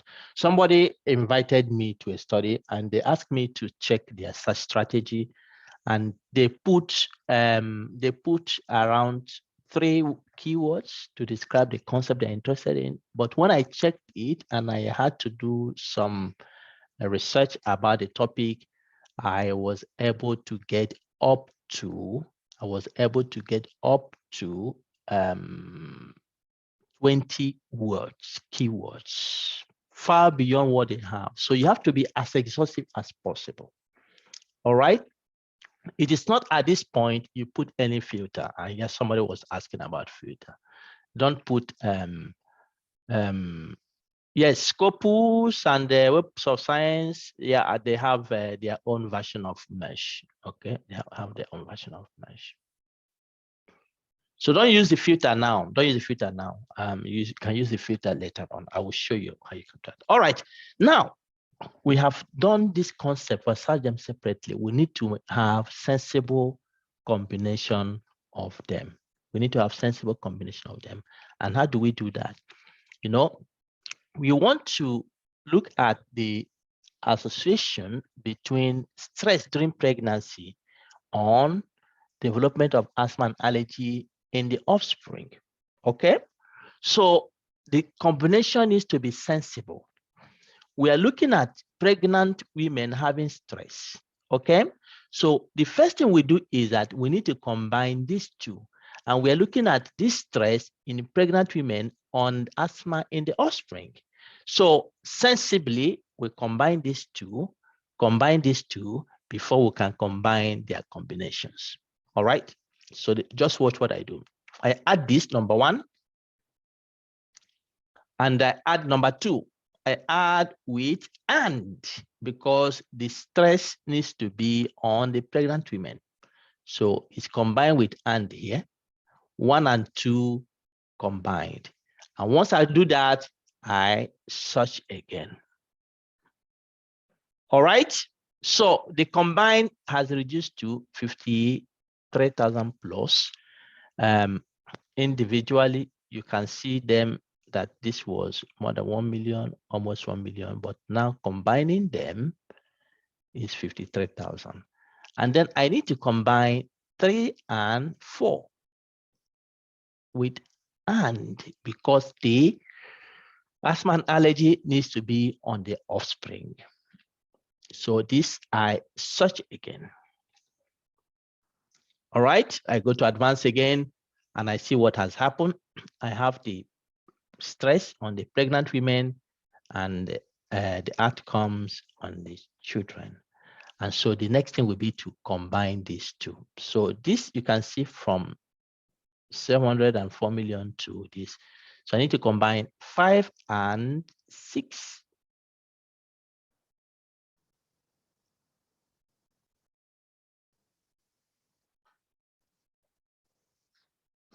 You can see the amount that has reduced, 576 papers.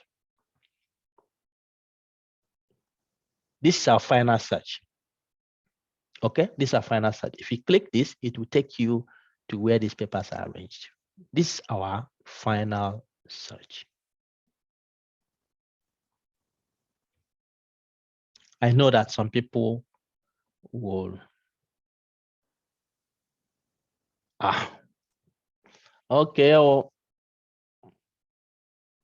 Let me find a way to increase the font. Some people are complaining about the font.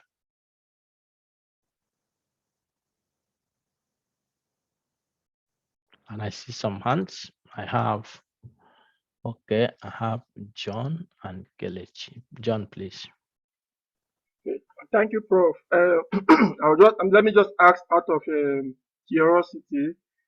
I don't know if there is pregnancy, there is pregnant, but I see that in the course of learning the concept, pregnant is spelled without a T, or if it was pregnancy without a CY.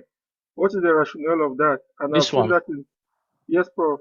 Yeah, because of this here, because of this truncation here, this truncation tells PubMed to include any word that has up to here or up to here and addition. So pregnant will be captured, pregnancy will be captured. Okay, thank you, Prof. All right, then I have Kelechi. Kelechi, you can unmute. Yeah, thank you, Prof, for this extensive work teaching. I want to request is not to drag us back, to start from this first concept, because the font size was quite small while you were moving the cursor. I wouldn't know if you could just start just to give us fast this thing again so that we could observe it. Okay, so it means that if I keep you here till 9 p.m., you will not worry. Kelechi has run away. All right, I have Okech Dismas. Okay, unmute yourself and speak. Yeah, so thanks, Prof. I don't believe that I'm getting too lost, but please let me know if I'm still with you. You started off with mesh search, and then you went to advanced search. I don't know whether this is part of the same thing, or we started that mesh and dropped it, and now this advanced search was something different. Yeah. So what the second thing you said now is the right thing. So I will start from beginning because I don't want people to cry too much this afternoon. Now, what happened is that I started with the mesh because I wanted to show you how you can work with the mesh. Once you're collecting the information, about your different concepts. So the first place you go is to see whether there are mesh terms for those concepts, and you collect them and you take them to the Word document. And then you can go to other places like Google. You can search for Google, search for synonyms, for instance, antenatal, you search for synonyms, you collect the different synonyms and put them and combine them in the Word document. You can also go to your, for instance, professional site. If you're in medicine, you're in pediatrics, you can go to different pediatric journals to see if there are words you can collect from there. So what we are doing by going to mesh is the same system of collecting the different concepts, different words that describe the concept. And then once we have exhaustively collected them, we go to the search. All right, is that clear? So now, you said we should start from beginning. I will start from beginning. With the assumption that we have now collected all this. So this is what I did. If I go here, this is where I started. And I went to the mesh just to show you what I've just described now. Once we have collected all that we need, we don't need the mesh anymore because we'll have all the concept. So in that case, I go to advanced. I go to advanced because I want to be seeing what I'm actually doing and how the results are coming up, and it allows me to combine them in the right way. So I will quickly do this again. And it gave us this. I go to advanced again. I'll pick the second concept.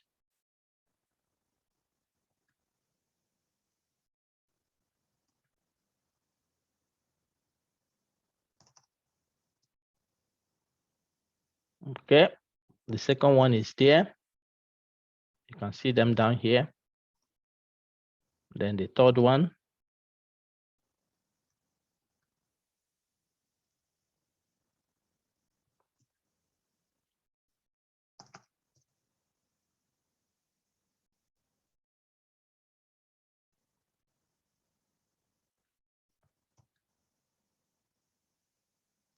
Then finally, the fourth one.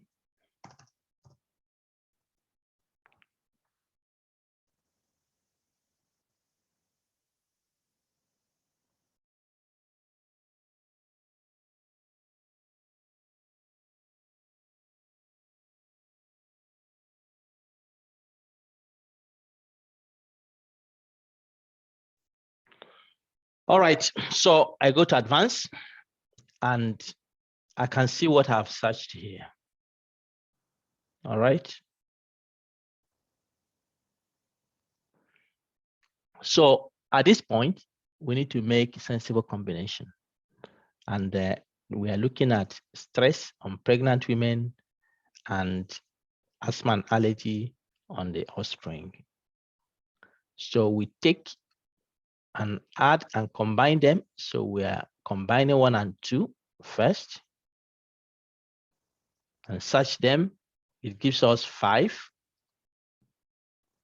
here. Then we'll combine 3 and 4.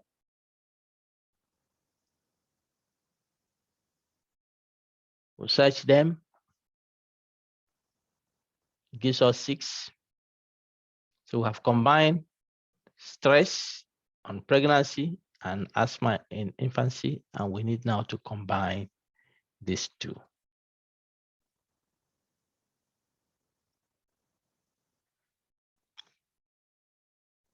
To search them all. We still got the same thing. All right, I have on Sulu. Thank you, sir. Thank you, Prof. Would it have made any difference if we combine the concepts from the one, that is at the advanced search, we put and for all the concepts, the search outcomes for the concepts? Would it have made any difference combining them instead of taking them pregnancy and allergy and then come again, getting up to 5? The 4 of them we got from the beginning. Couldn't we have just combined them? Yeah, it's possible in some context, but in this context, when you combine them in that way, it will also give you studies that looked at stress in the child. It will also give you studies that looked at stress in the mothers. And that is not really what you're looking for. Okay, so that is why, because we have 4 concepts here, and we needed to make it in a sensible way. If I go back to this thing, if I combine the 4 of them, it is possible you get the same thing. I've not tried that, but because we want the stress to be on the pregnant women and the asthma and allergy to be on infants. If we combine the 4 of them, let's see what happens, what you're thinking about.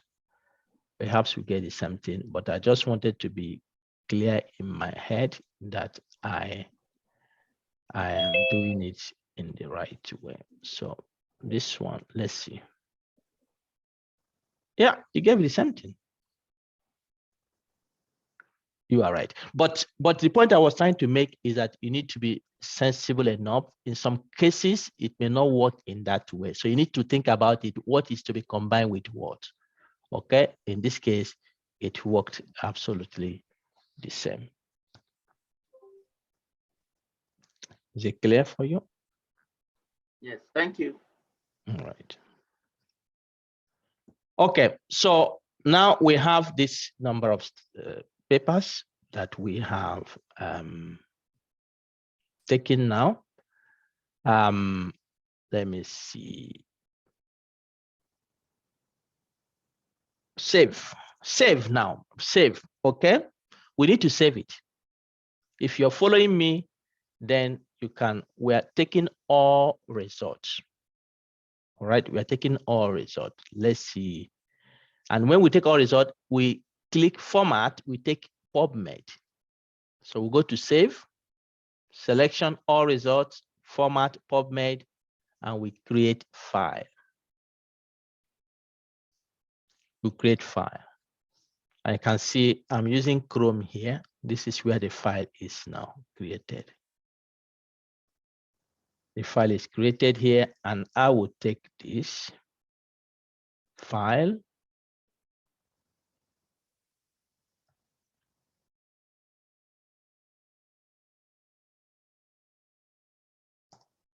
So I'll save this, and that is the way you do it. Sometimes you get more studies than this number we have received here. And then you need to, I think PubMed allows you to save, I think not more than 2,000 at a time. So you need to find a way to maneuver it. All right, so this is done. We have done our searches. We have developed our search strategies. We have done our searches. And if you're using more than one database, you have to do the same thing across databases. All right. So now, let's continue our lecture. Let's continue our lecture. Is there still anybody who is overwhelmed? What do you mean, would all this be applied in the social and humanities systematic review? Of course. You think we are joking here? It has to. Who is asking that? All right, I have Nada Hashim. Nada, please speak. Yes, Professor. Just I want to ask this searching procedure in adding and queries like 1+2 in mesh. So should I add it or in my protocol or in my systematic review, or I'll just add the keywords that I use in order to reach these results? That's a good question. When you're developing your protocol, I mentioned preliminary search. So what we have done in PubMed, you can include this search now. So you can come here, and then you copy the final one we use, this one, you can copy it, and then you include in your protocol as your,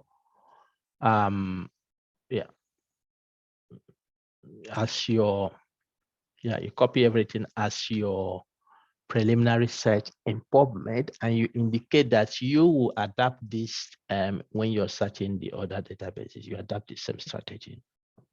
Okay. Thank you very much. All right.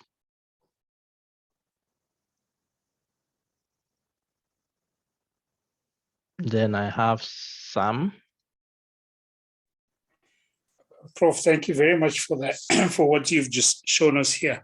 I just need to get some clarity. You started off with the what you call it, the question, right? And then you developed the concepts from the title of your question, right? Mm-hmm. And then you then went into the database to then do the the mesh, isn't it? Mm-hmm. To actually gather all of the papers that would have something to do with the topic. Yes, the topic, right? Mm-hmm.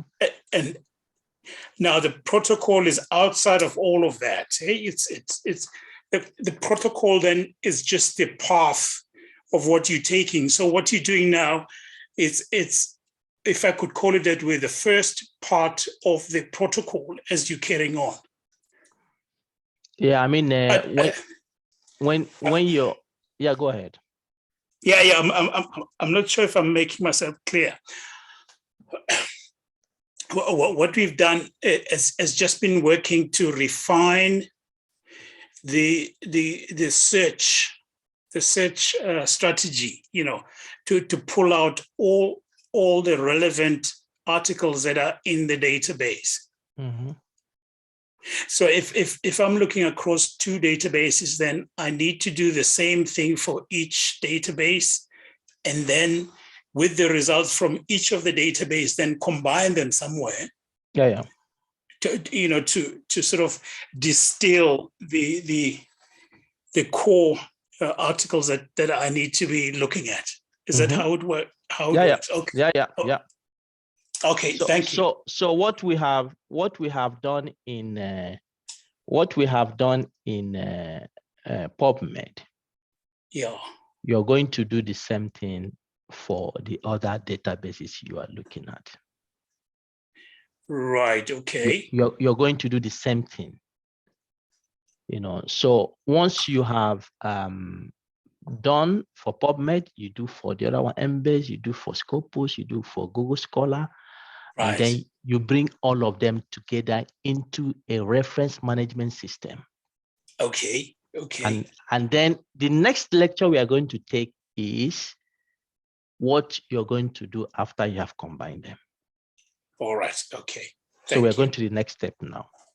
Thank you. All we have done here now is to identify those studies that meet the criteria for our topic we have defined. Okay. All right. Okay, let me see Pius.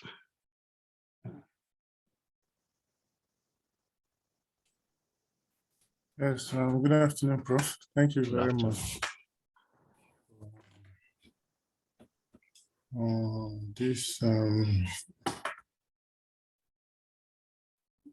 No?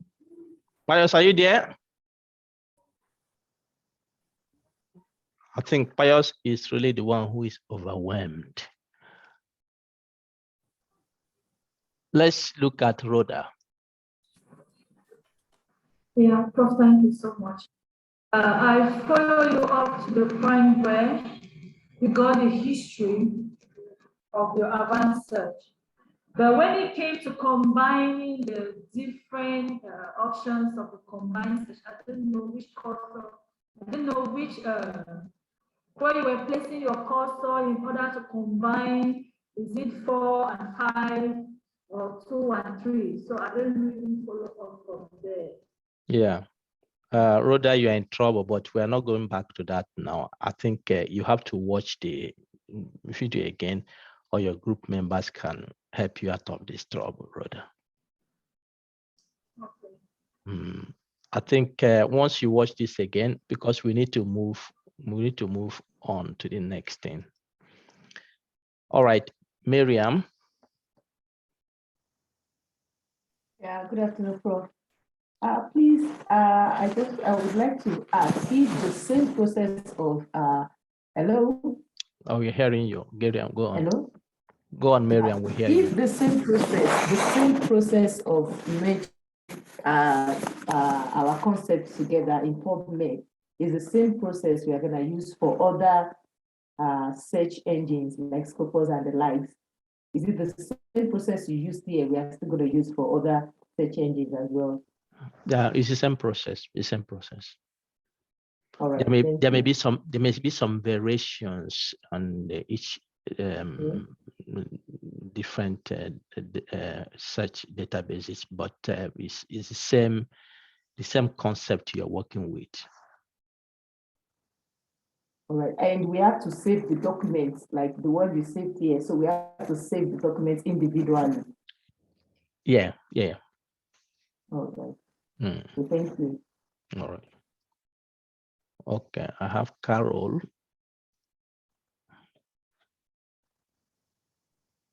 Hello, Prof. So I have been able to follow up to the point where you have your history and your search details, but I think I lost you where we were supposed to save. I don't know if we've saved and exported to the reference management place yet. I think I lost you there. Yeah, and then, that one I can show you in a minute. Okay. So this is what we did. Okay. Yeah. Yes. So when you come here, save. Okay.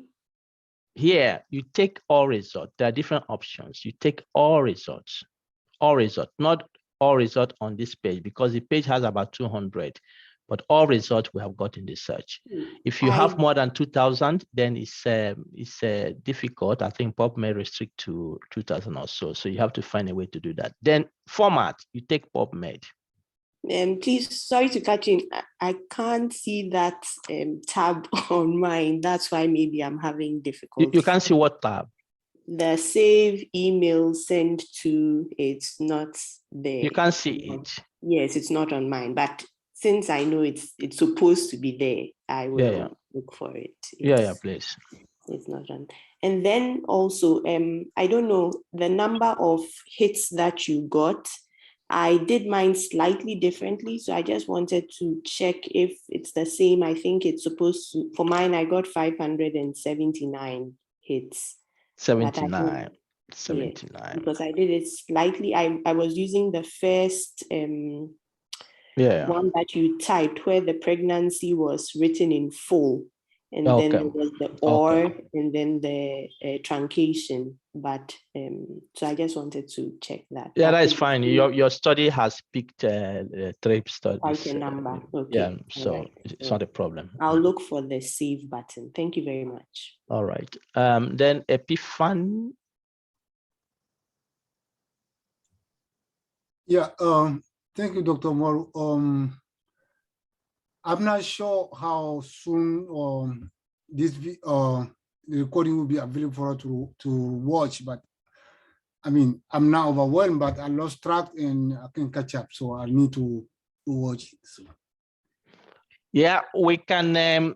It looks like some of you wants us to go back to what we have done. Let's see. No. If you can get all the recording, so you can. The recording, once it populates, once we end this, once we end the lecture today, it will populate. Hopefully by tomorrow morning, it should be there. Okay. Should be online. Jean-Baptiste. Oh, yes, Professor, thank you so much for giving me this opportunity, a nice presentation. I have already done and followed those steps, and I have already exported it 576 papers, but I haven't yet managed to see from your search, the first two search, you added mesh in the mesh, and the last two you didn't. So I did not get this point where you add mesh and others not. You didn't see this thing. I can. The first two keywords search. Yeah. You added mesh. Yeah. After prenatal care, and the second after stress psychological, you added mesh, but the last two there are no mesh. So I did not follow well. Maybe this point, I don't know whether you can. Yeah. I mean, you see, we are looking at example mesh. If there are mesh terms, in the search terms, if there are mesh available, they should be included in all searches.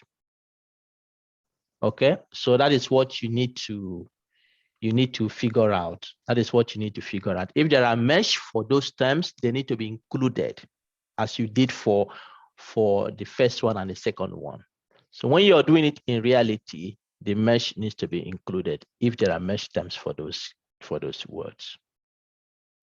Okay, thank you. Yeah. All right. I have is it Paganek Chikondoa? Okay, thank you very much, Prof. I just did the question. I'm not sure if it was asked when my internet logged me out. So, like, what is the acceptable differences between, like, if I do my searches, the number of results that I get, and maybe if you do the same searches and the number of results that you are supposed to get? I mean, you should get the same thing, except if you have some variations, like Carol mentioned, but otherwise we should get the same results. Okay, thank you. If we're using the same search terms and the same database, we should get the same results. Okay, thank you. All right, but my people, our time is running, so let's move this. Let's move it forward. Okay, because otherwise you will be the one crying. I don't understand. I don't understand. So let's see where we can go. Now, the assumption we have here now is that we have been able to take the our searches. It is done. We have searched different databases if we are doing it in reality. And so we now retrieve the number of papers, and this will be usually large. Okay, there are some that are so much, can be up to some tens of thousands. And what happens here is that number, like this 576 we have now, we contain a large part of papers that are irrelevant and those that are relevant. All right, not all those papers will be relevant to the topic, but and a large part of them will be irrelevant. Just a small portion will be eligible for us. So what happens is that we need to carefully go through this huge amount of this thing to find which ones are actually relevant to our topic, to our question. And so that is the aspect we call literature screening. We want to go through them. All right. And I tell you, there are some development in this area. People are trying to use machine learning processes, AI, to support this, because this can be challenging. In my research group, I have this researcher who is a mathematician, and he has been working on to see how can we use machine learning to support this, because it can be overwhelming if you have sometimes tens of thousands of papers. How do you go through this to really capture the relevant papers to make the work less cumbersome? But those are just development. But until those are working, we have to use our manual senses to work on this. So once we have done this, we import papers to Reference Manager, and you see I have used the save function and saved it in the PubMed format. And so the literature screening is that we have to go through a process in which all relevant papers are included and the irrelevant ones are excluded. This involves several stages of decisions. Okay. Now, somebody was asking in the morning, can the schematic review be done by one person? And I said, no. This is where you begin to notice it. It must be done by more than one person independently. So the 567 we have now, one person should be screening that, another person should be screening the same number. The goal is, once each of us have done that, or if we are 3, if we are 4, we can divide 2. We can divide 576 into 2. 2 persons are screening half of those, and there are 2 persons are screening half of those. But the goal is that each paper must be seen by at least 2 people, and a decision is made. So if we are 2, each of us going through the 76, I'm sorry. And once we have gone through that, we'll come back and we compare to see our screening and see if we have to make any contrary decision. It is possible at the end of the day, you have a different number of papers you think should be included than the one I have.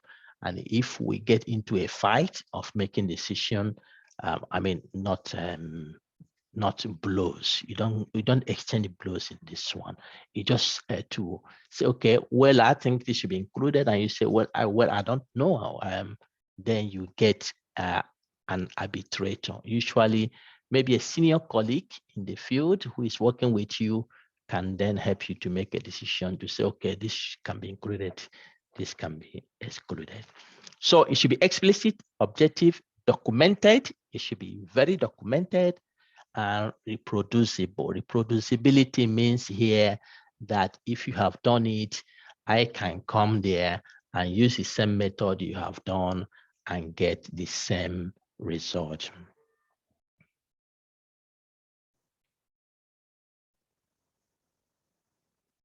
So the one who is doing this is those who are involved in the systematic review process. Okay, so all decisions you make during the screening should be based on the criteria you have specified in the protocol. Okay, so you're doing the things that you have specified in the protocol. You're not innovating new things. But it's possible that you may have some modification when you're screening. But once this is done, it needs to be documented that we have made this change. For instance, we had a systematic review some time ago. We wanted to do it globally, but once we searched, we found out that it was too much papers that we had. So we decided to limit it to Europe.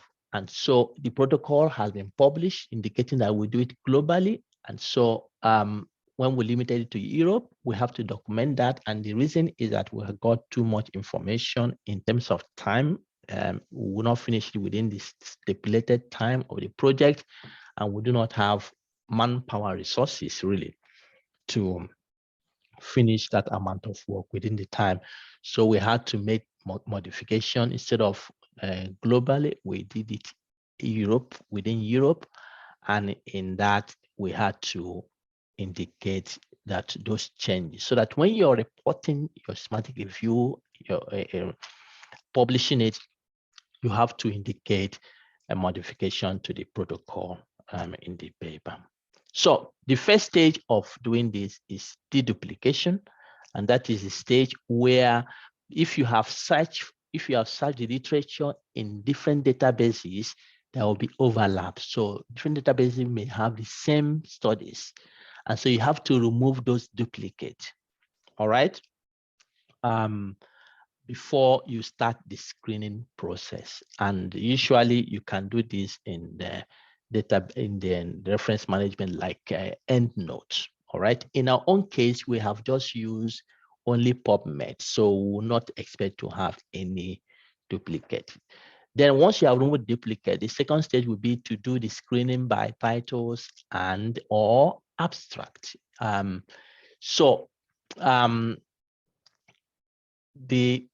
Just looking at the titles of the papers, there are some papers that are obvious. You exclude them at the title. But there are some that the titles are not obvious, then you check the abstract. Okay? So this is a quick screening of titles and abstract.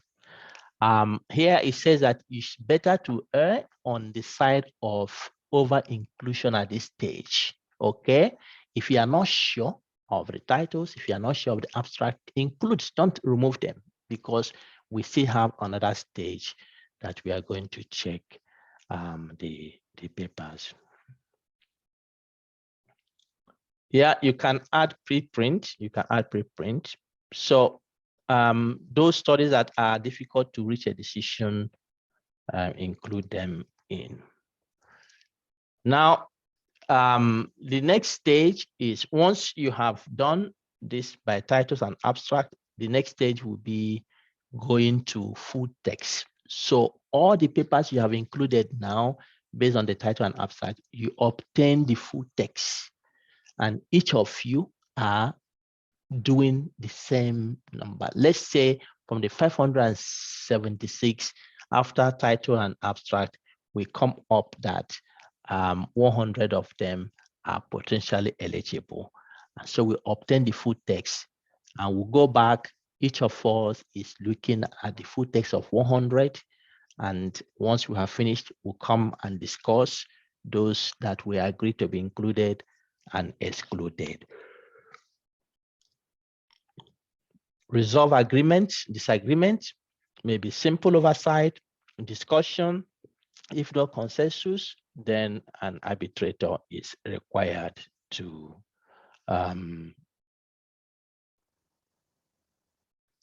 so in the saving we have saved now, we have saved them in, how do you obtain food tests? Goodness me. You go to, take the reference list. Some of them you get through Google or you go through your library. They will help you to get the food text of the paper. All right. Yeah, so you screen those papers and get them. You get them. All right. This is the way you will do it. As an example, this is reviewer 1. This is reviewer 2. We are looking at, we have removed the duplicate. We are looking at what is happening here now. Reviewer 1 will be looking at the titles and or abstract. Reviewer 2 will be doing the same thing. And once we have done, we come together, we discuss each. And here we have papers that are excluded at this stage. We have agreed, we'll record the number. And there are papers that are potentially eligible. We say we should be included, taken forward for food text screening. We'll record the number here. So these numbers are our agreement. And then once we have done that, we'll go and look for the food text and get the food text of the papers. Once we get the food text, we'll go back again. Reviewer 1 is doing the food text. Reviewer 2 also doing the food text for those papers. But the food text here is food text reading is quick food text, not word by word. The goal is to identify those studies that should be included and those that should be excluded. That is the goal. So you you do it quickly. Don't waste too much time. Yeah, removing the duplicates. If you do it in EndNote, it takes some seconds. It doesn't take time. And whether to include schematic previous schematic reviews, it is depending on the topic you're looking at.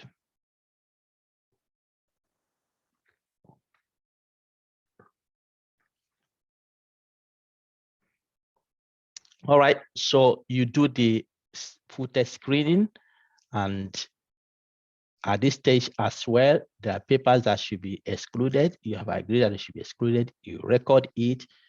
Papers that should be now definitely included. So this one now are the ones that should be included in the review and taken to the next step of the systematic review. So reporting the literature screening, you use the Prisma flow chart. You use the Prisma flow chart. If you type it on Google, you see, you find it, Prisma flow chart. I will show you example of it here. This is the Prisma flow chart you use to record in your systematic review process. All right. So now I will take you through Rayan and to show you how we do what we have just discussed. But if there is any question here, just let me know.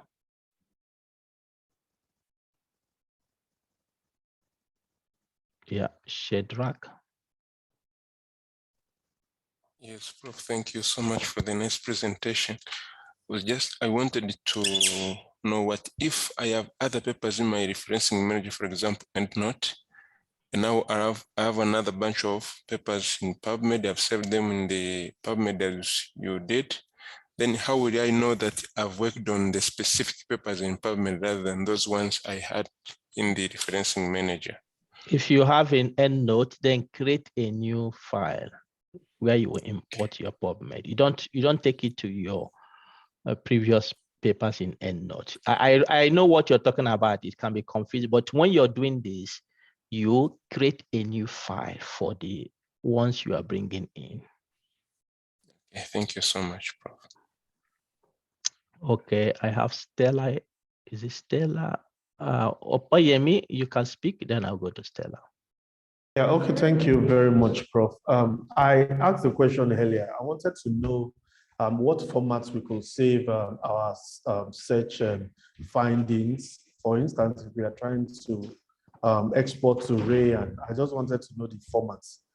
Yeah, Thank the you. format to Ray and from PubMed is the format we have saved it now. We have saved it as a PubMed file. That is what we have saved in PubMed now. And Rayan recognizes that. Oh, thank you very much. If you come from other databases, the RIS format is more commonly the format most databases capture. So if you save it in RIS, that will be helpful. All right, thank you, sir. All right, Stella. Stella, you can, yeah. Stella, we don't hear you. I think when you were making corrections to the concepts, I think maybe I didn't make the needed necessary corrections, because by the time I finished the PubMed search, I'm getting just one paper, and I've tried it severally. And I believe that there's something wrong with the concept, that maybe I didn't make the adjustment that you did. I'm just getting one paper. Poor you, So poor I'll you, be poor very you, Stella. grateful. Poor you, Yeah, Stella. really poor me, because I can't really move forward. So I'll be very grateful. Sorry, if you can't move forward where you are, we are moving with you. Just follow us. Keep that one for now. You can't worry. You can't worry with one paper, because it will keep you behind. We have 576. We're happy with. 76, I know. Yeah. So just watch what is happening, so that you are not taking too much back, Stella. No, what I just need is the revised concept. I'll do it on my own. I don't want you to do it for me. It's just the revised concept. There's something missing in my own. That's why I'm getting one. I know the steps. I thought I sent it to you again. I've not checked. Okay, I'll check it. Thank you so much. Yeah, I sent it to you again. So check it and okay, see. thank you. If you don't get it, let me know. I'll send it again. Okay, thank you so much. All right, then I have Adua. Okay, hello. Yep, please go ahead. Okay, I wanted to find out, is it advisable to restrict your search to a time frame, and what are the advantages? No, I can't say whether the advantages or not. That is a decision you and your team need to make. Okay. Okay. If you want to restrict it to a timeline, you and your team should make that decision. And of course, you can specify the reason why you're making such decision. For instance, in my area of work, we have I deal with allergy, and development in that field. We have what we call molecular allergy testing. There are different methods I've been using in the past, but advancement has gone that there are different methods now that have been developed. If I look at the literature, this method started in 2000. So it will not be helpful for me to search for papers that are published in the 80s or the 90s, because then I wouldn't find, because those methods have not been applied during those periods. So you can limit based on that. So your team needs to identify the reason why you're limiting to a certain period of time. I hope it's clear. Yes, sir, thank you. All right, I have I will just take two more, then we'll move on. I think some of this will be clear once I have Hamad Fadlamola.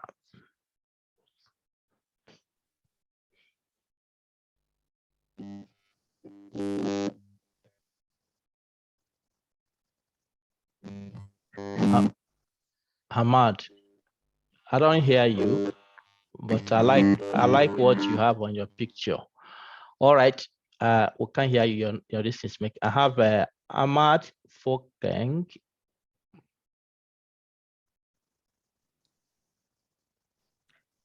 Yes, my question is that if, for example, while registering the systematic review, I discover that some team is already working on, what will be my reaction then? If what? Somebody is working on that?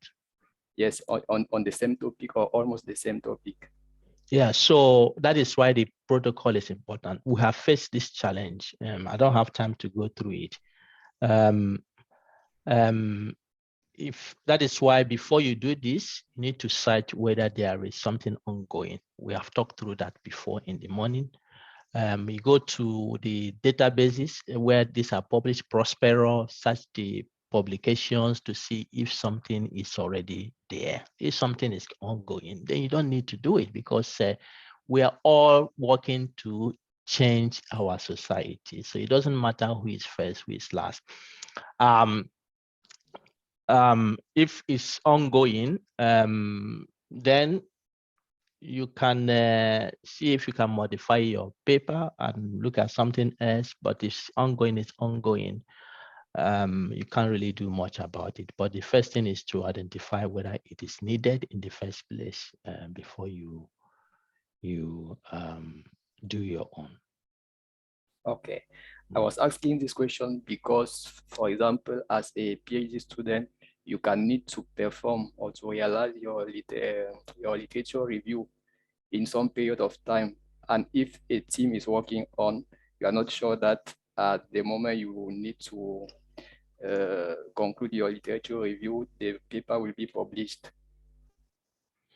Yeah, so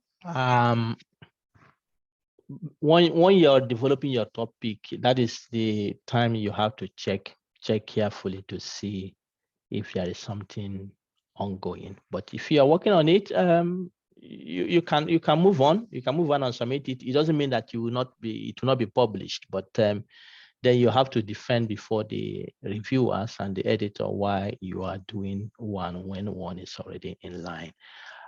If that paper if they have not published, registered a protocol or published a protocol, then you have a good defense to say that when you started, you didn't find any protocol that was registered on that topic. So there was no need for you not to move on even when there was nothing in place ongoing at the time you started. Okay, thank you, Prof. All right. The other hands, we'll see if we can come back to you, but I want us to show how you can screen the literature. Let's go to Rayan, and I hope that you have downloaded your own Rayan. I mean, you have signed into your own Rayan. You don't need to download it. You just go to Rayan here. You see my Rayan, isn't it?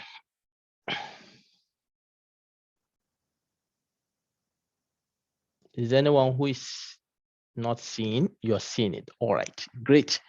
And I know you have yours open. You have yours opened. If you don't, you can use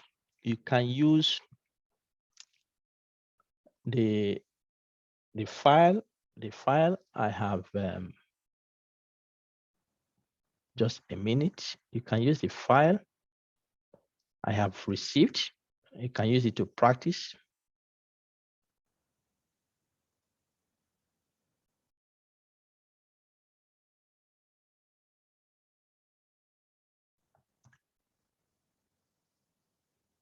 Let me send it here.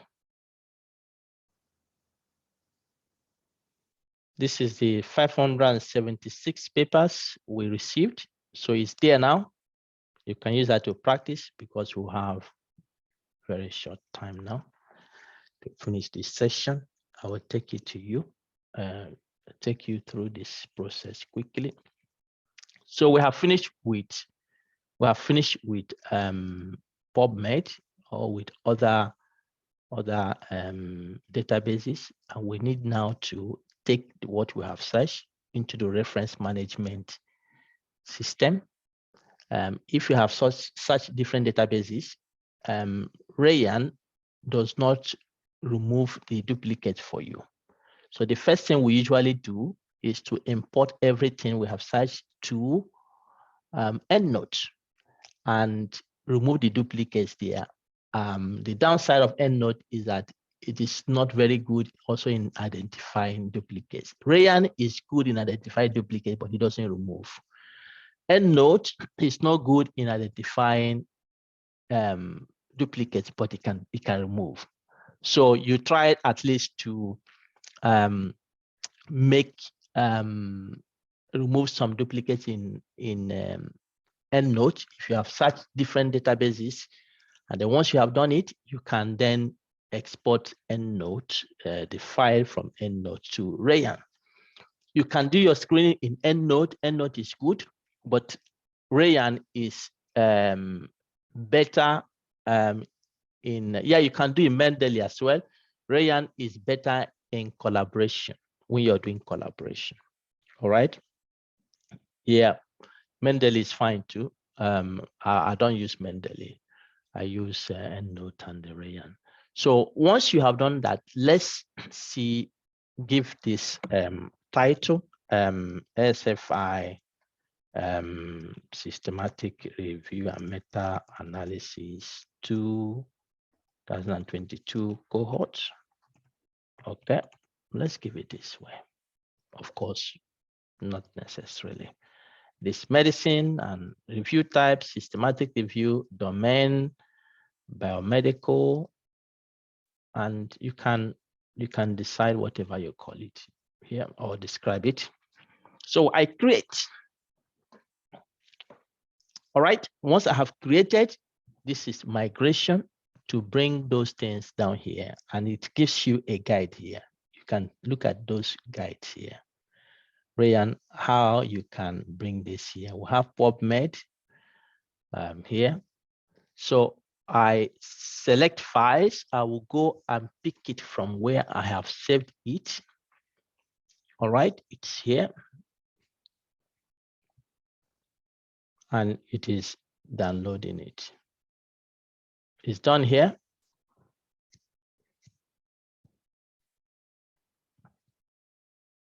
If you go to Rayan, you sign in. I gave you this thing before now. So yeah, you can see on the left side is 576 have been imported here, and they are here.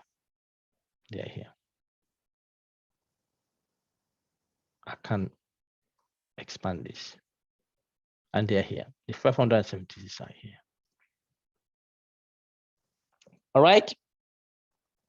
Goodness me. Some people want me to repeat these steps. You watch this again. Now, this is what Rayan does. Rayan is good in many ways. Now, if you are more than one person can, if you're more than 2%, for instance, one person can bring the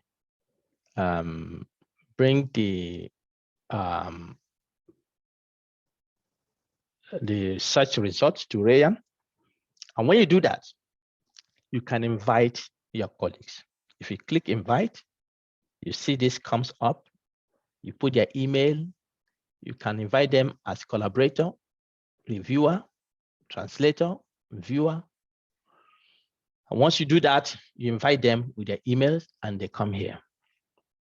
Once you invite them, it will be blinded. Okay, it will be blinded. So each person will not see what the other person is doing until it is unblinded. So creating this project is better for the person who is going to arbitrate. Somebody perhaps who is not involved in the screening, who will be seeing what others are doing. The goal is that you do it independently until you finish the screening. So you invite them, and once you invite, it is blinded. Okay, and each person, once they receive their invitation, you can also be seeing the progress here. Each person's progress will be listed. And so the person who is coordinating this project will see where each person is, how much you have screened. You can see that. Now, if you come here, once you are screening, it says out of the 576, 576 are undecided. And so you can decide by excluding, by including, by not being sure, then you have maybe. And there's something Rayan does. Once you have done, is a machine learning based reference management. It quickly picks some words that are occurring quickly. You can see it tries to see what you have done and see whether it can pick those, and so that it can help you to screen this quickly. If, for instance, I want to screen quickly, I am interested in human beings, okay, not in animals. So if I see mice, if I see rats, it helps me to quickly, if I click here, it brings those studies here quickly. And then I can see, I can look at them and make a decision whether to include or exclude them. Okay, so it helps me to gather those studies together. If I look at rats, I can make quick decision of excluding. So Rayan helps you to be efficient in the screening process. You can add some keywords here that it can record. For instance, if I say Africa, it will include there as well.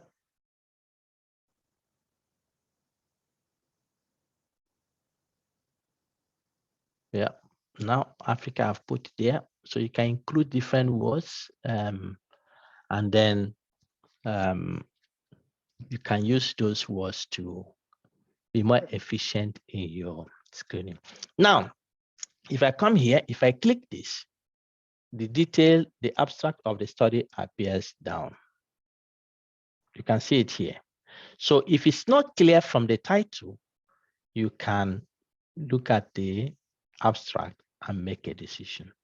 So this one, if I decide to, if I click any study, these are activated. So if this one is not eligible, I can exclude it. And what is happening here is decreasing, and this side are increasing. So this one, I exclude, something like that. I exclude. So this is increasing, and this decreasing, this is increasing. If I, for instance, this one I include, it also put it there. This one, I am not sure, it also put it there until I finish the screening. Once I finish the screening, and then the person who has blinded will unblind, and then we can go and screen. And so once you have finished, you just click here. It will list the studies that you have included, and it's one here. And then you can export it and find the full text. Find the full text. So once you have done the abstract and title screening, you can go out of Rayan and look for the full text and continue your this thing there. Is it clear? Any problem? Any question? Too much information today, isn't it? Yeah, Ahmed. Thank you so much, Prof. Really, this was a very exciting, and I learned a lot today. I just want to know when you are screening your reference, how it will be look like according to include and exclude, and how do you see? I mean, how it look like your result? Yeah, so what happens is that once you are including, This is increasing. This undecided is decreasing. It's possible that at the end of this, you have included studies, 30 studies, and then you take it forward. You take it forward. You just click here, for instance, and export. And this comes out, it gives you options of how you want to export them. And then you take them from there and continue your screening of full text of the papers. I don't know if that answered your question, Ahmed. All right, then I have Rhoda.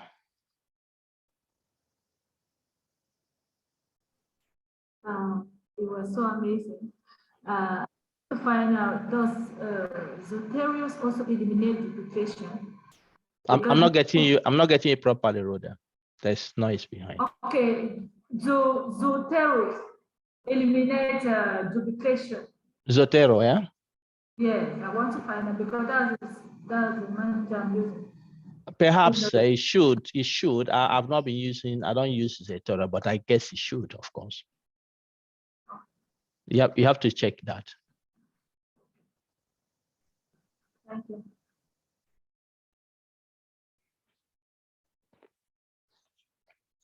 Who is there again? Miriam?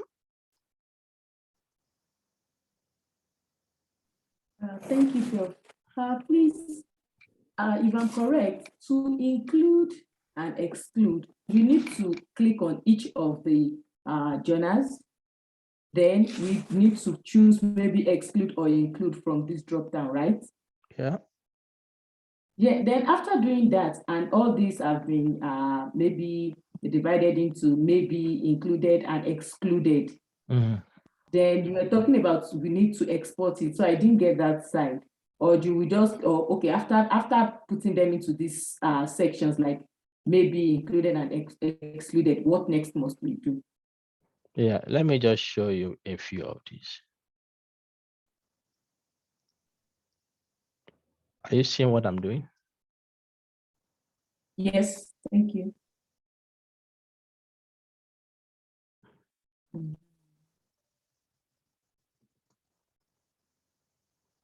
Okay, so let's say we have 23 studies included. If I click this, then those 23 studies will appear here. Now, we have agreed, let's say after, now when you're screening, see my name appears here. If you have 3 people who are also screening with you, their names will appear. So if one person disagrees, it will be red. It will be red, it shows here. If the person says maybe, it will be white, shows here. And so like that. And so the person who is arbitrating will see where you have conflict. And of course, at the end, when it is unblinded, both of you will now see where you disagreed and where you agreed, and you can discuss those disagreements.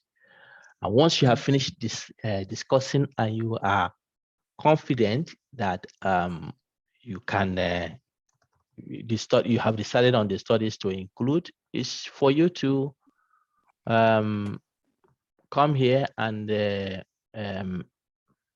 highlight them and export. You export them in different ways, and then once you export them, you find their full text. That is what you need to do now, and then continue working on the full text.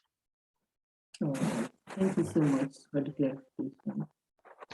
All right, I have Pius. Pius, you have something to say? Yes, thank you, Prof. Good afternoon. Please, is it possible for us to get a sample protocol, not the one that is published, which is a bit summarized, but the one people or somebody wrote before carrying out a systematic review? Yeah, that is the one that is published. You can have a better sample than the one that is published. Okay. The one that is published. I thought it's going to be a big, large document, just like the proposal we have. No, it doesn't need to be a large document. Okay. Yeah, Then you please, have to follow the Prisma P recommendation and draft it. okay. It doesn't need to be a large document. Then, so from experience, is there what's the average duration of a systematic review? Because Average from what what? I'm seeing, it's going to take a long time, and Like maybe how long? discouraged. How long do you think? If is this something that can take 6 months? Or, You want the one of 6 months? yeah. Do you want the one of 6 months? Hello? Do you want the one of 6 months? Pius, do you hear me? Okay, I can hear you now. Do you want the one of 6 months? No, I just wanted to get okay. an idea. Well, it depends on the amount of papers you have and also the manpower. You understand? So different factors can play in there. But if you have the ones we have done, usually an average systematic review takes about 6 months to a year. But if you have many people doing it, then it can take less time. Okay, so then finally, the searching in other databases, you've shown us how to search on PubMed. Are there links to maybe materials we can access to see how to search on other databases? Yeah. I mean, if you search on the internet, they are distant. But I know that the tips and tricks session we are having, some people have suggested that show how to search in other data. Perhaps 1 hour is not sufficient, but we can try to make introduction in our future listen. And maybe during the evaluation of this course, that is one of the things you can remember to recommend. We have I think October, November, December that we have kept empty, and we want people to suggest topics they think we can bring forward, topics they think that are bothering them, they would like to suggest. Perhaps we can take one of those to introduce searching the other databases, but feel free to suggest any topic at all. We can try to see how we can accommodate those. Okay, sir. Thank you, sir. All right. Yeah. Oh, okay. Let me see who is there. I have Pamela Tabi. Yes, thank you. Good afternoon, Prof.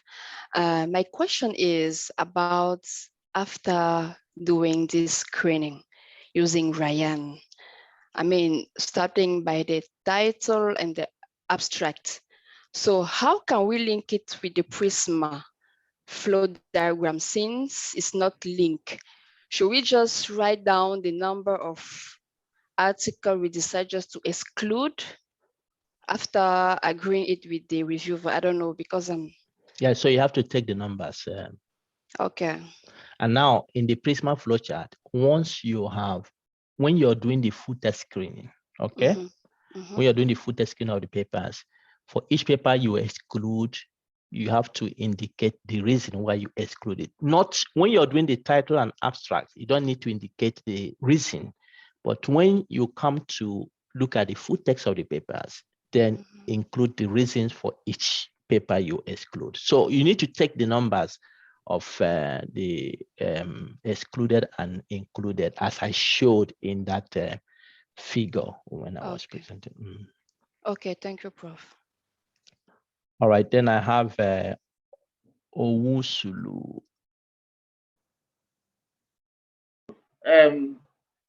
If I get you right, the basis for the exclusion and the inclusion would have been on set criteria, an agreed set criteria for the study in question. That is number one. Number two is when you talk of exporting, where are you exporting it to? And what is the place of Excel sheet in a screening of articles? Yeah. So the criteria is based on the criteria you have stipulated in your protocol. Okay. So once you draft your protocol, you need to indicate the criteria for inclusion of the studies that meet your criteria. You need to indicate that there. And so you have to follow that strictly. Okay. And how do you export? That is just what we have done. Once you search, for instance, in PubMed, we saved it in PubMed format. And then we go to Rayan. And what we have done is that the file we have saved from PubMed, we are bringing it into Rayan. And we bring it to Rayan there. And Excel sheet is not helpful when you screen, except for documentation sake, because it's not going to be helpful. Please just give me a minute. I have a call I need to take now, and I will just be with you in a minute.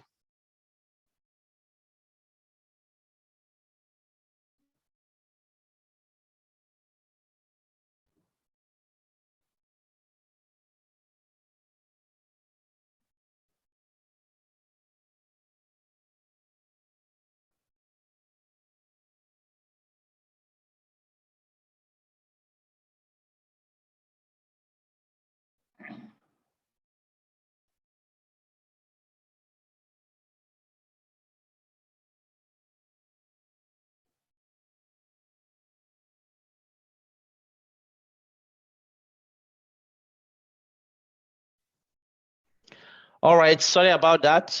One of those things that happen. Okay, so Excel sheet, I was saying, is not very helpful, but when you obtain the full text, you can document it in Excel. Okay, but when you screen, you don't need Excel. It's totally out of place and it's cumbersome. If you get used to Rayan, it's a fantastic system, and I think some of you will enjoy it and even become more expert than myself. I'm not an expert anyway, than myself before the end of this week. You will enjoy it because it allows lots of collaborative work and documentation. So, but once you have obtained the full text, you can use Excel sheet to document it. All right, let's see. I have Gabriel Dedeke here. Thank you very much. I think it's just a simple on the issue of deleting of duplications. Mm-hmm. I think you said we are going to use EndNote for that. Mm-hmm. We should use EndNote for that. Not only EndNote, but I said that is what I use you as an example. Oh, okay, at least we can use EndNote Mm-hmm. because Rayan cannot delete. Am I getting it right? Yeah, Rayan cannot delete, but he can identify. He can identify. Okay. Mm-hmm. Mm-hmm. So, and that stage, does it need? Do we need to do it blind, or we need to first of all do that before we now go? No, to no. the One person can do that. One person can do that. Okay. Mm-hmm. Thank you. Yeah.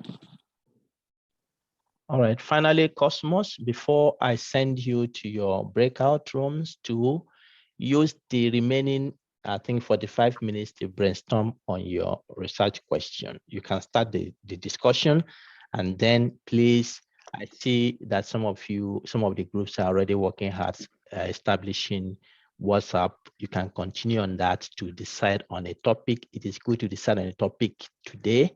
Once you decide it, please send me your topic, okay? And then I will document it, we take it forward. Send me your topic. Tomorrow, I will go around the groups to help them to fine tune the topics if it's needed. But send me your topic. If it's to the point of approval, I will approve it and tell you to go ahead. But please decide on that and send it to me today. All right, Cosmos, please. Yes, Prof, thank you so much for the wonderful lecture. I followed you. Hello, sir. I hear you. Okay, I followed you up to the point where they create. I'm talking about Rayan. now, how to use Rayan.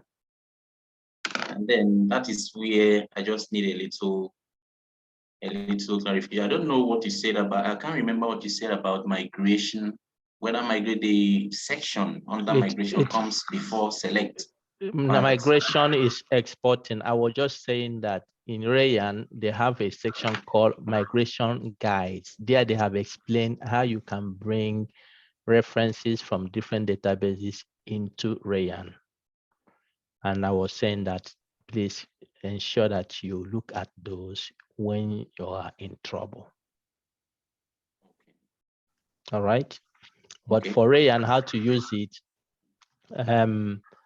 I think once you watch this again, it will be clearer, or there are various videos online, YouTube, you can also use to update on that. All right, Scholar, you have been waiting, so let me just give you as the last one before we move. Scholar Kulu, are you still there?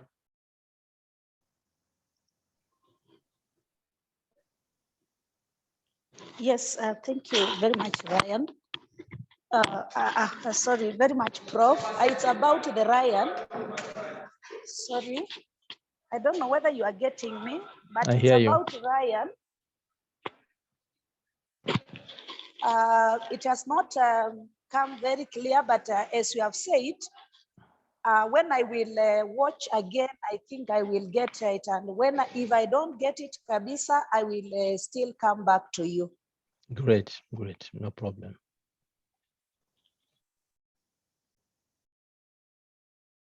Sorry about that. So I will send you to your breakout session now. And yeah, as I said, please select your topic, and then we'll continue then tomorrow. I'll open the rooms now. You can join. If you have not written your name, your number to your name, please do so.